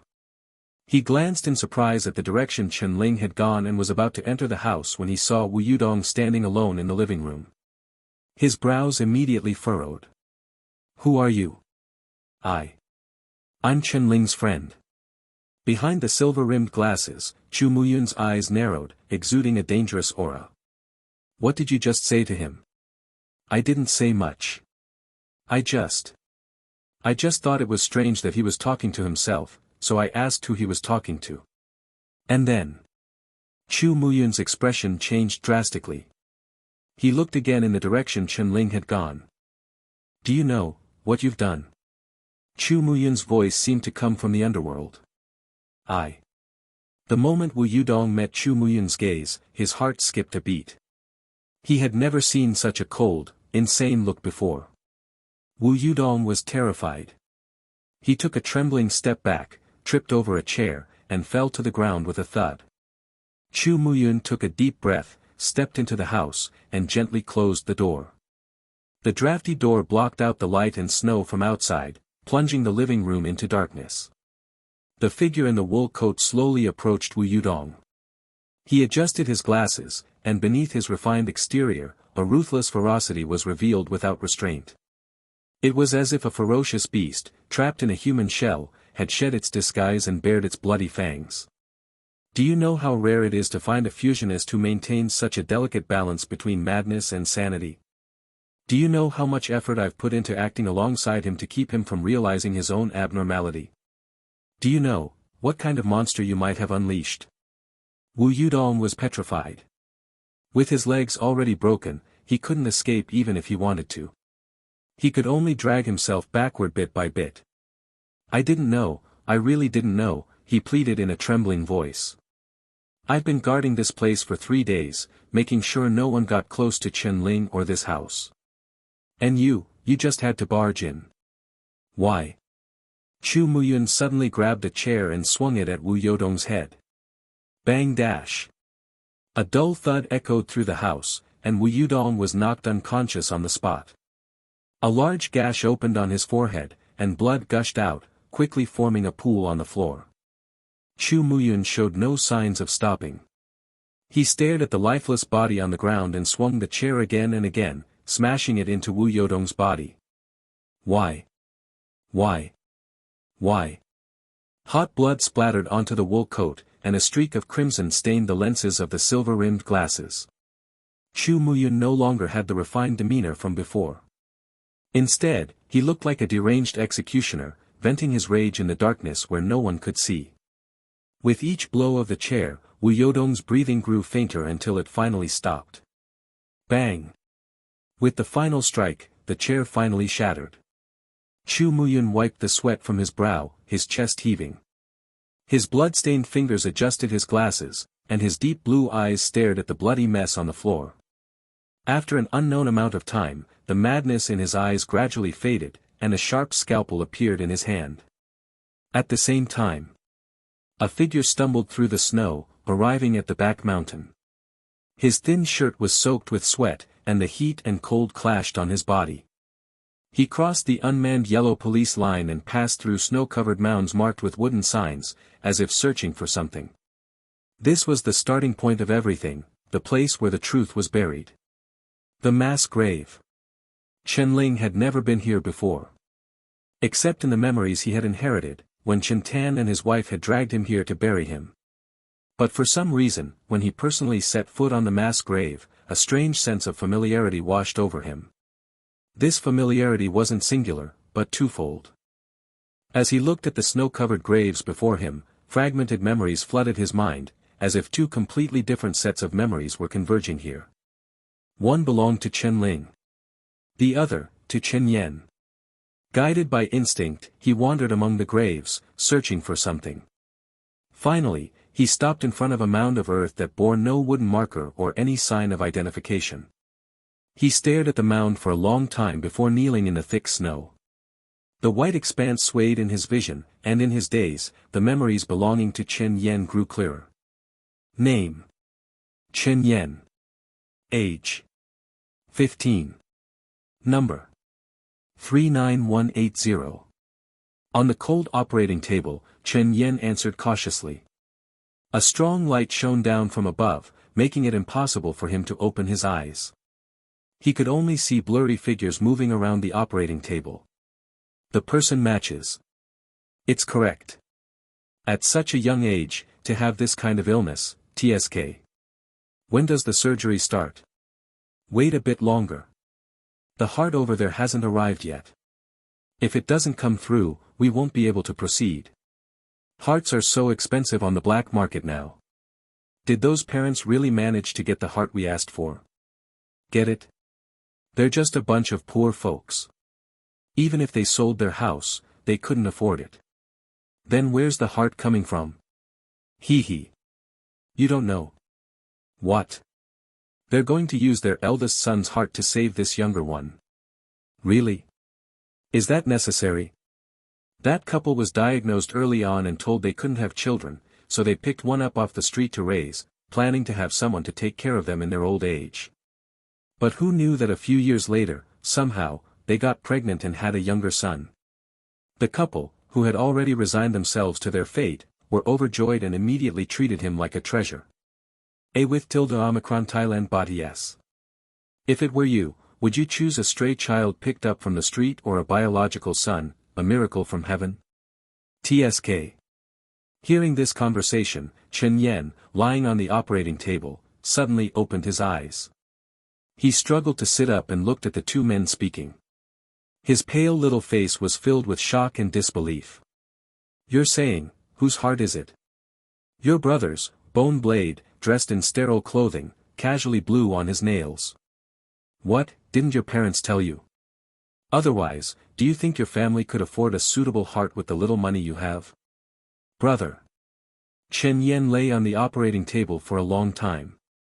It wasn't until the two doctors beside him started pushing him to lie down that he snapped out of it and began struggling like a madman. I don't want it. I won't do it. I won't have the surgery. Chen Yan's voice carried a hint of tears. I don't want my brother's heart. Let me go. I don't want his heart. The heart is already on its way. Whether you want it or not isn't up to you. Please, I beg you, tell my parents, tell them I don't want the heart. I don't want to go back to school, I don't want to perform on stage. I don't want anything, just let my brother go. I beg you. Lie down, lie down. Somehow, Chen Yen managed to break free from the grip of two adults. He tumbled off the operating table and stumbled toward the surgery room door. Just then, the surgery room door automatically opened, and a figure walked in, carrying a mysterious metal case. Chen Yen crashed into him and fell to the ground. The heart is here, the man said. Impressive. That couple looked like cowards, but they were quite efficient, Bone Blade said in surprise as he took the metal case, a smile curling at the corners of his mouth. Chen Yen sat on the ground in a daze. His unfocused pupils reflected the image of the metal case. His lips and face were deathly pale, and his body trembled uncontrollably. No. I don't want it. A needle gently pierced his skin. Bone Blade crouched behind Chen Yen, his narrow eyes narrowing further, like a venomous snake. You don't want it? He. As the liquid in the syringe was gradually injected, Chen Yen felt his head grow heavier, and his consciousness faded like the tide. Just before he completely lost consciousness, he vaguely sensed someone leaning close to his ear, whispering like a demon. You didn't really think we were going to transplant the heart into you, did you? Chen Ling jolted awake. The cold wind, carrying snowflakes, swirled through the mass grave, howling mournfully. His eyebrows and hair were frosted white, and the biting cold seeped through his clothes, chilling him to the bone. Yet, despite this, cold sweat continued to pour from his body. Audience expectation +5. A yen. He stared blankly at the snow-covered mound beneath him, his trembling hands beginning to dig. His palms scraped through layers of ice and snow, turning red from the cold, and then through the frozen, hardened soil below. At this moment, he had almost stopped thinking. His mind was filled only with the image of this lonely mound and Chen Yen's struggling face. As he dug deeper, a second set of memories flooded his mind uncontrollably. Damn it, why is the rain so heavy? Be careful. The mountain paths are muddy. Don't slip. Why do we have to come all the way here to dump the body? Couldn't we just bury it somewhere near Ice Spring Street? Idiot, if we bury it near the street, stray dogs will sniff it out sooner or later. Once it's discovered, the law enforcement officers will have to dig it up, and once they dig it up, they'll have to investigate. Qian Fan said this mass grave is full of bodies. Dumping it here won't attract attention. Do we have to split the profits from this job with Qian Fan and his crew? For business in Ice Spring Street, the law enforcement officers take a 30% cut. Otherwise, why do you think they help us? 30%. That's daylight robbery. Did we squeeze everything we could out of this kid? Kidneys, liver, corneas, bone marrow, blood. Bone Blade took everything that could be harvested. By the time he came off the operating table, the kid was a hollow shell. You should have seen how disgusting it was. Too bad we don't know where the couple buried his brother. Otherwise, we could dig him up and harvest more. Two figures in raincoats carried a black bag, struggling through the stormy mountain path until they reached the mass grave. They found an empty spot, set the black bag down, and one of them took out a shovel, expertly digging into the earth. Once the hole was deep enough, they casually tossed the black bag into it like garbage. Done. Let's go. The two men patted the mud off their bodies, confirmed that the pit had been properly filled, and then turned to leave. The pouring rain washed over countless unmarked graves, and dark red blood mixed with mud rolled down the mountain. A few dozen seconds later, two more figures in raincoats trudged up from the foot of the mountain. Let's do it here. The two men carried glass kerosene lamps, their eyes scanning the surroundings. They didn't notice the dark red mud flowing in the darkness and walked straight to the freshly dug pit. They placed the sack they were carrying on the ground, took out shovels, and began digging next to the dark red pit. A yen will get better, right? The rain pattered against their raincoats, and the woman's pale hands clenched tightly inside her sleeves. Her voice was hoarse. He will, the man digging said firmly. The heart has already been delivered. The surgery should have started. Tomorrow we can go to District 2 to see him. Hearing this, the woman's expression softened slightly. She glanced at the black sack at her feet, her eyes filled with guilt. It's just, poor A Ling. We must take this secret to our graves. But what if A Yen asks about his brother when he comes back? Then we'll tell him his brother passed the law enforcement exam and was transferred to District 7. He won't be coming back. Will he believe that? The man didn't answer. He silently thrust the shovel into the ground and flipped over a large clump of soil. Let's just bury it like this, he said. The two of them worked together to toss the black sack into the pit and slowly covered it with soil. The woman hesitated for a moment, then picked up a wooden board from the side, as if she wanted to write something on it. But the man stopped her. "What are you doing? After all, we were mother and son for so long.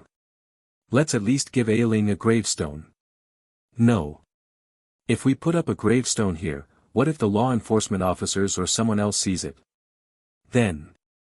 I told you, from now on, we take this secret to our graves." The woman fell silent for a long time, then finally tossed the wooden board aside. Seeing this, the man comforted her softly. "It's okay. When we wake up tomorrow, everything will be over." The two of them took one last look at the patch of earth, then turned and disappeared into the rain. The heavy rain washed over the dark red soil, as if trying to cleanse their guilt and resentment. Two lonely graves, separated by a thin layer of sand, lay connected. A Nigerian Nairobi. Just as everything was about to be silenced by the storm, a strange grayness began to spread from the void. The grey realm, converging. Ayen. Ayen. Tears streamed uncontrollably from Chen-Ling's eyes as he frantically dug through the mud with his hands until his fingertips were bloody and raw. He didn't know what had happened after the grey realm convergence, why only he had come back to life. No, Chen-Ling hadn't come back to life either. He had just become himself. But at this moment, who he was no longer mattered. The world had played a cruel joke on Chen-Ling, letting him die at the hands of the couple who had raised him. But at the same time, the world had played an even crueler joke on Chen-Tan and his wife. Chen-Ling's vision blurred with tears. In his mind, the events of the past 2 days flashed by like a storm. The grey realm convergence. A figure struggling to climb out of the mass grave, the wound on his chest slowly healing. Countless pairs of crimson eyes opening behind him. The rainwater on the ground forming a line of characters. Audience expectation, 17%. A broken talisman of peace swaying gently in the wind, caught in the splinters of his fingernails. The second calamity that attacked Ice Spring Street might never have existed. From the beginning, it had been Chen-Ling himself, or rather, the version of himself that had lost control after his expectation value dropped below 20%. Controlled by the audience, he had slaughtered half of Ice Spring Street, until the audience was satisfied, and then leisurely made his way to District 3. No, it can't be like this. Chen-Ling muttered to himself. It can't be that from the beginning to the end, there was only me. On the back mountain, he had washed the opera robe clean by the stream and handed it to Qin Yen. But when he was questioned by Jiang Qin, the robe had mysteriously reappeared in his arms. Chen Tan and his wife, being taken away by law enforcement officers, their gazes piercing through Qin Yen's body, staring fiercely at him, cursing and shouting. On Frost Street, law enforcement officer Jiang Qin had followed Chen-Ling's pointing finger, looking into the darkness of the street corner, only to see a blurry shadow. Chu Muyun, holding a letter, had stood at the doorstep of the house full of holes, speaking to the empty room. I heard that Mr. Chen needed a doctor, so I came. The empty room being repaired. The torn cotton coat being mended. But from beginning to end, no one had ever spoken to Chen Yen. All of this seemed to suggest that Chen Yen had existed, like a ghost by his side, or perhaps, just a figment of his deluded imagination. Chen-Ling kept digging. The soil below began to seep with blood. Just as he was about to continue, a hand suddenly grabbed his wrist. Then, a large red opera robe was gently draped over his shoulders, shielding him from the raging snowstorm. Chen-Ling froze. He looked up and saw the familiar boy crouching in front of him, tears streaming down his face. "Brother, stop digging. I beg you, please don't dig anymore, okay?" Yen. Chen-Ling stared at him blankly. His bloodied, mud-covered hands reached up, as if trying to touch Chen Yan's face, and he did. Yen, are you alive?" Chen-Ling's voice trembled. "You're alive, aren't you?" "I." Chen Yan glanced at the blood-stained soil, his head hanging low, not daring to meet Chen-Ling's eyes. "I'm already dead, brother. But you're right here. I'm here because of your power." Chen-Ling was stunned. "Me? I don't have that kind of power, I." Before he could finish, a blinding blizzard swept over him. In the next moment, Chen Yan's figure vanished once more, as if he had never been there. Audience expectation +5. Current expectation, 63%. Chen Ling's gaze was drawn uncontrollably to the 2 lines of text that appeared in the snow. As if realizing something, his pupils contracted slightly. The audience possessed the power to influence reality. After his transmigration, they had repeatedly manipulated the world around him: the water stains in the kitchen, the prank on Dr. Lin, the gnawed bone-carving knife. But ever since Chen Yan appeared, they seemed to have stopped interfering in his life. So, was Chen Yan's appearance in his eyes also the work of the audience? It was you. Chen Ling's blood-stained hands clenched tightly. He glared into the void before him, the veins on his neck bulging. It was you who made me see him. You made me grow attached to him. From the very beginning, you were just using him as a prop, to deceive my emotions, and then destroy it all with your own hands. You've been waiting for this moment for a long time, haven't you? Audience expectation +5.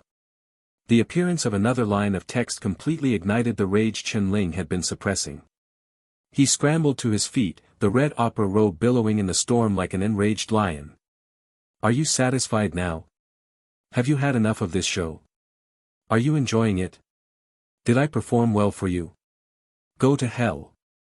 Chen Ling could almost imagine it in the dimly lit Grand Theater. Countless pairs of crimson eyes peered through the curtains, watching him converse with Chen Yan over the past few days, watching him promise to perform at the school's New Year's Eve party, watching Chu Muyun sit alone, deep in thought. They orchestrated everything. They knew everything. They watched him pour his heart into the performance on stage, their lips curling into uncontrollable smiles in the darkness. He felt like a clown, a fool who had been intoxicated in a false performance, entertaining others for their amusement. His chest heaved violently, the flames of anger seeming to burn through the snowstorm. He frantically searched the snow-covered ground, trying to find a knife or a gun to end this absurd life. He refused to be a clown, and he refused to be a tool for the audience's entertainment. Just then, his foot slipped, and a few objects fell from his pocket, landing on the pristine snow and reflecting a silvery glow. 9 silver coins. The payment Qian Fan had handed him with a smile earlier that morning. Seeing the coins, Chen Ling's pupils contracted. He stopped in his tracks, the rage in his eyes clearing slightly, only to be replaced by an even more intense hatred. He stood in silence for a long time, then bent down and picked up the coins one by one. Fine. Chen Ling's voice was hoarse. He slowly raised his head and looked in the direction of District 2, his eyes gleaming with unprecedented killing intent and madness. If you want a good show, then I'll give you one more performance. Chen Ling laughed, his laughter echoing through the snowstorm like that of a demon. District 2. Ice Spring Street. At the end of the street, a sprawling mansion covering hundreds of square meters buzzed with noise and excitement. Torches were scattered throughout the compound, their heatwaves causing the falling snow to melt before it could even touch the ground. This place was usually deserted, like a forgotten ruin.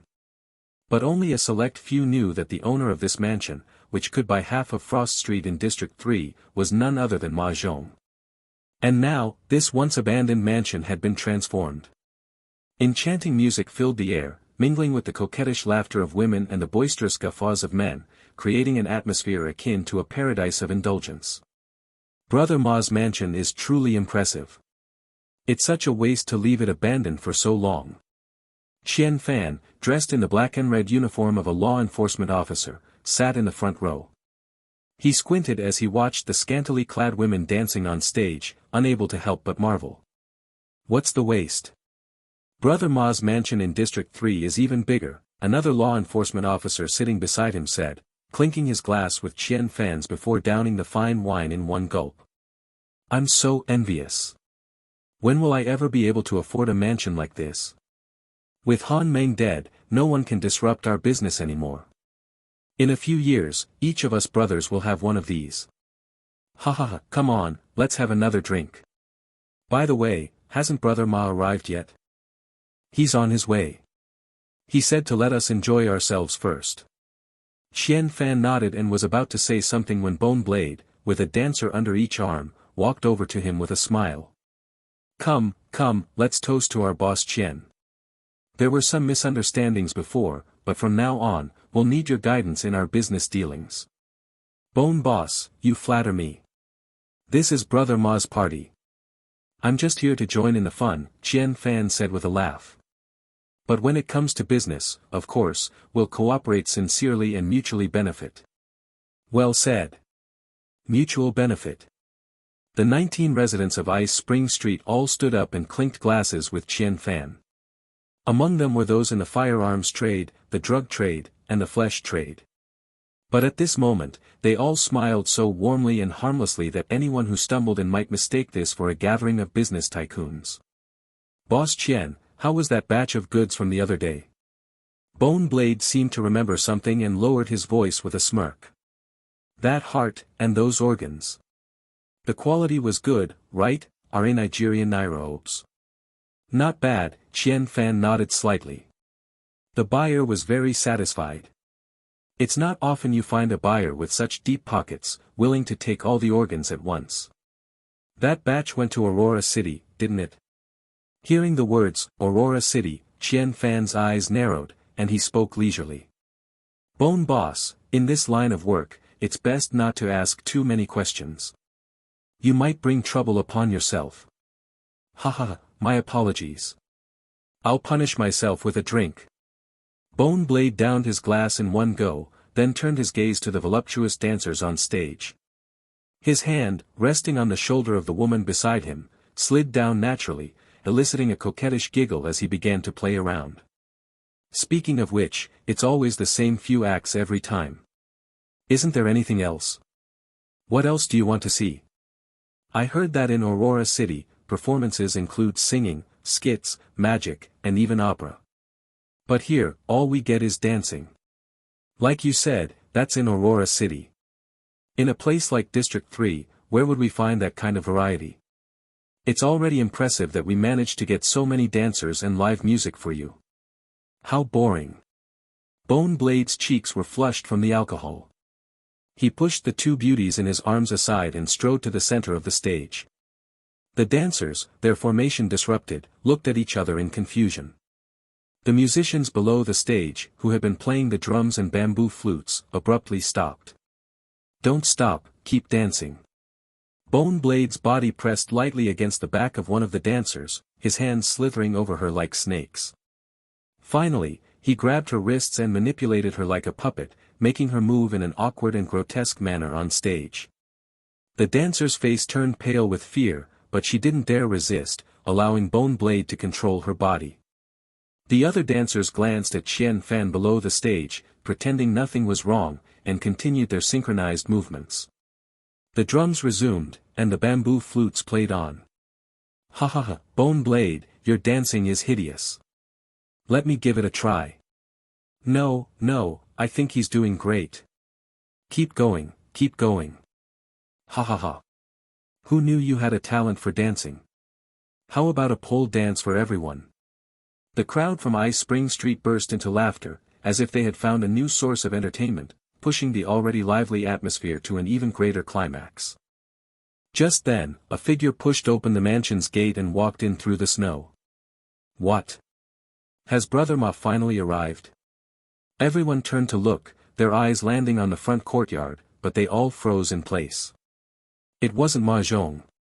Instead, it was a young figure draped in a bright red opera robe.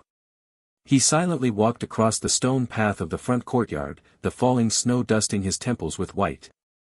In the pale world, that splash of crimson was both glaring and scorching.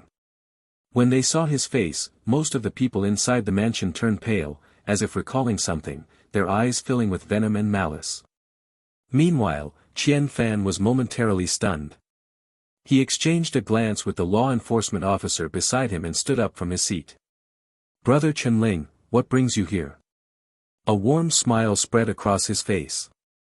What bad timing. Right after you left, Districts 2 and 3 were unsealed. We thought we'd celebrate a bit. I was just saying earlier that we should have kept you here this morning. Come, come, since you're here, sit down and have a drink. Chenling didn't respond. He calmly walked through the snowy courtyard, his muddy shoes leaving deep imprints as he stepped into the house. "No need," he said indifferently.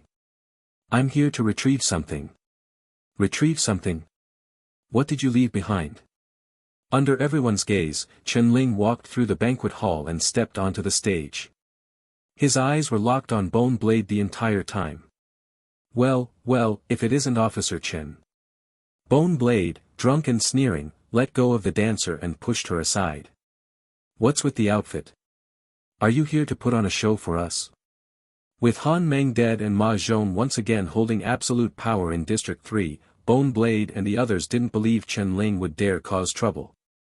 Now, Districts 2 and 3 were their domain. Ha ha ha. Let him perform. He's dressed like that to perform opera, right? Which act is it? The crowd, feeling invincible at the moment, raised their glasses, their eyes filled with mockery as they looked at Chen-Ling in his red robe. Xian Fan's frown deepened. He had a vague feeling that something was wrong. "Chen-Ling, whatever you lost, just tell me. I'll help you find it." "I lost a heart." Chen-Ling stared straight at Bone Blade's face. "And my brother's life." In the next moment, a hand shot through Bone Blade's chest. Crimson blood splattered across the screen behind the stage. The drum beats and the melodies of stringed instruments from both sides of the stage abruptly ceased. Everyone was momentarily stunned, their pupils contracting sharply. The pungent smell of blood overpowered the alcohol in their systems, and they shot to their feet, their faces etched with disbelief. "You." Bone Blade's gaze slowly lifted from his blood-soaked chest to Chen-Ling's face. It was as if he had realized something. "You're that kid's older brother." A torrent of blood gushed from his throat, making his words slurred and indistinct. His expression was one of sheer terror. "You like tearing out people's hearts, don't you?" Chen-Ling's face was smeared with blood, his eyes burning with intense hatred and madness. "Today, I'm going to carve you clean too. Give me the knife." Chen-Ling raised his hand toward the void behind him. From the waist of a frozen resident of Ice Spring Street in the audience, a sharp dagger suddenly began to tremble violently. It was as if an invisible hand had gripped the hilt, yanking it from its sheath and sending it hurtling toward Chen-Ling at the center of the stage. The audience was cooperating with his performance. Chen-Ling caught the dagger and, with lightning speed, plunged it into Bone Blade's chest. Following the bloody hole he had torn open with his hand, he sliced downward, gutting Bone Blade in an instant. Bone Blade's mouth opened uncontrollably, the extreme pain forcing a scream, but the blood flooding his throat choked it into a gurgling whimper. Blood and organs spilled from the gash. Bone Blade crumpled to his knees, his hands frantically trying to shove the spilled viscera back into his body. But after a few feeble attempts, his movements gradually stilled. He was dead. In his lifeless eyes, the reflection of the blood-soaked stage and his own mutilated body lingered, but more than anything, there was terror and helplessness. A withering above O Beta. Chen-Ling looked down at Bone Blade, kneeling dead before him, his expression barely changing. This was his first kill, but perhaps due to the surge of hatred and adrenaline, he felt almost nothing, save for a faint twinge of nausea.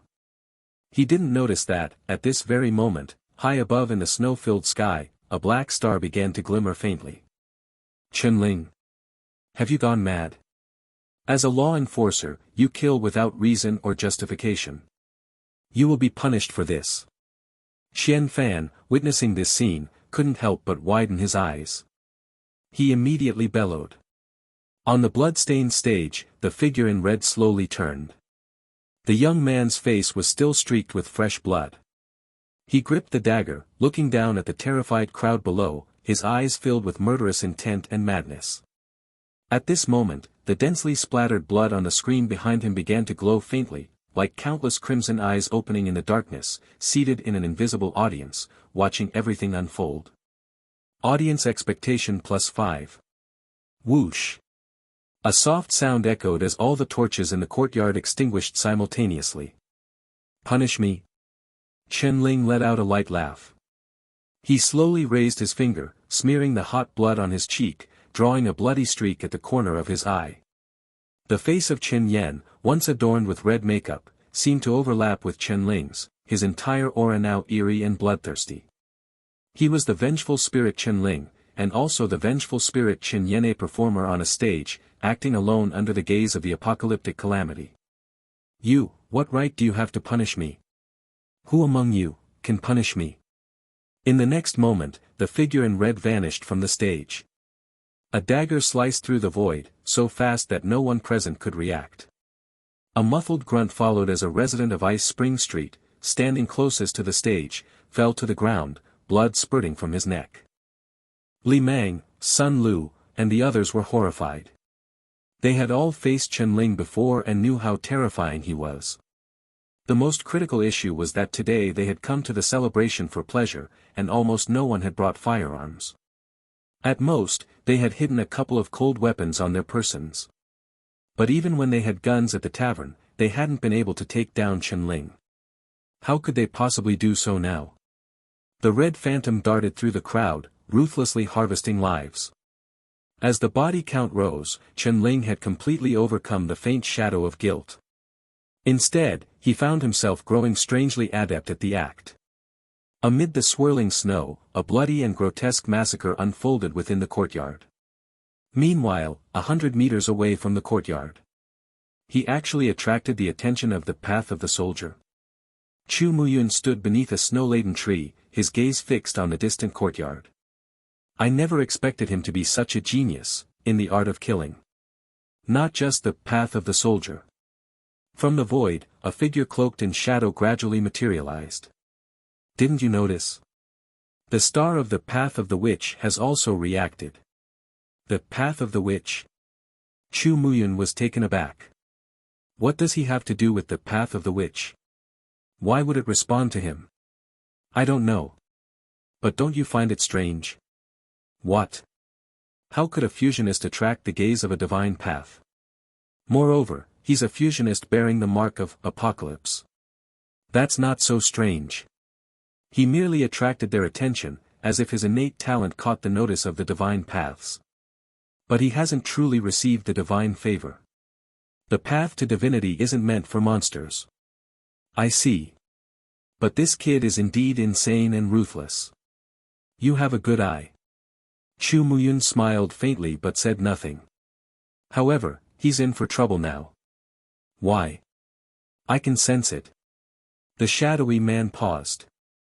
That law enforcer, Qian Fan, carries the aura of a sacrificial artifact. Back in the courtyard. With each swing of Chen-Ling's blade, 7 or 8 residents of Ice Spring Street fell dead. Without firearms, the residents had no choice but to flee. But their speed was no match for Chen-Ling, who wielded the dance of slaughter. As they reached the front courtyard, they were hunted down one by one. Brother Fan. What do we do? A law enforcer urgently asked. He must have already received divine favor and stepped onto a divine path. Qian Fan's mind flashed back to the scene of Chen-Ling summoning the dagger from thin air, his expression grim. Damn it, which divine path has he taken? Then doesn't that make him a judge? Another law enforcer paled. How can we possibly defeat him? Why hasn't Brother Ma arrived yet? It's too late. If this continues, not only will Ice Spring Street be wiped out, but we might not even survive. A ruthless glint flashed in Qian Fan's eyes. He reached into his robe and pulled out an object wrapped in black cloth. As he unwrapped it, a broken finger bone was revealed to the air. A sacrificial artifact. The 2 law enforcers beside him widened their eyes in shock as they saw the finger bone exposed to the air. An inexplicable heat began to spread inside and outside the room, and the falling snow was blocked outside the courtyard, as if an invisible barrier had been erected. Qian Fan gripped the finger bone, his eyes flashing with murderous intent as he watched the figure in red wreaking havoc in the distance. This sacrificial artifact was something he had bought 2 years ago in the black market of District 5, spending nearly half his fortune. It was said to have come from the corpse of a law enforcer contaminated by the convergence of the Grey World. For years, it had been his trump card for survival, never used until now. But this time, he had no choice. Capture him. Qian Fan roared, plunging the finger bone into his palm. As blood flowed onto the bone, it seemed to come alive, voraciously devouring Qian Fan's flesh. At the same time, a shadow flickered across its surface. The ground in the courtyard, buried under snow, began to tremble. Qianling's vision blurred as the snow beneath his feet exploded. A pale, rib-like spike shot out from the ground, piercing through his shoulder like lightning. Even though Qianling had vaguely seen the trajectory of the rib, its appearance was too sudden to react to. In desperation, he instinctively twisted his body to avoid his vitals. The searing pain of his flesh being pierced shot through his shoulder, causing Qianling's movements to falter. Then, a second and third rib burst from the ground. Qianling's body was already impaled by the first rib, leaving him almost no room to dodge. He could only barely shift his body, narrowly avoiding the ribs, but this further reduced his mobility. By the time the fifth rib appeared, Qianling was completely immobilized, trapped like a prisoner in a cage of bones. What is this? Qianling's face darkened as he stared at the finger bone in Qian Fan's hand. As the bone continued to devour Qian Fan's flesh, his body shriveled, resembling a malnourished scavenger. But once the ribs stopped emerging, his body ceased to wither. Seeing this, Qian Fan immediately pulled the bone from his palm and shakily wrapped it back in oiled paper, a pale smile spreading across his lips. From the looks of it, the money had been well spent. This was equivalent to the destructive power of a second-tier divine path. Witnessing how easily Qian Fan had subdued Qianling, the other two law enforcers were both awed and terrified. Under their admiring yet fearful gazes, Qian Fan slowly made his way into the courtyard. How does it feel? Qian Fan sneered. Did you enjoy your killing spree? Bodies lay scattered across the snow-covered courtyard, their blood staining the ground a dark red. Qianling, imprisoned in the bone cage, coldly stared at Qian Fan, his eerie and blood-stained face betraying no emotion. Think you're special just because you received divine favor? Even if you're a quasi-judge, you still ended up in my hands. Kid, I don't care what grudge you have with Ice Spring Street. You're dead. Do you have any idea how many people's interests you've harmed? Qian Fan slowly drew his gun, the black muzzle pointing directly at Qianling's forehead. As he spoke, his gaunt face twisted with malice. This is bad. We can't let him kill Qianling. Seeing this, the shadowy man observing from outside the courtyard frowned and prepared to intervene. Wait. Chu Muyun suddenly spoke, his eyes glinting strangely behind his glasses. Something's not right. The shadowy man paused. What do you mean? Inside the courtyard. With the gun pointed at his head, Qianling remained unmoved, his eyes as calm as an abyss. Just as Qian Fan was about to pull the trigger, two stars in the sky suddenly blazed with brilliance. A majestic divine light, like a colossal pillar, crashed through the snow, enveloping Qianling within the bone cage. Yes. Boom dash. The surging divine aura rippled through the void, forcefully pushing Qian Fan back several steps until he stumbled and fell to the ground. He stared in disbelief at the two divine pillars descending from the heavens. Divine favor? How is this possible? Didn't he already receive divine favor? The black one is the path of the soldier, and the purple one is, the path of the witch. The other two law enforcers were equally stunned. To be courted by two divine paths at once. What kind of monster is this kid? Under their astonished gazes, Qianling, covered in blood, slowly raised his head to look at the two stars above, their divine radiance extending like ribbons. A flicker of surprise passed through his eyes. He had already prepared himself to die again, as his expectation value was sufficient, and he could likely revive even after death. But he never expected to attract divine favor. And not just one, but two. Come to think of it, when he killed Bone Blade earlier, he had felt a strange sensation, not joy or disgust, but a feeling that, this was something he was born to do. According to what Chu Muyun had said, this was his first kill, yet he had attracted the favor of the path of the soldier. He was a prodigy of that path. But Qianling didn't understand. What was the second purple star? As Qianling pondered, a third star slowly lit up in the sky. It was a vermilion star, twinkling like translucent glass. Its divine radiance, like a ribbon, passed through the void, joining the other two divine paths in enveloping Chen-Ling. Chen-Ling was stunned. Another divine path? 3 divine paths bestowing their favor at the same time. How is this possible? Wait, which divine path does this star represent? I've never seen it before. Qian Fan and the others were completely dumbfounded. At the same time, the 2 observers outside the courtyard were equally bewildered. Vermilion in color, translucent like glass. It can't be wrong. That's the path of the performer, the shadowy man murmured thoughtfully. The path of the performer? That's incredibly rare. Chu Muyun frowned slightly. But what does he have to do with the path of the performer? Is he skilled in acting or performing? Not that I know of. But the brother he imagined is. 3 divine paths bestowing their favor simultaneously. Under normal circumstances, he would be a top-tier genius. But. The shadowy man shook his head. Unfortunately, he's a fusionist. He can never walk the divine path. With 3 divine paths manifesting at once, someone in Aurora City is bound to notice. They'll definitely send people here. No need to wait for Aurora City. The shadowy man slowly turned his head, looking in a certain direction through the snowstorm. A law enforcer has been approaching this place. He's almost here. We can't let him interrupt this. I'll go stop him. Chu Muyun turned to leave. No need. Why not? Someone's already gone to intercept him. In the midst of the swirling snowstorm, a figure clad in a black coat trudged forward. Black boots left one footprint after another in the snow, while blood dripped from the hem of his coat, dotting the snow like a thin, crimson thread. Flick flick flick. The spark from a flint ignited the tip of a cigarette, and he took a deep drag, exhaling a thick cloud of smoke. Almost done with the purge, just a few remnants left. Let's finish them off in one go, he muttered to himself. The blood-stained hem of his coat shimmered faintly with 4 silver patterns. Just then, 2 stars lit up in the grayish-white sky, their ethereal radiance descending upon a distant mansion. Seeing this, his brow furrowed slightly. Divine favor?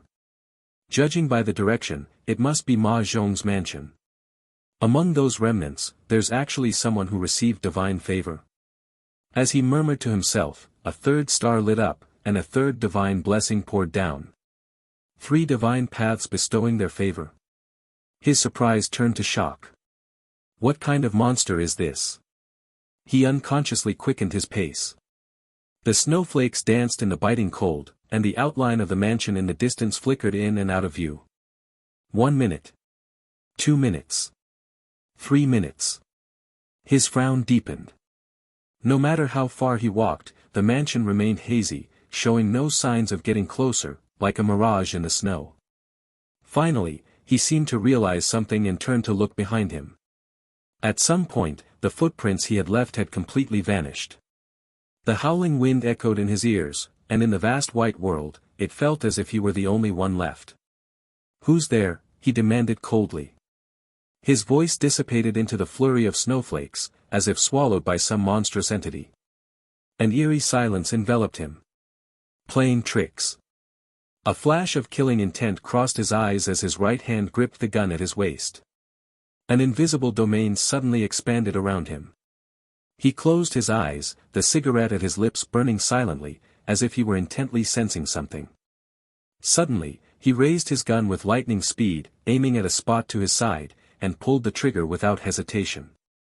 Bang dash. The power of deconstruction tore through the void, shattering all the snowflakes in its path.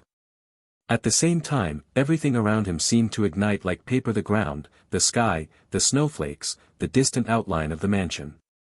It was as if he were encased in a giant cocoon, and with the gunshot, the cocoon shattered. Oops. The sense of illusion around him receded like a tide, and the mansion in the distance became clear once more. Huh. A surprised sound came from beside the bullet's trajectory. He turned to see a boy with a white sheet covering his face, crouching in the snow. In one hand, he held a tree branch, and through crudely cut holes in the sheet, his eyes looked at the man in astonishment. On the snow in front of the boy was a large circle drawn with the branch. The man's figure was now trapped in the center of this circle. However, where the man had fired his gun, a gap had been torn open in the circle. "I thought it would take you a few more minutes to figure it out," the boy said with a shrug. "Seems I underestimated you." As expected of the legendary prodigy law enforcer. "Who are you?" Han Meng frowned, staring at the boy. He could sense that the boy's aura was even stronger than his own, likely at the 5th tier. But Han Meng was already 25. This boy couldn't be more than 15 or 16. A 5th tier at 15 or 16. He had never heard of such a prodigy in the Aurora domain. "I've covered my face. Do you really think I'd tell you who I am?" The boy pointed at the sheet covering his face, then seemed to realize it was hard to breathe and casually poked another hole for his nose. He continued in a muffled voice. "At your age, you should be smarter than this." Han Meng's face darkened. "Do you know the penalty for obstructing a law enforcer in the execution of their duties?" "Law enforcer. Impressive, huh?" The boy chuckled, using the branch to casually draw a square pattern in the snow. Instantly, a square outline appeared beneath Han Meng's feet, trapping him within. "When you manage to step out of that, I'll admit you're somewhat impressive. About 1/10 as impressive as me." The boy's smile was evident even beneath the sheet. Han Meng looked down and saw that, at some point, a giant playing card had appeared beneath his feet in the snow. 8 of clubs. The moment he saw the card, Han Meng's pupils constricted as if he had realized something. The Twilight Society. Chen Ling stared blankly at the 3rd star that had lit up, confusion in his eyes. He didn't recognize this star, nor did he understand why it had been drawn to him. If killing had attracted the attention of the path of the soldier, what had drawn the other 2 divine paths? Unable to make sense of it, Chen Ling decided not to dwell on it. For him, the pressing question was which divine path to choose. By stepping onto a divine path, he could gain extraordinary power. Perhaps one day, he could rely on his own strength to break free from the audience. A person couldn't walk multiple divine paths simultaneously, just as one couldn't split themselves to take 2 roads. Looking at the 3 paths before him, Chen Ling made his decision almost without hesitation. After all, among the 3, he only recognized the path of the soldier. Moreover, Han Meng's dance of slaughter had left a deep impression on him. He even felt that the path of the soldier might be the most combat-oriented of all divine paths. Just as he was about to choose the path of the soldier, a sudden change occurred. Behind him, in the void, pairs of crimson eyes opened one after another, like a writhing sea of shadows. The audience had begun to interfere with the performance. Thud thud thud thud. In the theater, countless audience members watching the performance began stomping their feet in unison. The dull reverberations echoed like continuous thunder. Countless gazes from the theater turned toward the 3 stars in the sky. At this moment, the power of the apocalypse level seeped out through the crimson eyes, like an invisible, formless behemoth silently roaring at the 3 stars. They were rejecting the divine paths. They were intimidating the divine paths. In the next moment, the 3 stars in the sky trembled violently. The divine radiance enveloping Chen Ling began to shatter, piece by piece, like a celestial path collapsing from its base. The divine paths were afraid. They had seen the monster behind Chen Ling. Once eager to bestow their favor, they now feared Chen Ling's existence. None of them wanted that monster to tread upon their paths. Just as no one would willingly invite a ferocious tiger into their home. And so, they severed their paths, retreating from the confrontation. The 3 divine radiances surrounding Chen Ling shattered, and the paths to divinity rapidly receded. At this moment, both Chen Ling and those present, including Qian Fan, were left stunned. What's going on here? One of the law enforcers was dumbfounded. Divine favor, can it be taken back? If the simultaneous descent of 3 divine paths' divine favor was still within their comprehension, the scene before them now completely shattered their understanding. In all their years, they had never heard of anyone receiving divine favor, only to have the divine paths severed. Just as expected. Outside the mansion, the shadowy man nodded slightly. After finally receiving divine favor in such a desperate situation, only to watch it slip away, what a pity. Having stayed at Chen-Ling's home for so long, Chu Muyun naturally knew how much Chen-Ling yearned for the divine paths. He couldn't help but feel a pang of sympathy. Pity. The shadowy man gave him a strange look. There are countless people in the world who walk the divine paths, but there's only one who has fused with an apocalypse-level calamity and still maintained his sanity. He is already one of a kind in this world. What's there to pity? Chu Muyun shook his head and said nothing. Inside the mansion, Chen-Ling stared blankly at the three rapidly retreating divine paths, frozen in place. He had been abandoned by the divine paths.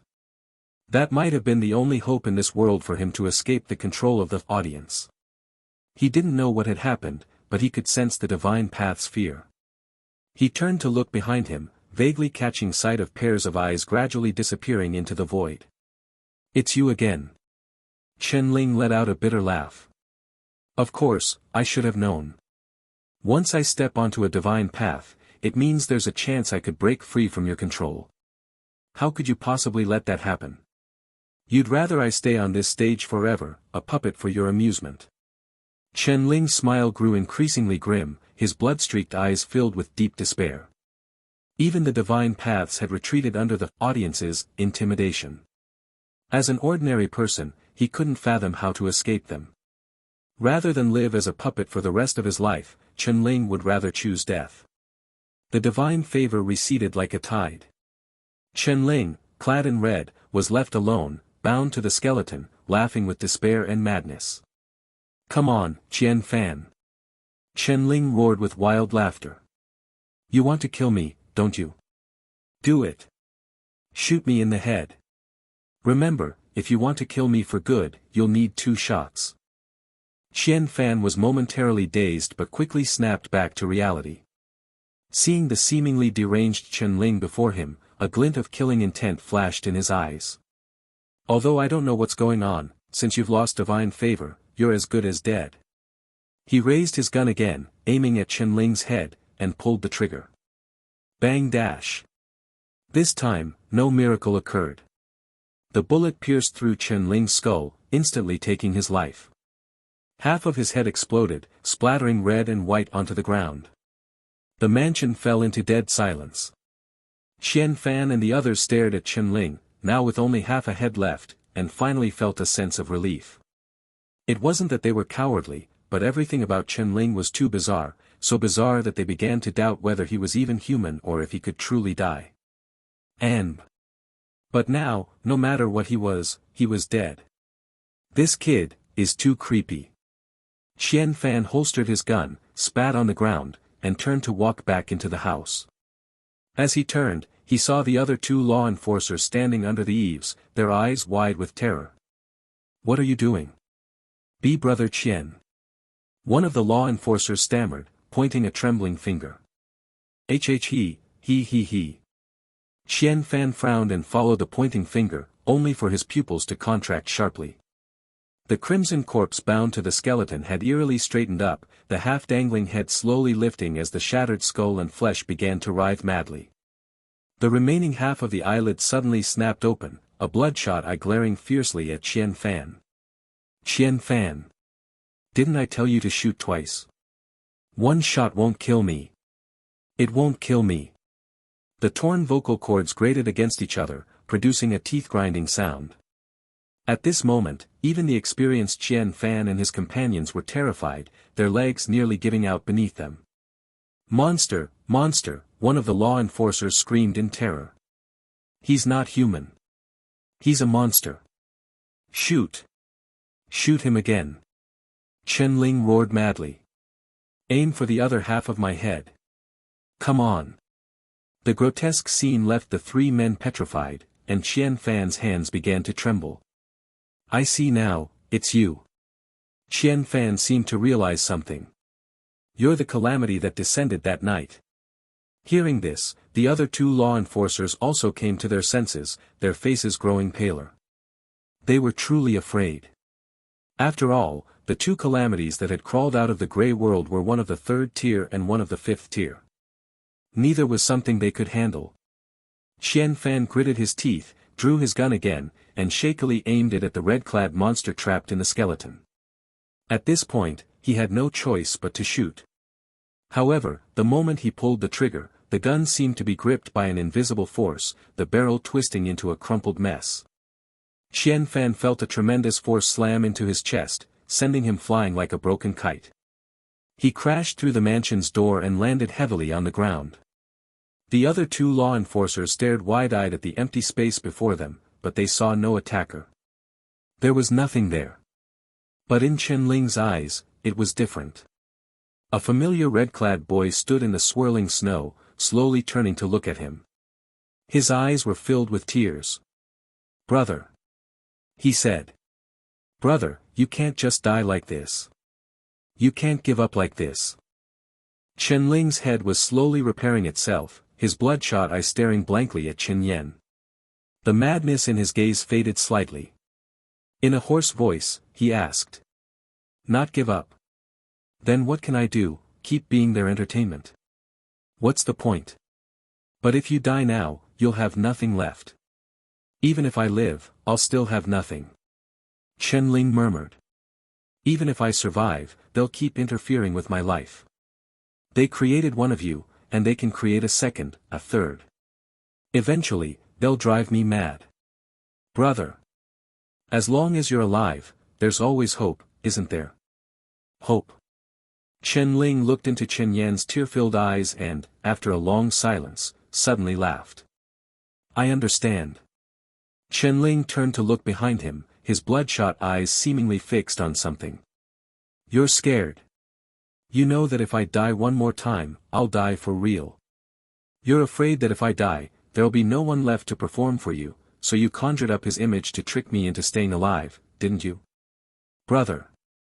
You dangle a fleeting hope in front of me, watch me chase after it with all my might, only to shatter that hope when I'm about to reach it. That's what you want. Brother. You want to control my life, toy with my mind, but you're delusional. Brother." A roar interrupted Chen Ling's furious tirade.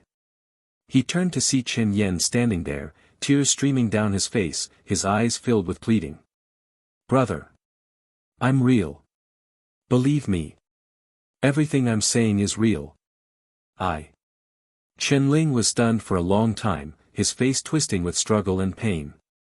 Yan, I know, I just. Chen Yan took a deep breath, wiped the tears from his eyes, and a look of unprecedented determination appeared in his gaze. Brother, you're not without hope. He reached into his pocket and pulled out a small cloth bag. As he opened it, crimson, glass-like beads spilled out. The paths they severed. I will rebuild them for you. Crimson glass beads fell onto the snow, their divine radiance shimmering like scattered stars across the mortal world. This is... Chen Ling was stunned. Brother, do you know, that red star represents theater. Chen Yan looked up at the divine path gradually receding in the sky and spoke softly. Ever since I started teaching myself drama, I would occasionally sense its presence. It wanted to take me away, but I didn't want to go. Every time it drifted away, I would keep a fragment of it.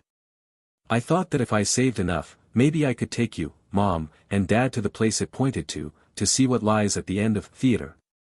But in the end, I only managed to save 36 fragments. Now. I can't go anymore. Chen Yan smiled helplessly. He gathered all the crimson glass beads in his hand and hurled them toward the receding divine path in the sky. In the next moment, countless divine rays burst from these fragments, rapidly intertwining in midair and converging into a ribbon-like divine path, chasing after the retreating one.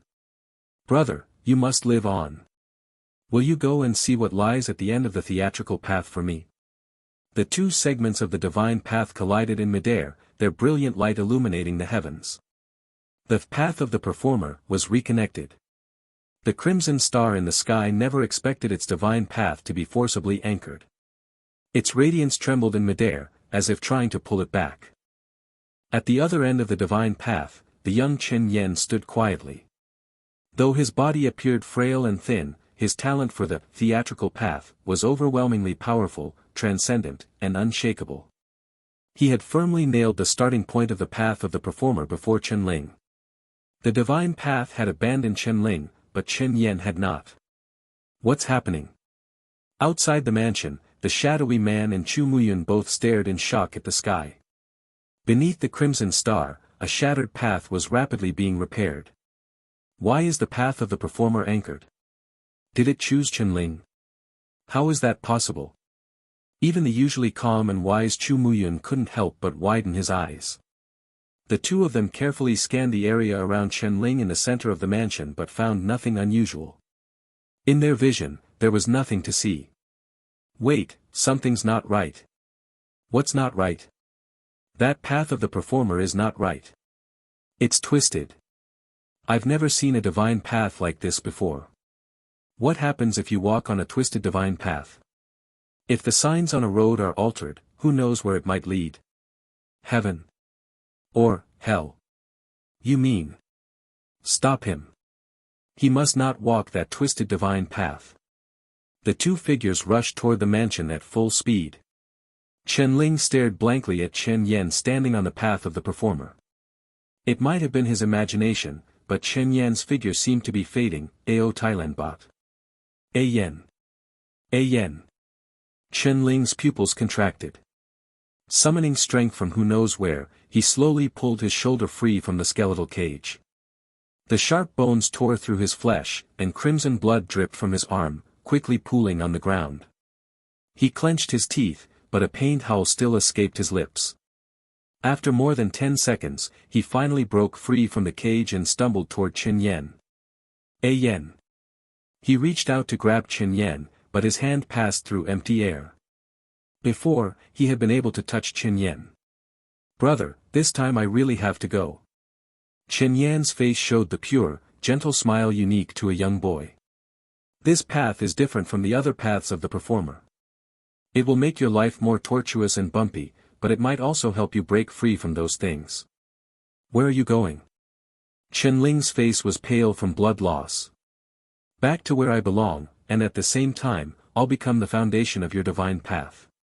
Chen Yan took a step back, fully revealing the divine path before Chen-Ling. His figure almost completely faded, leaving only a voice echoing in Chen-Ling's ears. Walk this path, and the world will belong to you, brother. Chen-Ling. Stop. You can't walk that path. Chu Muyun's voice rushed in, but Chen-Ling seemed not to hear. Dressed in a grand red theatrical robe, he stood at the starting point of the divine path, slowly raised his right foot, and then stepped onto it. Thud dash. The moment his foot landed, the ethereal, ribbon-like divine path solidified into a blood-red staircase ascending to the heavens. In the next moment, the staircase rapidly shrank beneath Chen-Ling's feet, eventually vanishing into nothingness. The twisted divine path seemed to have disappeared, or perhaps it was now beneath Chen-Ling's feet. Chu Muyun and the shadowy man arrived at the scene, only to find Chen-Ling standing alone, his head lowered. Chen-Ling, didn't you hear me calling you earlier? Chu Muyun frowned as he stepped forward, about to say more, but suddenly stopped. What's wrong? The shadowy man asked. Chu Muyun's voice sounded again. The shadowy man was startled. He turned to look at Chu Muyun, only to find that the latter hadn't spoken at all. What's wrong? Then, his own voice came from ahead. The two of them looked forward simultaneously. A biting cold wind swept across the snow. The young man in the grand red theatrical robe stood with his back to them, his neck twisting unnaturally backward. Chen-Ling, didn't you hear me calling you earlier?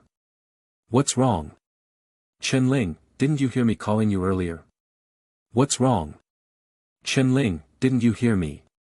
The voices of Chu Muyun and the shadowy man alternated from Chen-Ling's throat.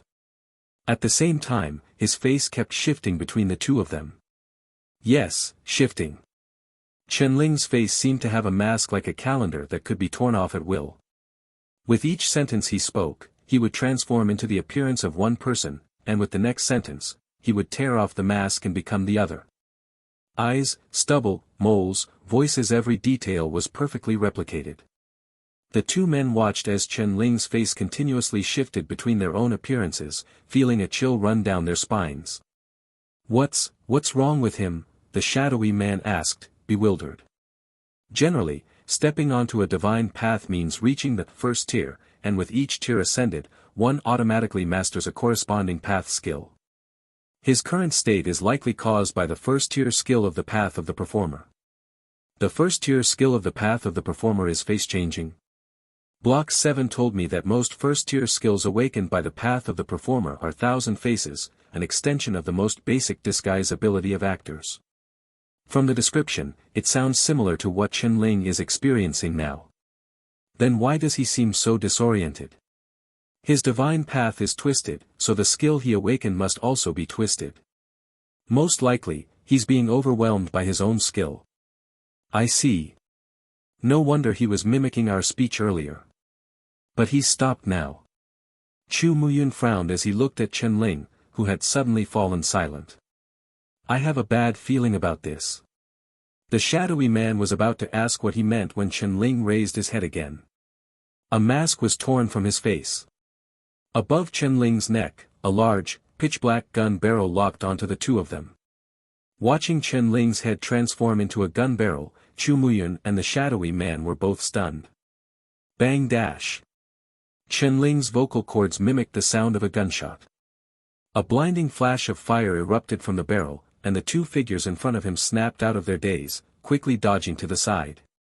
They dashed across the snow-covered ground at an astonishing speed, covering dozens of meters before coming to a stop. When they looked back, they realized no bullets had actually been fired from the barrel.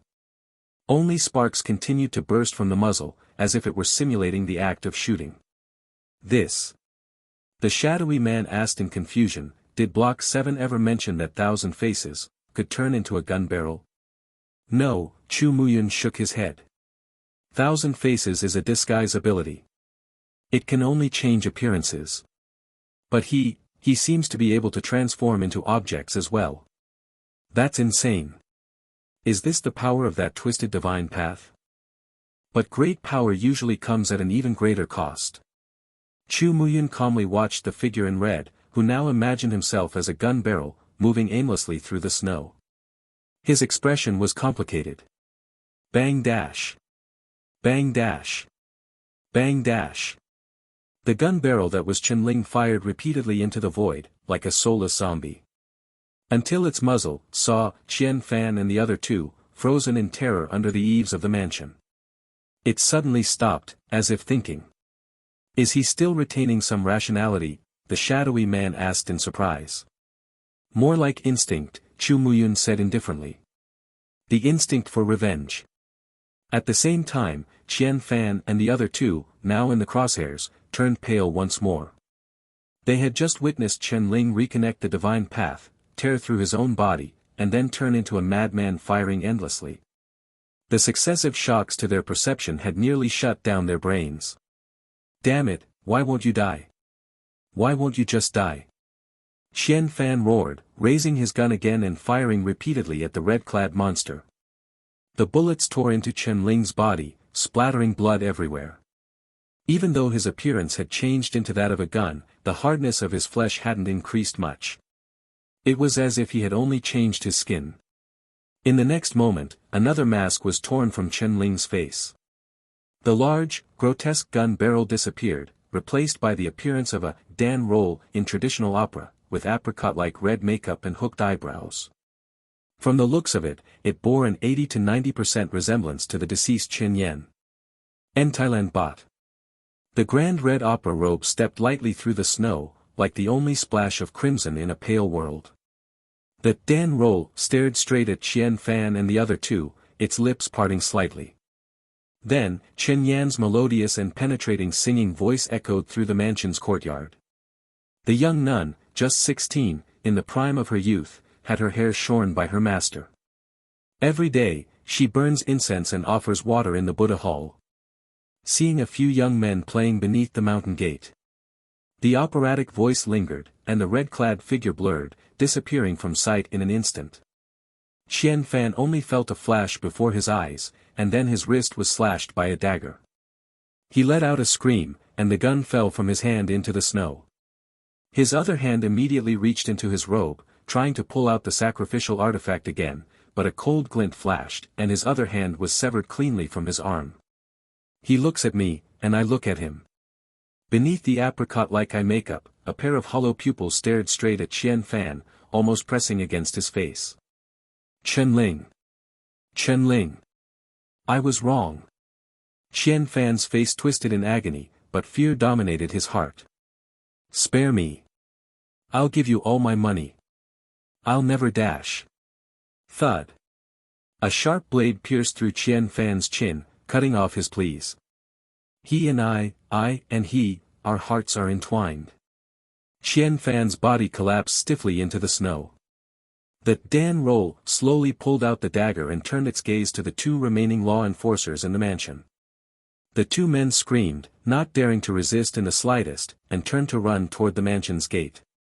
At the same time, the Dan Roll's feet glided lightly across the ground, its wide sleeves fluttering like butterfly wings. The cold glint of the dagger traced an elegant arc through the snow, and 2 sprays of blood followed. It slowly came to a stop. As the last 2 bodies fell, the entire mansion was soaked in blood. The figure in red stood amidst the sea of corpses, blood dripping from the blade, like a demon emerging from hell.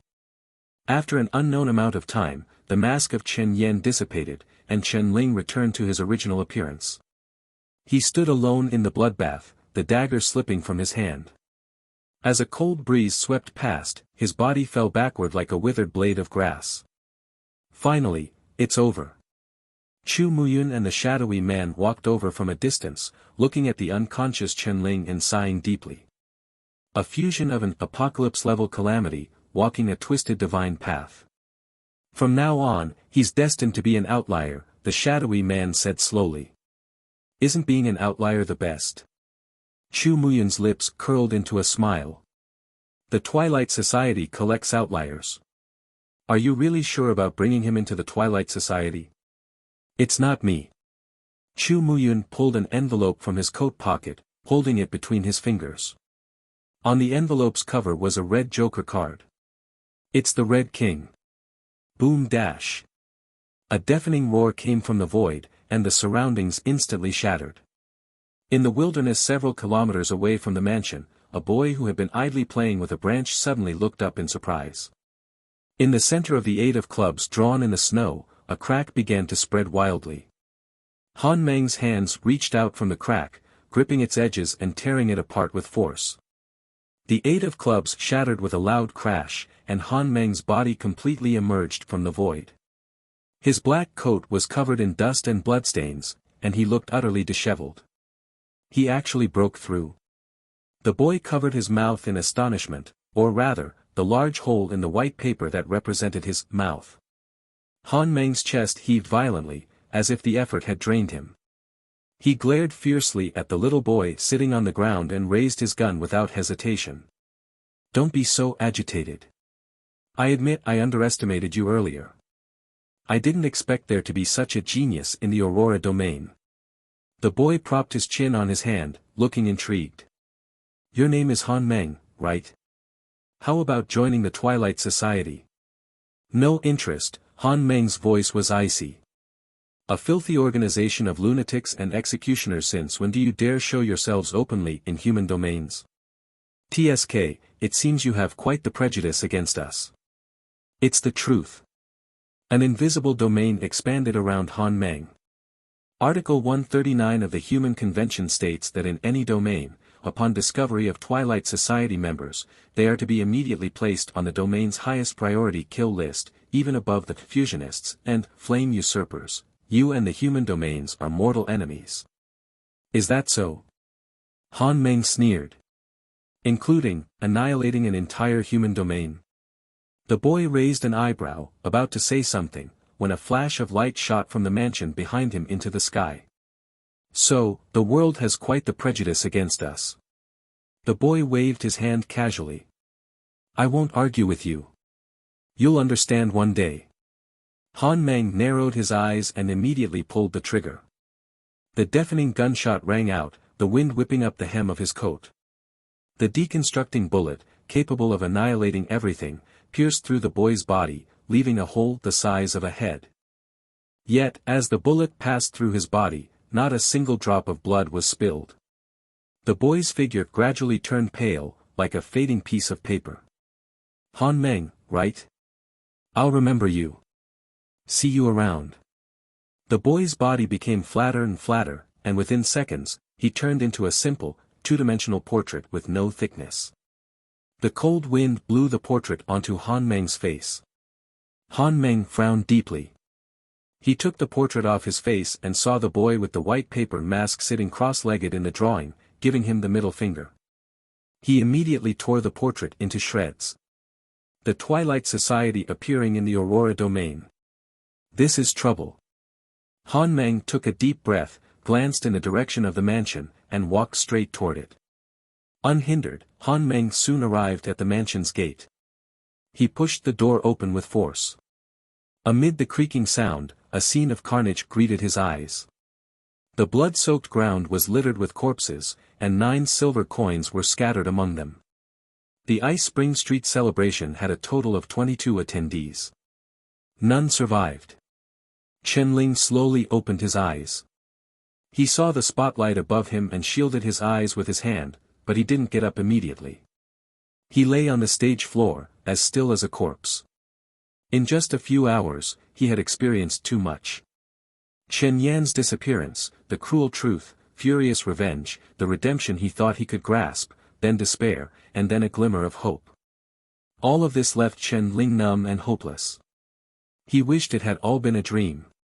That upon waking, his mother would call him for breakfast, and he'd hurriedly put on his clothes and work badge, heading to the theater to continue his mundane life. But alas!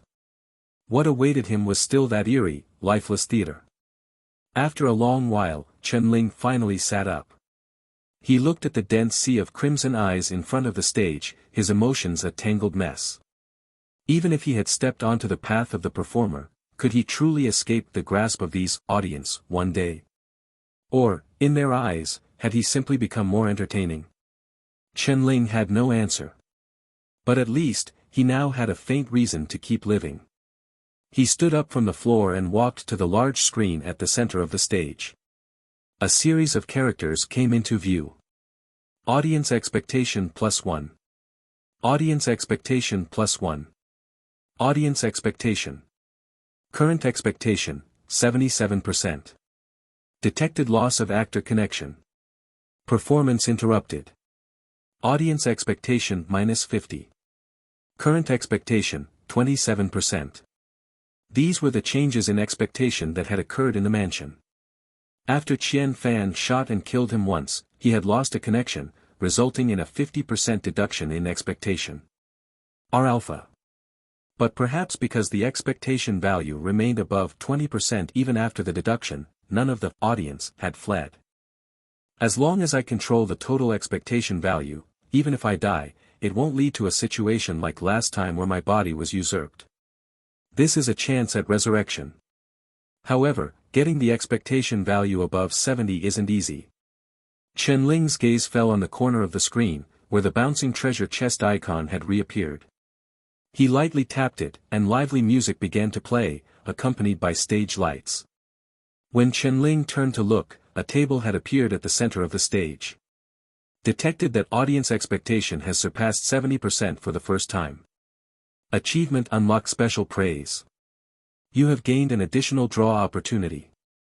Upon use, you will randomly draw one character skill from all the roles that appeared in this performance. Chen Ling walked to the table. Cards of various colors and patterns appeared on the table. Like last time, most were white and gray, but the number of blue cards had increased compared to before. This was likely due to new characters appearing, which in turn increased the number of skill cards. With a wave of Chen Ling's hand, all the cards flipped face down. The backs of the cards flashed at an astonishing speed before neatly settling in place. Last time, Chen Ling had drawn Han Meng's Dance of Slaughter, which had completely changed his fate. This time, would the god of fortune still favor him, granting him a skill card that could turn the tide of battle? Chen Ling hesitated for a moment, then raised his finger and tapped on one of the cards. The card flipped over. A blue hue appeared before Chen Ling's eyes. Skill, Secret Eyes. Affiliation, Path of the Healer, Blood Butcher Path, first tier. Character, Chu Muyun. The moment Chen Ling saw the card's information, his eyes narrowed slightly. Drawing Chu Muyun's skill card wasn't entirely unexpected, but the bold words Blood Butcher made him deeply suspicious. Was this path really part of the path of the healer? As Chen Ling absorbed the card, the method of using secret eyes appeared in his mind. Unlike the dance of slaughter from the path of the soldier, secret eyes was more of a support skill. Its purpose was to help the user better capture, analyze, and discern details. A good doctor could judge the severity of a patient's condition based on their behavior and demeanor. Even psychologists could determine a person's thoughts and predict future actions through microexpressions. Secret eyes elevated this ability to its peak. After Chen Ling finished drawing the skill, the cards on the table disappeared, but the table itself remained. What does this mean? Chen Ling walked forward and noticed a new piece of paper on the table. The paper also had a few lines of text. Congratulations on completing the performance, initial chapter Heartless. Highest audience expectation for this performance, 78%. You have gained a designated draw opportunity. Upon use, you may designate a character from this performance and randomly draw one of their abilities. The probability of drawing a rare skill is related to the overall audience expectation of this performance. After reading all the text, the table under the spotlight suddenly produced sheets of paper, filled with countless words. Who am I? Boom. Pale lightning flashed through the ink-black clouds, rain poured down, and a divine storm drenched the muddy earth. Chen Ling's eyes swept over the opening lines of the text. As the pages turned, he saw many familiar scenes and phrases, as if everything he had experienced over the past few days had been compiled into a script and recorded here. It's you. Behind the wooden desk, a man in a white coat turned slightly. Here to pick up medicine for your brother again? Didn't he transfer to a hospital in District 2? Ling, you're already dead. You shouldn't be here. Chen Tan's eyes were bloodshot as he gripped the axe tightly, his voice hoarse. Whatever is occupying your body, I'll set you free. A low rumble of thunder echoed through the dark sky. Don't be afraid, brother. Chen Yen whispered softly. I'll help you bury him. Hello, I'm Law Enforcer Chen Ling. Are you ready to answer my questions? Rather than being a puppet for the rest of my life, Chen Ling would rather choose death. Monster, monster, a law enforcer screamed in terror. He's not human. He's a monster. And the final line was a descriptive passage. He stood alone in a sea of blood, the dagger slipping gently from his hand. As a cold breeze brushed past, his body fell backward like a withered blade of grass.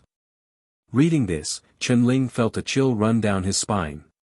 Although he had long been aware that he was being watched, it wasn't until this moment that he truly felt the eerie nature of it. The most crucial point was that Chen Ling could only see his own scenes. Everything that happened when he wasn't present was blocked out by thick black lines. Even he, the protagonist, didn't have full access to the entire script. A script based on my personal experiences. Chen Ling murmured to himself. As the final line concluded, the pages automatically bound themselves into a booklet in midair and fell into Chen Ling's hands. The text on the cover was particularly striking. First performance. Initial chapter - Heartless. Starring, Chen Ling. Featuring, Chen Yan, Han Meng, Chu Muyun, Chen Tan, and others. At the same time, a wooden bookshelf appeared in the corner of the stage. Chen Ling stared deeply at the script in his hands. After a long while, he walked over to the bookshelf. He placed the script on the far left of the first shelf, with the title, Heartless, facing outward, clearly visible. Just as Chen Ling was about to turn around to proceed with the second designated draw, a familiar voice rang in his ears. Intermission is over. Please continue the performance. The black curtain slowly rose, and Chen Ling's consciousness drifted away from the theater, into the void. You're awake. As Chen Ling opened his eyes, Chu Muyun's voice came from nearby. The heater hummed in the room. Chu Muyun had already taken off his wool coat and was sitting quietly in a chair by the window, dressed in a shirt and vest, flipping through a medical book. Before he could say another word, a dagger was already pressed against his throat, the cold killing intent instantly extinguishing the candles. In the dimly lit room, Chu Muyun's eyelids twitched as he looked at the red-clad figure before him and spoke calmly. It seems that divine path has indeed affected your personality. So bloodthirsty, are we? You knew A Yen was fake all along, yet you pretended nothing was wrong and stayed for so many days. What's your goal? Chen Ling's eyes gleamed with ferocity. I'm a doctor. I came to District 3 to treat you. Chu Muyun closed the book. If I had any ill intentions toward you, you would have died countless times by now. Chen Ling stared at Chu Muyun. How much, do you know? Unfortunately, I know everything. Everything as in. What do you think? Chu Muyun's lips curled into a faint smile as he leaned slightly toward Chen Ling. I'm curious. How did you manage to maintain your sanity after fusing with an apocalypse-level calamity? Or rather, how did you achieve balance? Hearing this, Chen Ling's pupils contracted sharply. From the moment they first met, when Chu Muyun had gone out of his way to stay, the man must have already sensed something was off. In the days that followed, he had been observing Chen Ling, even probing for details about Chen Yan's characteristics. This man, with his silver-rimmed glasses and gentle demeanor, was the most cunning of them all. But Chen Ling hadn't expected that Chu Muyun would immediately expose his identity as a fusionist, and even mention the audience's level. So, what do you plan to do? Chen Ling countered. Cut open my brain and take a look. Hand me over to the law enforcers. Or use this to blackmail me into doing something for you. Honestly, the first option is quite tempting. Chu Muyun shrugged helplessly. Unfortunately, my superiors won't allow it. As for the second option, that's even more impossible. If I were to go to the law enforcement headquarters with you, I'd be the first one arrested. Your superiors. Chen Ling seized on the key point. Aren't you the divine physician of Aurora City? Who are your superiors? The hospital director. The divine physician is just an identity I fabricated to infiltrate Aurora City. Then what's your real identity? Have you heard of the Twilight Society? Chen Ling shook his head. The Twilight Society is a secret organization established outside the now 8 major human domains. All members are assigned code names based on playing cards, and they operate covertly within various human domains. Sounds like a shady organization. No, we are a righteous organization. Chu Muyun adjusted his glasses and smiled. It's just that, in the eyes of the world, our righteousness represents absolute evil. Sorry, I'm not interested in joining a cult. In his previous life, Chen Ling had heard countless brainwashing tactics used by cults or pyramid schemes, all aimed at instilling twisted ideologies to control people's minds. In this life, even though he was burdened with a calamity, he had no intention of sinking to that level. That's why I said we're not a cult. Our ideals just clash with the current era. Chu Muyun explained patiently. Besides, our salaries are quite high, about 10 times that of a law enforcer. 10 times? Chen Ling gave him a surprised look, then shook his head. But money doesn't mean much to me. Even if I had it, I'd need to be alive to spend it. If this were his previous life, Chen Ling would have been tempted by the 10-fold salary. But now, his primary goal was to break free from the control of the audience. Everything else was secondary. We also have extensive resource channels. If you hit a bottleneck while climbing the divine path, you can seek help from other members. Do you have many members? About 20 or so still alive. Let's talk about our righteousness instead. No need. Chen Ling put away the dagger and took a deep breath. I'll think about it first. Chu Muyun leaned back in his chair, seemingly unsurprised by this response. He didn't try to persuade Chen Ling further, only speaking calmly. No problem. Whenever you make up your mind, come find me at Xiaofang's grocery store. I'll be waiting here for you all day today. As Chen Ling stood up to leave, Chu Muyun took out a small silver cube from his pocket and handed it to him. What's this? A gift from my superior. Chu Muyun said lightly. Through this, you might understand us a little better. Chen Ling took the cube, examined it for a moment, and nodded slightly. Alright, thanks. Also, pay attention to your mental state. Don't let the twisted divine path affect you. Your path is quite peculiar. Chen Ling didn't respond. He had also noticed that since stepping onto that path, his emotions had become somewhat strange. He needed to calm down and think things through. Leaving the room, Chen Ling walked up the stairs and eventually arrived at a small grocery store. A woman sleeping behind the counter glanced up at him, then went back to sleep. Chen Ling had some impression of this Xiaofang's grocery store. Although it was far from Frost Street, the items sold here were very cheap. He used to bring Chen Yan here occasionally during the new year to buy things. He never expected it to be a base for Chu Muyun's organization. Chen Ling had no intention of striking up a conversation with the woman. He pushed the door open and left. The heavy snow hadn't stopped with the end of the first performance. It continued to fall, and the accumulated snow was now over ankle deep, making walking increasingly difficult. Chen Ling identified the direction and headed straight for Frost Street. He didn't know why he wanted to go back. There was nothing left there. But where else could he go besides Frost Street? Chen Ling didn't know. The small house on Frost Street was his only sanctuary in this world, even though this sanctuary hadn't left him with many good memories. Chen Ling. As Chen Ling approached his home, a voice called out from nearby. Wu Yudong strode quickly, effortlessly navigating through the snow to reach him. Chen Ling, where have you been? Are you feeling better? Why are you here? Chen Ling looked at Wu Yudong in surprise. Just a few hours ago, he had been hobbling on crutches, half dead. Now, he was moving freely and full of energy. A with acute NB. I came to thank the miracle doctor. Wu Yudong said excitedly. That man who stayed at your house, he's amazing. I remember talking to him, then suddenly everything went black. When I woke up, my leg was healed.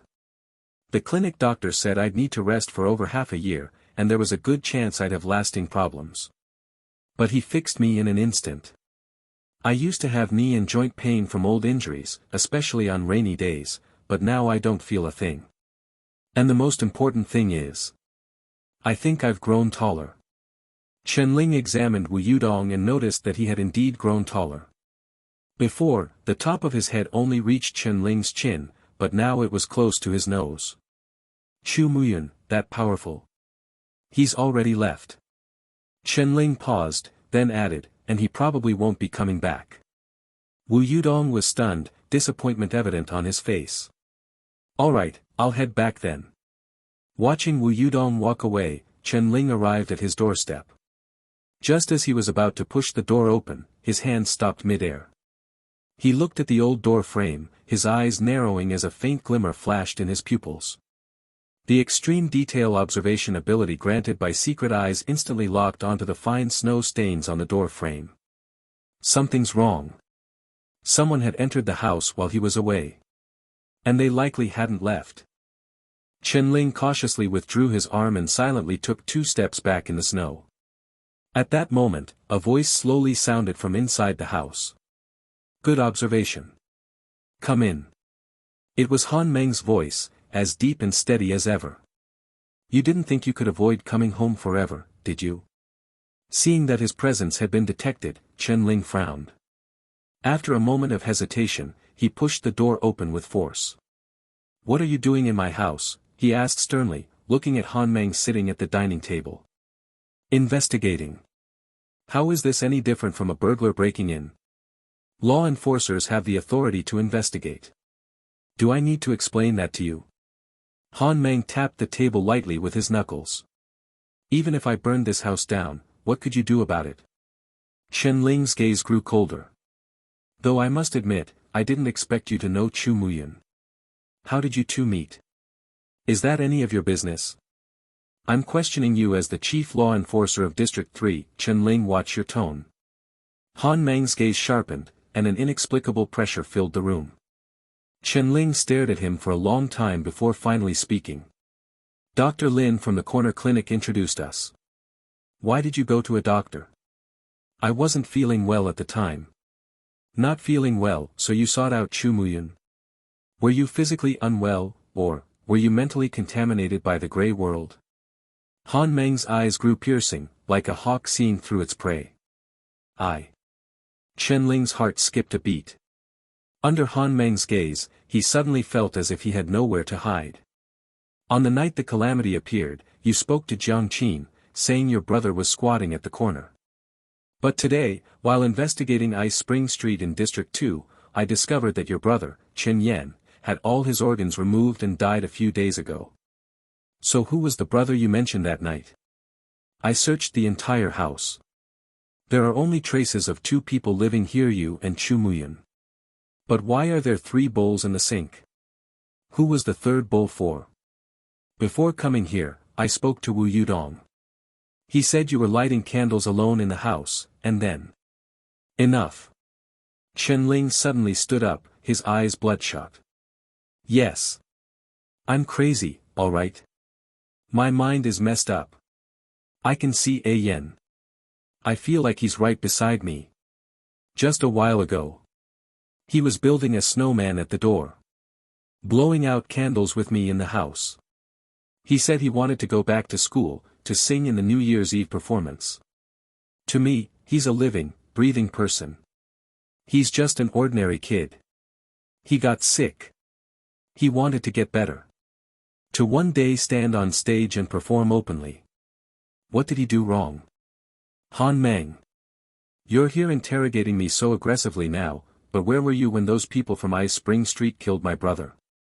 Where were you when they colluded with law enforcers to drive ordinary people to their deaths? Where was your authority to investigate then? Where was your authority to enforce the law? Han Meng's body shuddered violently. Chen Ling's chest heaved as he glared into Han Meng's eyes. Han Meng's previously calm eyes contracted slightly, and he involuntarily avoided Chen Ling's gaze. He sat there quietly, head bowed, like a statue. After an unknown amount of time, Chen Ling finally calmed down. He spoke coldly. Chief Han Meng, if your questioning is over, please leave my house. Han Meng didn't say another word. He stood up silently and walked toward the door.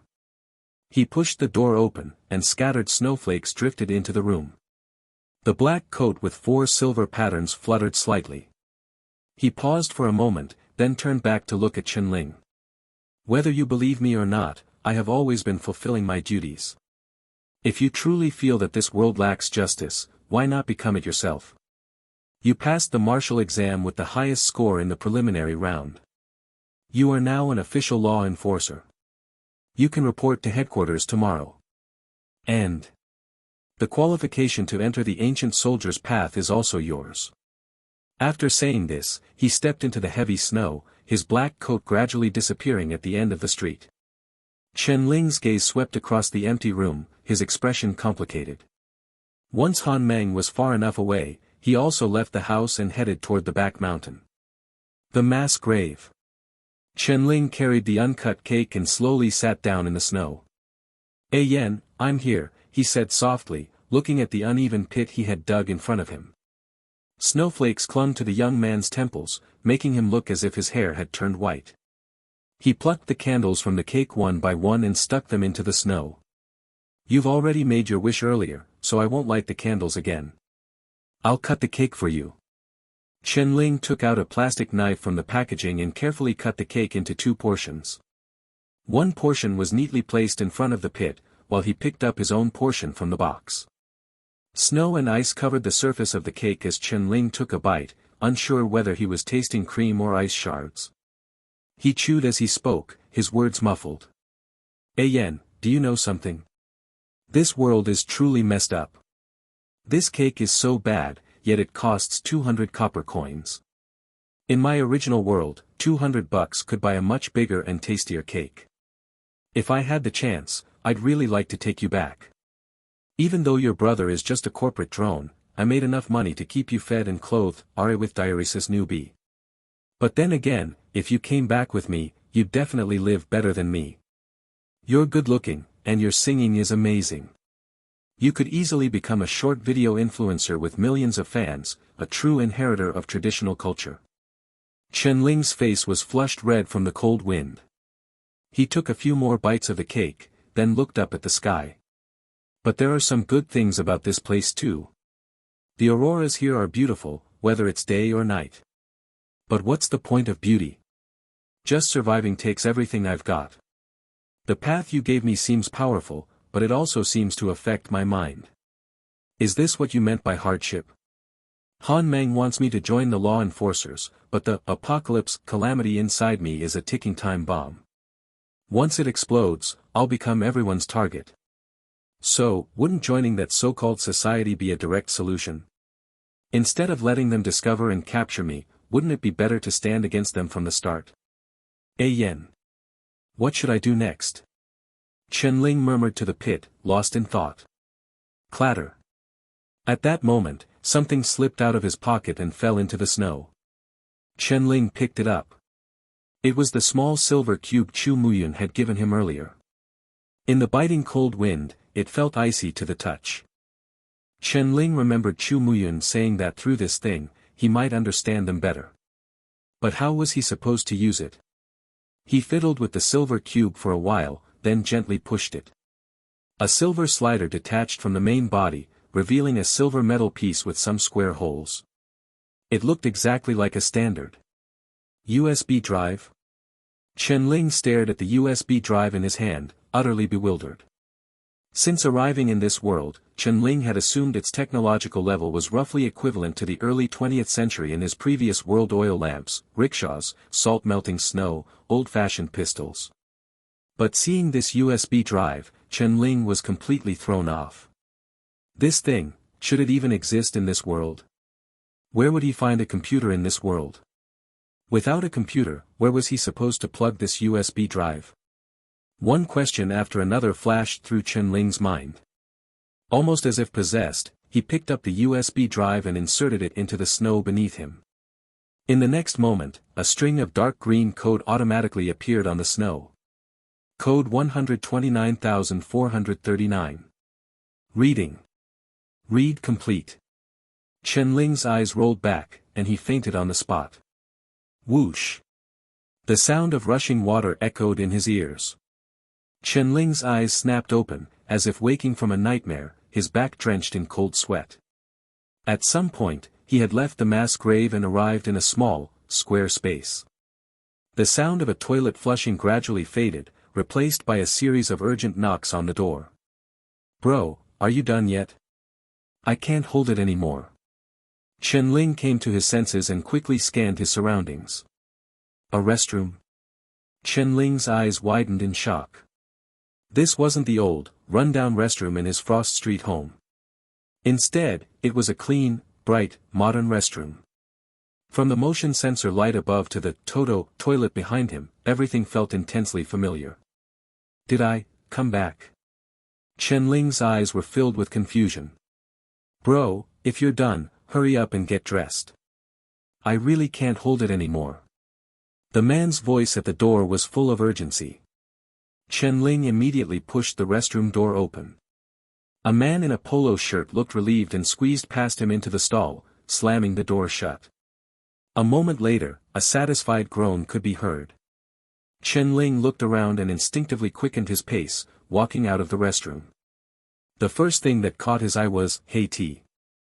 Next to it were KFC, Muji, Zhou Heiya, and Auntie Dumplings.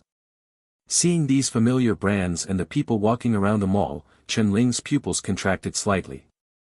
As if struck by a thought, he broke into a run, weaving through the crowd. Under countless strange gazes, he rushed out of the mall. The moment he saw the skyscrapers with his own eyes, only one thought remained in Chen Ling's mind. He had really come back. Was I dreaming? Chen Ling clutched his head, muttering to himself. No, if it was a dream, why would I wake up in a restroom? I was at the mass grave, talking to Yen, then I inserted the USB drive into the snow, and then... Was it the USB drive? Just as Chen Ling was talking to himself, the large screen on the opposite building flickered. Now, an urgent news update. At 9 a.m. this morning, a crimson meteor grazed Earth. At the same time, minor earthquakes occurred in various regions across the country. In just 3 minutes, over 100 buildings cracked and collapsed, including the Meishan Grand Hotel, Jiankou Stadium, and the Capitol Grand Theater. According to incomplete statistics, the death toll has exceeded 2,000. The Capitol Grand Theater. Wasn't that the theater where I used to work? Chen-Ling remembered that on the day he was struck by the chandelier and transmigrated, there had been what seemed like an earthquake. So, had he really returned? At the same time, a group of pedestrians stopped and pointed at the screen. A crimson meteor. Come to think of it, I think I saw it this morning. It zoomed past in an instant. Sigh, why didn't it hit Earth? Let the world end already. I really don't want to go to work anymore. By the way, what's up with these minor regional earthquakes? I didn't feel anything this morning. Did they really only target those specific buildings? The news said it was caused by some magnetic pole shift. Whatever, it didn't affect me. As the news broadcast ended, the building's screen switched back to advertisements. The crowd lingered for a moment before dispersing. Only Chen-Ling remained standing there, lost in thought. A crimson meteor. Could his transmigration be related to that meteor? A bus drove past Chen-Ling, snapping him out of his chaotic thoughts. He saw the red Route 33 sign on the bus and, as if remembering something, immediately rushed toward it. A blur of motion swept across the sidewalk as he barely managed to board the bus before the doors closed. Young man, you're quite nimble, the elderly driver said, rubbing his eyes. I didn't even see how you got here. You must be a sprinter, huh? Chen-Ling finally realized something and looked down at his hands, his frown deepening. Dance of slaughter. Had he brought it back with him? Young man, scan the code. The driver started the bus and gestured with his chin toward the payment scanner. 2 yuan. Chen-Ling rummaged through his pockets. I don't have any money. Scan to pay. You don't need cash. I don't have a phone either. As he said this, Chen-Ling felt like a primitive savage who had stumbled into modern society. Ah, don't give the kid a hard time. I just got change from buying groceries. I'll pay for him. A middle-aged woman with curly hair sitting in the front seat pulled 2 coins from her pocket and dropped them into the fare box with a clink. Thank you, auntie. Chen-Ling thanked her politely. Young man, are you an opera singer? I love watching opera. Which role do you play? Hearing the auntie's words, Chen-Ling realized he was still wearing the grand red opera robe, which stood out even more on the bus. I just sing casually, Chen-Ling replied awkwardly. The bus seats were all taken, so he grabbed a handrail and swayed slightly as the bus moved, making small talk with the auntie. As the bus passed one stop after another, Chen-Ling's heart grew heavier. He glanced at the name of the next stop and slowly moved toward the rear door. As soon as the bus stopped, he rushed out. A Nigerian Naira Obes. Across from the bus stop was a residential complex. Chen-Ling took off the conspicuous opera robe and walked straight into the complex. He navigated the familiar paths and arrived at a mid-rise building. Seeing the building intact, Chen-Ling finally breathed a sigh of relief. This was his home. His biggest worry had been that the earthquake's range might have reached here, and his parents might have suffered the same fate as him. Thankfully, everything was safe. Chen-Ling entered the building's entrance but noticed it was draped with white mourning banners. His heart sank, and he immediately took the elevator to the 9th floor. As the elevator doors opened, the sound of crying reached his ears. Kai-yun, stop crying. If you keep crying like this, what will happen to your health? That's right. If Ailing were still alive, he'd be heartbroken to see you like this. Ailing was a good kid, but his fate was just, sigh. Chen-Ling stood frozen in the elevator, his gaze passing through the half-open door. He saw many figures gathered around a middle-aged woman, comforting her with words of sympathy. Chen-Ling recognized them. They were his relatives from the capital, aunts and uncles, all gathered here. The woman in the middle, being comforted, was his mother. The middle-aged woman held a black-and-white photo in her arms, her face drenched in tears. The person in the photo was Chen Ling. Two relatives stood in a corner, whispering to each other. Where's Chen Ling's father? Still at the hospital, dealing with A Ling's funeral arrangements. He told Kai Yun to come back first to sort through his belongings. Did they see A Ling's body? Yes. The relative nodded. Poor child. His head was smashed open. They say it was from the chandelier falling. At the hospital, Kai Yun held A Ling's hand and cried for over an hour. In the end, his father had to pull her away. Sigh. Heaven has no eyes. Let's go. We should comfort Kai Yun. No matter what, we need to arrange A Ling's funeral properly. That's right. Chen Ling stood in the elevator, staring at the scene like a statue. He wanted to step out of the elevator, but he didn't know how to explain himself to his relatives and mother. His mind was a mess. Just then, the elevator doors began to close automatically. As the metal doors slowly shut, the door to Chen Ling's home was pushed open. The relatives supported Kai Yun as they walked out. Thud. The elevator doors closed. Perhaps someone downstairs had pressed the button, as the elevator began to descend.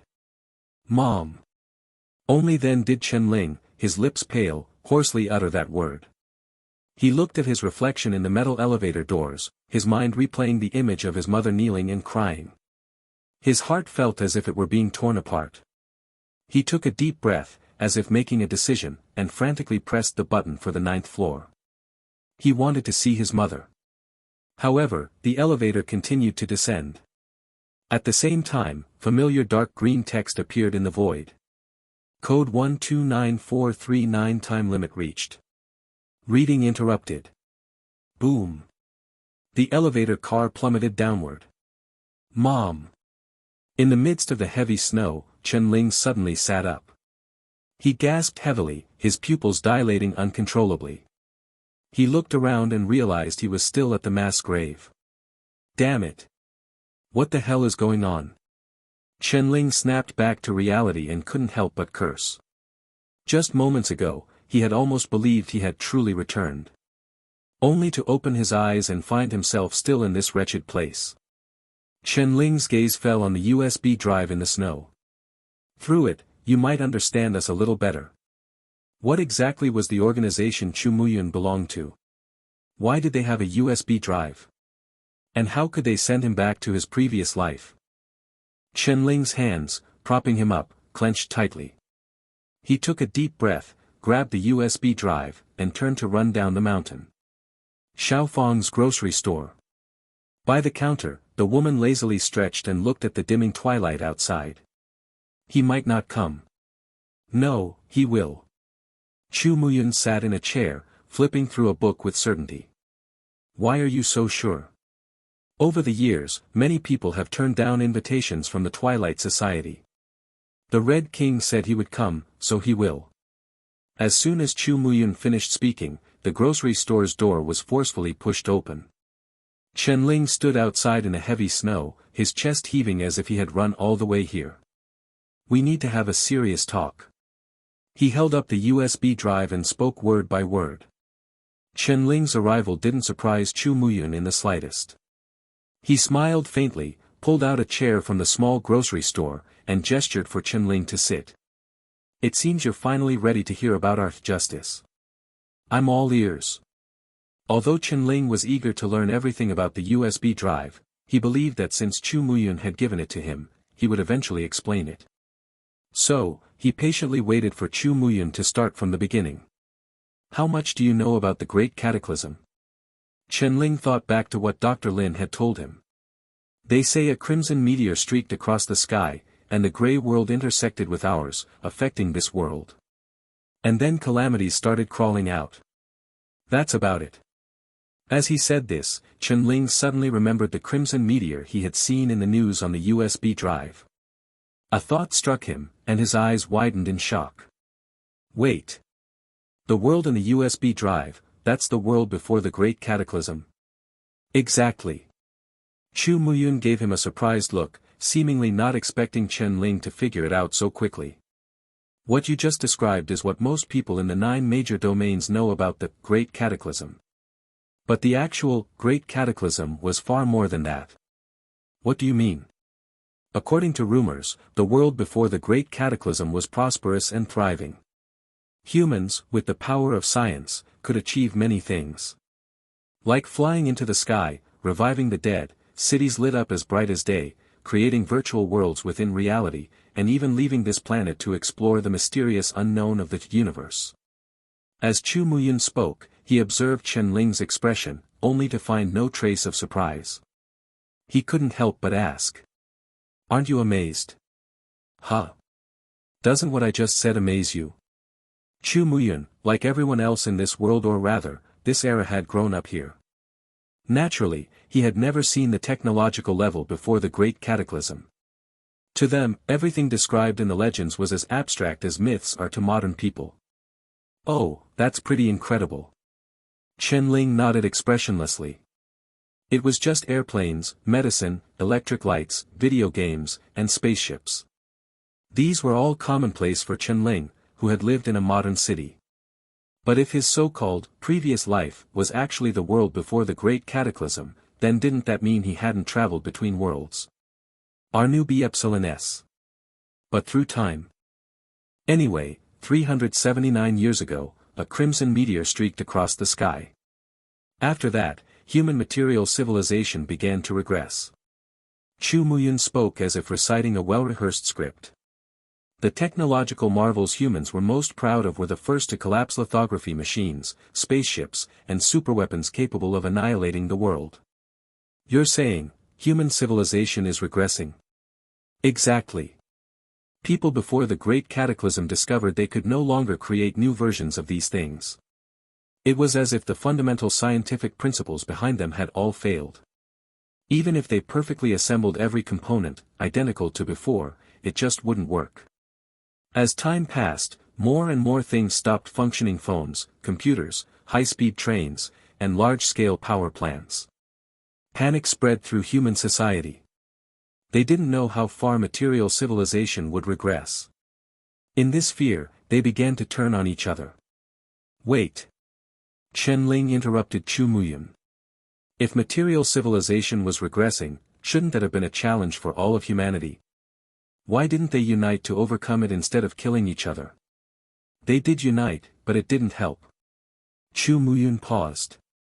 And as I said, they had superweapons capable of annihilating the world, but not every country possessed them. Once these weapons all failed, and technological civilization regressed to the same level for everyone, the balance of power would be shattered. Strong nations would no longer be strong, and weak nations would no longer be weak. To protect their status, resources, and wealth, the strong nations would choose to launch all their superweapons and wipe out the weaker nations that didn't have them. Chen Ling seemed to realize something. A world war. Chen Ling, of course, understood the importance of nuclear weapons to powerful nations. If strong nations knew that all countries' technological levels would regress to the same starting point, they would inevitably strike first. Because losing their weapons meant losing their deterrent. Other nations would inevitably target their oil, wealth, and other resources. You're mostly correct, but the strong nations didn't just attack the weak ones. They also attacked each other. Because if technological regression was severe, human resources would truly determine a nation's survival. To balance the power of every nation, they had to weaken the populations of nations that opposed them. The accumulated achievements of human civilization over centuries, under the tide of regression, ultimately became nothing more than pure killing machines.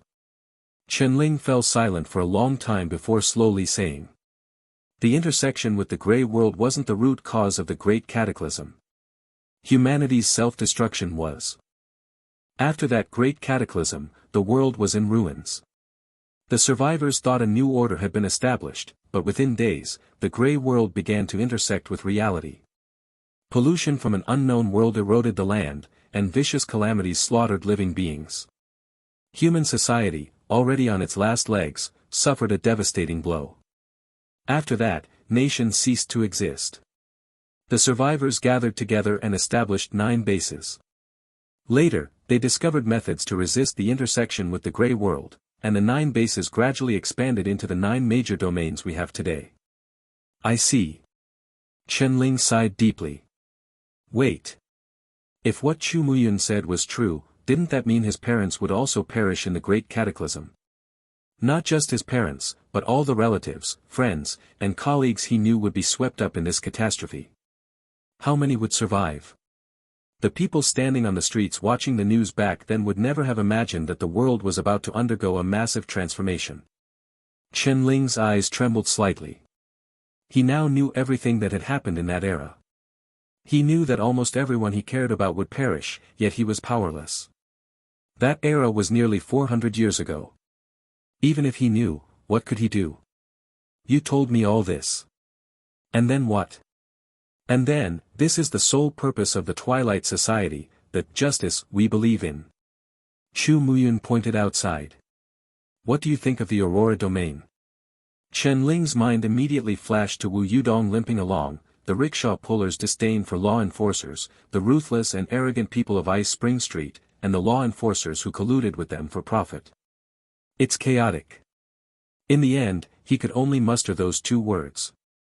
What if I told you that, compared to other domains, the Aurora domain is actually quite good? Chen-Ling was stunned. The Twilight Society gathers a group of outcasts rejected by society. In the eyes of the world, we might be lunatics, failures, executioners. Our only commonality is that we are utterly disillusioned with this era. That's why we came together. Came together, and then what? Chen-Ling asked. The dusky sunset gradually sank below the horizon, casting half of Chu Muyun's face into shadow. He took a deep breath and spoke word by word. Reverse the era. Restart the world. Reverse the era. Restart the world. Chen-Ling understood each of these 8 words individually, but when put together, they made no sense to him. It means exactly what it says. Chu Muyun spoke slowly. Reverse everything that has happened since the Great Cataclysm and return human civilization to the day the Crimson Star descended. You mean, reverse time? Not reverse, but restart. There's a big difference between the two. Chen-Ling looked at Chu Muyun in disbelief. Is that even possible? Haven't you already seen it? Chu Muyun pointed to the USB drive in Chen-Ling's hand. The result of our attempt. Chen-Ling's mind immediately recalled the scene of inserting the USB drive into the snow and traveling back to his previous life. Without a doubt, that was the world he had once lived in, the era just after the Crimson Star had descended. And the Twilight Society had perfectly recreated it, sealing it within this USB drive. How did you do this? The idea of restarting the world was beyond Chen-Ling's comprehension, yet he had personally experienced it. The process is quite complex. After all our efforts, we've only managed to create a 2-hour save file. But we've found a method. One day, we will replace history with this save file and restart the world. But if the world can truly be restarted, then you should inherently represent justice. Why are you hunted by the 9 major human domains? Why not join forces with them? Chen-Ling countered. Chu Muyun smiled. He adjusted his glasses and spoke calmly. In time, you'll understand.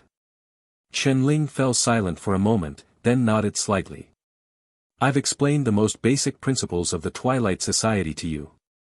Chu Muyun's eyes fixed on Chen-Ling. Now, it's time for you to make a decision.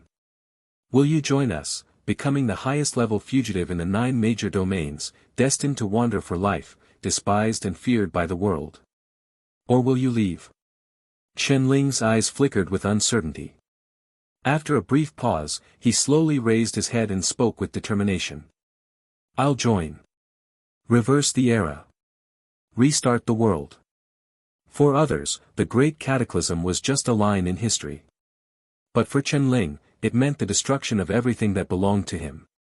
He didn't like this world, didn't like this era. He wanted to return to where he belonged, to care for his parents, to live a stable life. He wanted to rewrite the predetermined history, to ensure his father, relatives, and friends could all live well. Are with diaresis nues. He wanted to go home. Hearing these 3 words, Chu Muyun smiled faintly. He took out 3 playing cards from his pocket and laid them out on the table.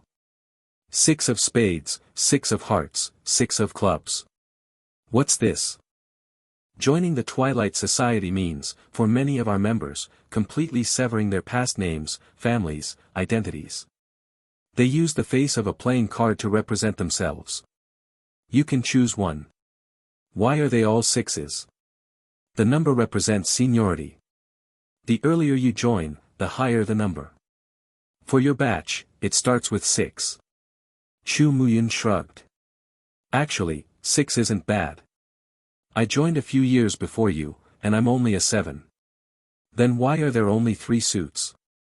Where's the diamond? 2 months ago, another newcomer joined, and they took the diamond. Alright. Chen Ling's gaze swept over the 3 playing cards, and he subconsciously touched his chest. Beneath his skin, there was only emptiness. I'll choose the heart. 6 of hearts. Chu Muyun raised an eyebrow, then nodded and pushed the card toward Chen Ling. Then, officially welcome to the Twilight Society. 6 of hearts. The woman who had been silently sitting in the corner began to clap at just the right moment. Chen Ling gave her a strange look, and she yawned before turning her head away. Is she also a member of the Twilight Society? What's her card? She has no divine path or special abilities. She's just an ordinary person, so she's only a peripheral member. Usually responsible for relaying messages. There's basically one in every domain, every city. And what's your card? 7 of spades. Chen Ling nodded. He looked at the 6 of hearts in his hand, feeling a sense of unreality. He had just randomly picked a playing card in a small grocery store and become a fugitive of the 9 major domains, a member of the Twilight Society. Just a few hours ago, he had been convinced this was a cult. That save file, there are only 3 copies in the entire Twilight Society. The Red King and the Grey King each have one. This one will be kept with you for now, but you can only open it once a month, or it will damage the contents.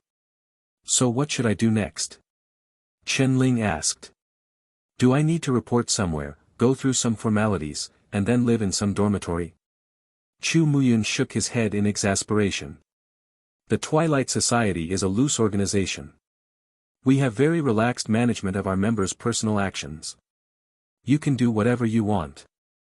Just make sure to complete any tasks assigned to you as quickly as possible, and maintain your disguise to avoid being discovered by the human domains. Speaking of disguises, you should be the best at that. Me? Didn't you step onto the path of the thespian god? Disguising yourself as different roles should be your forte. Chu Muyun spoke matter-of-factly. And your skill seems even more abnormal than the normal path of the performer. Path of the performer, skills. Chen Ling seemed to remember something. He reached his fingertips to his chin, and with a thought, he tore off his entire face. Under the woman's astonished gaze, 2 identical Chu Mayans sat facing each other. That's right, this is it. The Chu Muyun on the left nodded. After stepping onto the divine path, with each tier you advance, you automatically master a corresponding skill. The skill varies depending on the path you choose. You've taken a twisted divine path, so your skill should be unique. So that's it. The Chu Muyun on the right looked down at his body. Even his clothing and voice had changed. If the woman hadn't known their seating arrangement beforehand, she wouldn't have been able to tell which one was the real 7 of spades. From what I know, the first tier skill of the normal path of the performer is called Thousand Face. It allows you to freely change your face and voice, but not your clothing, and certainly not transform into objects. But you can do all of that. Chu Muyun paused. You're the only one who's taken this path. Don't you want to give this skill a name? Thousand Faces. Chen Ling thought for a moment. In that case, my skill will be called Formless. Formless and shapeless, form arises from the mind. Your divine path is quite peculiar. Although the abilities are strong, the side effects are also significant. If nothing goes wrong, every time you advance, you'll experience short-term mental confusion. Be especially careful of that. Mental confusion. Did I have that when I advanced? Chen-Ling had no memory of the process of turning into a gun barrel and Chen-Yen, then going on a killing spree. Chu Muyun briefly described it to him, then glanced at the darkening night outside and slowly stood up. It's about time. I should go. Where to? Back to Aurora City. I still have a mission there. As he spoke, Chu Muyun took out a letter from his pocket and handed it to Chen-Ling. What's this? Your mission. Chu Muyun answered seriously. A mission personally assigned to you by the Red King. In the entire Twilight Society, perhaps only you can complete it. By the time Chen-Ling left Xiaofang's grocery store, it was already dark. Chu Muyun waved at him and headed straight for Aurora City, while Chen-Ling stood at the store entrance, watching him leave before turning in the opposite direction. The heavy snow had stopped, but the biting cold of melting ice followed. Chen-Ling walked along a deserted snow-covered path, his breath forming faint clouds in the darkness. His right hand rubbed the USB drive in his pocket, and his eyes shone with an unprecedented brightness. Restart. Chen-Ling took a deep breath and resolutely walked into the darkness. With a clear goal in mind, the shadow cast by the audience seemed to fade. So what if I'm just a performer on stage? So what if my life is being interfered with? Unless you kill me, I will find a way back. Even if I die, I'll die on the way home. But before that, he had to grow stronger quickly while concealing his identity as a member of the Twilight Society. Becoming a law enforcer seemed like a good choice. The Twilight Society didn't oppose its members joining other organizations, in fact, they encouraged it. It meant members could better hide themselves and even use their positions to help other members. I join, I participate, I cause trouble, I escape. This strategy is spot on. Chen-Ling chuckled self-deprecatingly. He returned home and lit the oil lamp on the table. The orange flame illuminated the empty house, and the cold wind seeped through the gaps in the wooden walls, emitting a low hum. Chen-Ling sat down at the table, took out the envelope Chu Muyun had given him, and carefully read it by the light of the lamp. Infiltrate the soldier's ancient repository and steal a fragment of the soldier's path foundation. Chen-Ling raised an eyebrow in surprise. The letter contained a detailed map of part of the soldier's path ancient repository, with a corner marked in red. That was undoubtedly what the Red King wanted him to steal. Chen-Ling finally understood why Chu Muyun had said that this mission could only be completed by him in the entire Twilight Society. Because only Chen-Ling was a law enforcer, and not just any law enforcer. He had just passed the assessment with the highest score, earning the qualification to enter the soldier's ancient repository. At the same time, he possessed the formless skill. Aside from Chen-Ling, no one else would have the opportunity to enter the soldier's ancient repository. But why did the Twilight Society want a fragment of the soldier's path foundation? Chen-Ling continued reading. The Red King didn't explain this in the letter, only stating that a Twilight Society member would coordinate with him, cover his tracks, and provide support. After reading everything, Chen-Ling thought for a moment, then held the letter over the flame. The paper curled, and the bright firelight illuminated Chen-Ling's face, flickering silently in the darkness. That night, after Chen-Ling fell asleep, he didn't enter the theater. He had a dream.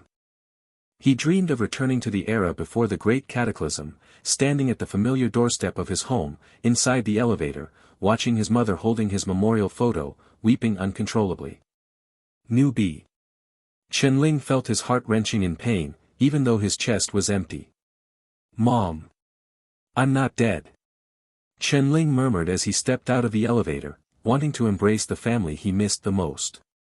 Mom, I'm still alive. I want all of you to live. Just as his foot was about to step out of the elevator, the car plummeted downward. A strong sense of weightlessness overwhelmed Chen-Ling.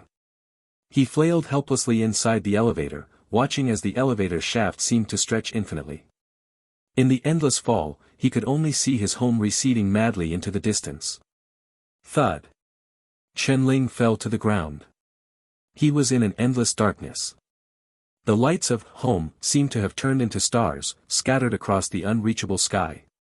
Chen-Ling stood in the darkness, like an ant banished to the abyss, reaching out foolishly, trying to touch the stars. Just as despair filled his heart, a crimson divine path extended from beneath his feet, stretching all the way to the distant stars. It was his path home. A twisted, eerie, blood-red path. On either side of the path, countless pairs of crimson eyes watched him, filled with mockery. Chen-Ling stood on the first step. He wanted to climb higher as quickly as possible, but when he tried to take the next step, he found his foot couldn't reach the next stone. Chen-Ling was stunned. He looked down and saw a line of small, crooked words written on the step. Complete a performance with at least 50 participants, and ensure no one survives after the performance ends. Seeing these words, Chen-Ling's confusion deepened. He turned to look behind him and suddenly noticed that the steps he had already climbed also had a line of small words. Lose someone who loves you the most, and become them. A line was drawn through these words, as if it were a completed performance list, now beneath his feet. Chen-Ling seemed to understand something. He looked back at the twisted path leading to the sky, his eyes filled with horror. This was a living path, a monstrous path. In the next moment, everything around him shattered. At midnight, Chen-Ling woke up in a cold sweat. He sat on the bed, pale-faced, for a moment before frantically rushing to the desk. He grabbed a pen and paper, as if afraid he would forget, and quickly wrote down the words on the next step. Complete a performance with at least 50 participants, and ensure no one survives after the performance ends. Is this the price of advancing on the twisted divine path? Or, a condition? Chen-Ling murmured to himself. Chen-Ling knew that what had just happened wasn't just a simple dream. The fact that he hadn't entered the theater after falling asleep today was itself an anomaly. Perhaps this dream was a hint from his divine path. Or, from Yen. This path is different from other divine paths. It will make your life twisted and bumpy. Chen-Ling recalled Chen Yan's words before he stepped onto the twisted divine path and fell into deep thought. Other people's divine paths probably didn't have such prices. Otherwise, Chu Muyun would have warned him today. So, were these small words on the steps unique to his twisted divine path? Chen-Ling looked at the words he had written on the paper, his expression complicated. But he had already stepped onto this path, and it was the only way to escape the audience and the only choice to return home.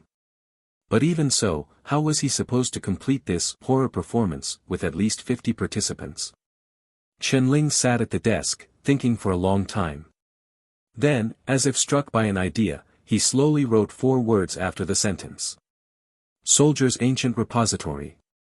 Then, he added a question mark. The pen tip paused at the final dot of the question mark, the black ink spreading on the paper. Chen-Ling sat there like a statue, unmoving. The aurora surged in the sky outside the window. Chen-Ling didn't notice that, at this moment, in the grand theater of his mind, the countless shadowy figures seated in the audience were slightly smiling. As if laughing. District 3, Law Enforcer Headquarters. Chen-Ling, right? A law enforcer carefully verified Chen-Ling's identity before handing him 2 sets of black and red uniforms and a law enforcer badge. After changing into his uniform, Chen-Ling had lunch at the headquarters. In the afternoon, he attended the swearing-in ceremony at the headquarters square, followed by a speech from the leadership. This entire process made Chen-Ling feel as if he had returned to modern society. Even after nearly 400 years since the Great Cataclysm, some human habits had persisted, offering glimpses of the pre-cataclysm civilization. The only thing that surprised Chen-Ling was that the leader giving the speech wasn't Han Meng, but another 2-striped law enforcer he hadn't seen much before. Where's Chief Han Meng? Why isn't he giving the speech? Someone nearby also asked. Don't you know? I heard that a few days ago, the law enforcers in District 3 rebelled. It was that Ma Zhong, who led 2 other law enforcers to ambush Chief Han Meng, but they ended up being killed instead. Huh? Really? Of course it's true. Apparently, Chief Han Meng was furious that night. Before Aurora City could issue an official document, he executed Ma Zhong and the other 2 on the spot, along with over 50 law enforcers who had vested interests with them. Haven't you noticed that a large number of law enforcers are missing today? Damn, killing so many people in one go. Isn't that cutting off District 3's law enforcement strength? Chief Han Meng is that ruthless? Now, there are only 2 law enforcers left in District 3. One is Chief Han Meng, and the other is Shirenjia, the one on stage. Shirenjia was promoted by Chief Han Meng. Although he's only a 2-striped enforcer, his background is clean. But I heard that because Chief Han Meng didn't report in time and took matters into his own hands, Aurora City is very angry and might punish him soon. So that's why he couldn't show up. Ah, what a shame. Hearing the conversation nearby, Chen Ling's eyebrows raised slightly. He suddenly remembered what Han Meng had said in his house yesterday afternoon, after a long silence: "Whether you believe me or not, I have always been fulfilling my duties. If you truly feel that this world lacks justice, why not become it yourself?" Earlier, Chu Muyun had also described Han Meng as having a sense of justice. It seemed Han Meng really had something to him. After law enforcer Shirenjia finished his speech, he began assigning tasks to the newcomers and the streets they would be responsible for patrolling from now on. As the only law enforcer from Frost Street this year, Chen Ling was naturally assigned to Frost Street. After Han Meng's purge, the law enforcers in District 3 had indeed become much cleaner. Thinking this, Chen Ling walked out of the headquarters and headed straight for Frost Street. On the first day of duty as a law enforcer, they were required to patrol their assigned streets to familiarize the residents with them, a form of declaring sovereignty. This was an internal rule among law enforcers. A with acute NB epsilon S. Since he put on the uniform and walked out of the headquarters, passers-by on the street avoided him, not even daring to make eye contact. "Officer, would you like a peach?" An elderly voice called out from the side. Chen Ling turned to see an old woman with white hair pushing a wooden cart full of peaches, her voice hoarse. "No, thank you." Chen Ling waved his hand to decline. "Officer, please try one. I brought these from the West District this morning. The peaches there are good and cheap." She tugged at Chen Ling's collar, her cloudy eyes filled with pleading. Chen Ling followed her gaze and noticed a baby wrapped in swaddling clothes lying on the fruit cart. The cold wind swept across the ground, and the baby seemed to be shivering. "Take a bite. If it's not good, you don't have to pay." She picked out the largest peach from the cart, wiped it carefully with her clothes, and handed it to Chen Ling. Chen Ling didn't eat it because he wasn't sure if there was something else inside the peach, like poison. When this thought crossed his mind, he was startled, because the old him wouldn't have thought this way. If it were the him from before the Great Cataclysm, no, even the him from yesterday, he would have definitely helped, even if it wasn't much, at least by buying a few peaches as an act of kindness. This was his compassion and integrity, but now, these qualities seemed to be fading. Chen Ling looked at the old woman for a moment, then spoke. "How much are the peaches?" "1 copper coin per pound." "Give me 2 pounds. Chen Ling expressionlessly took out 2 copper coins from his pocket and handed them to her.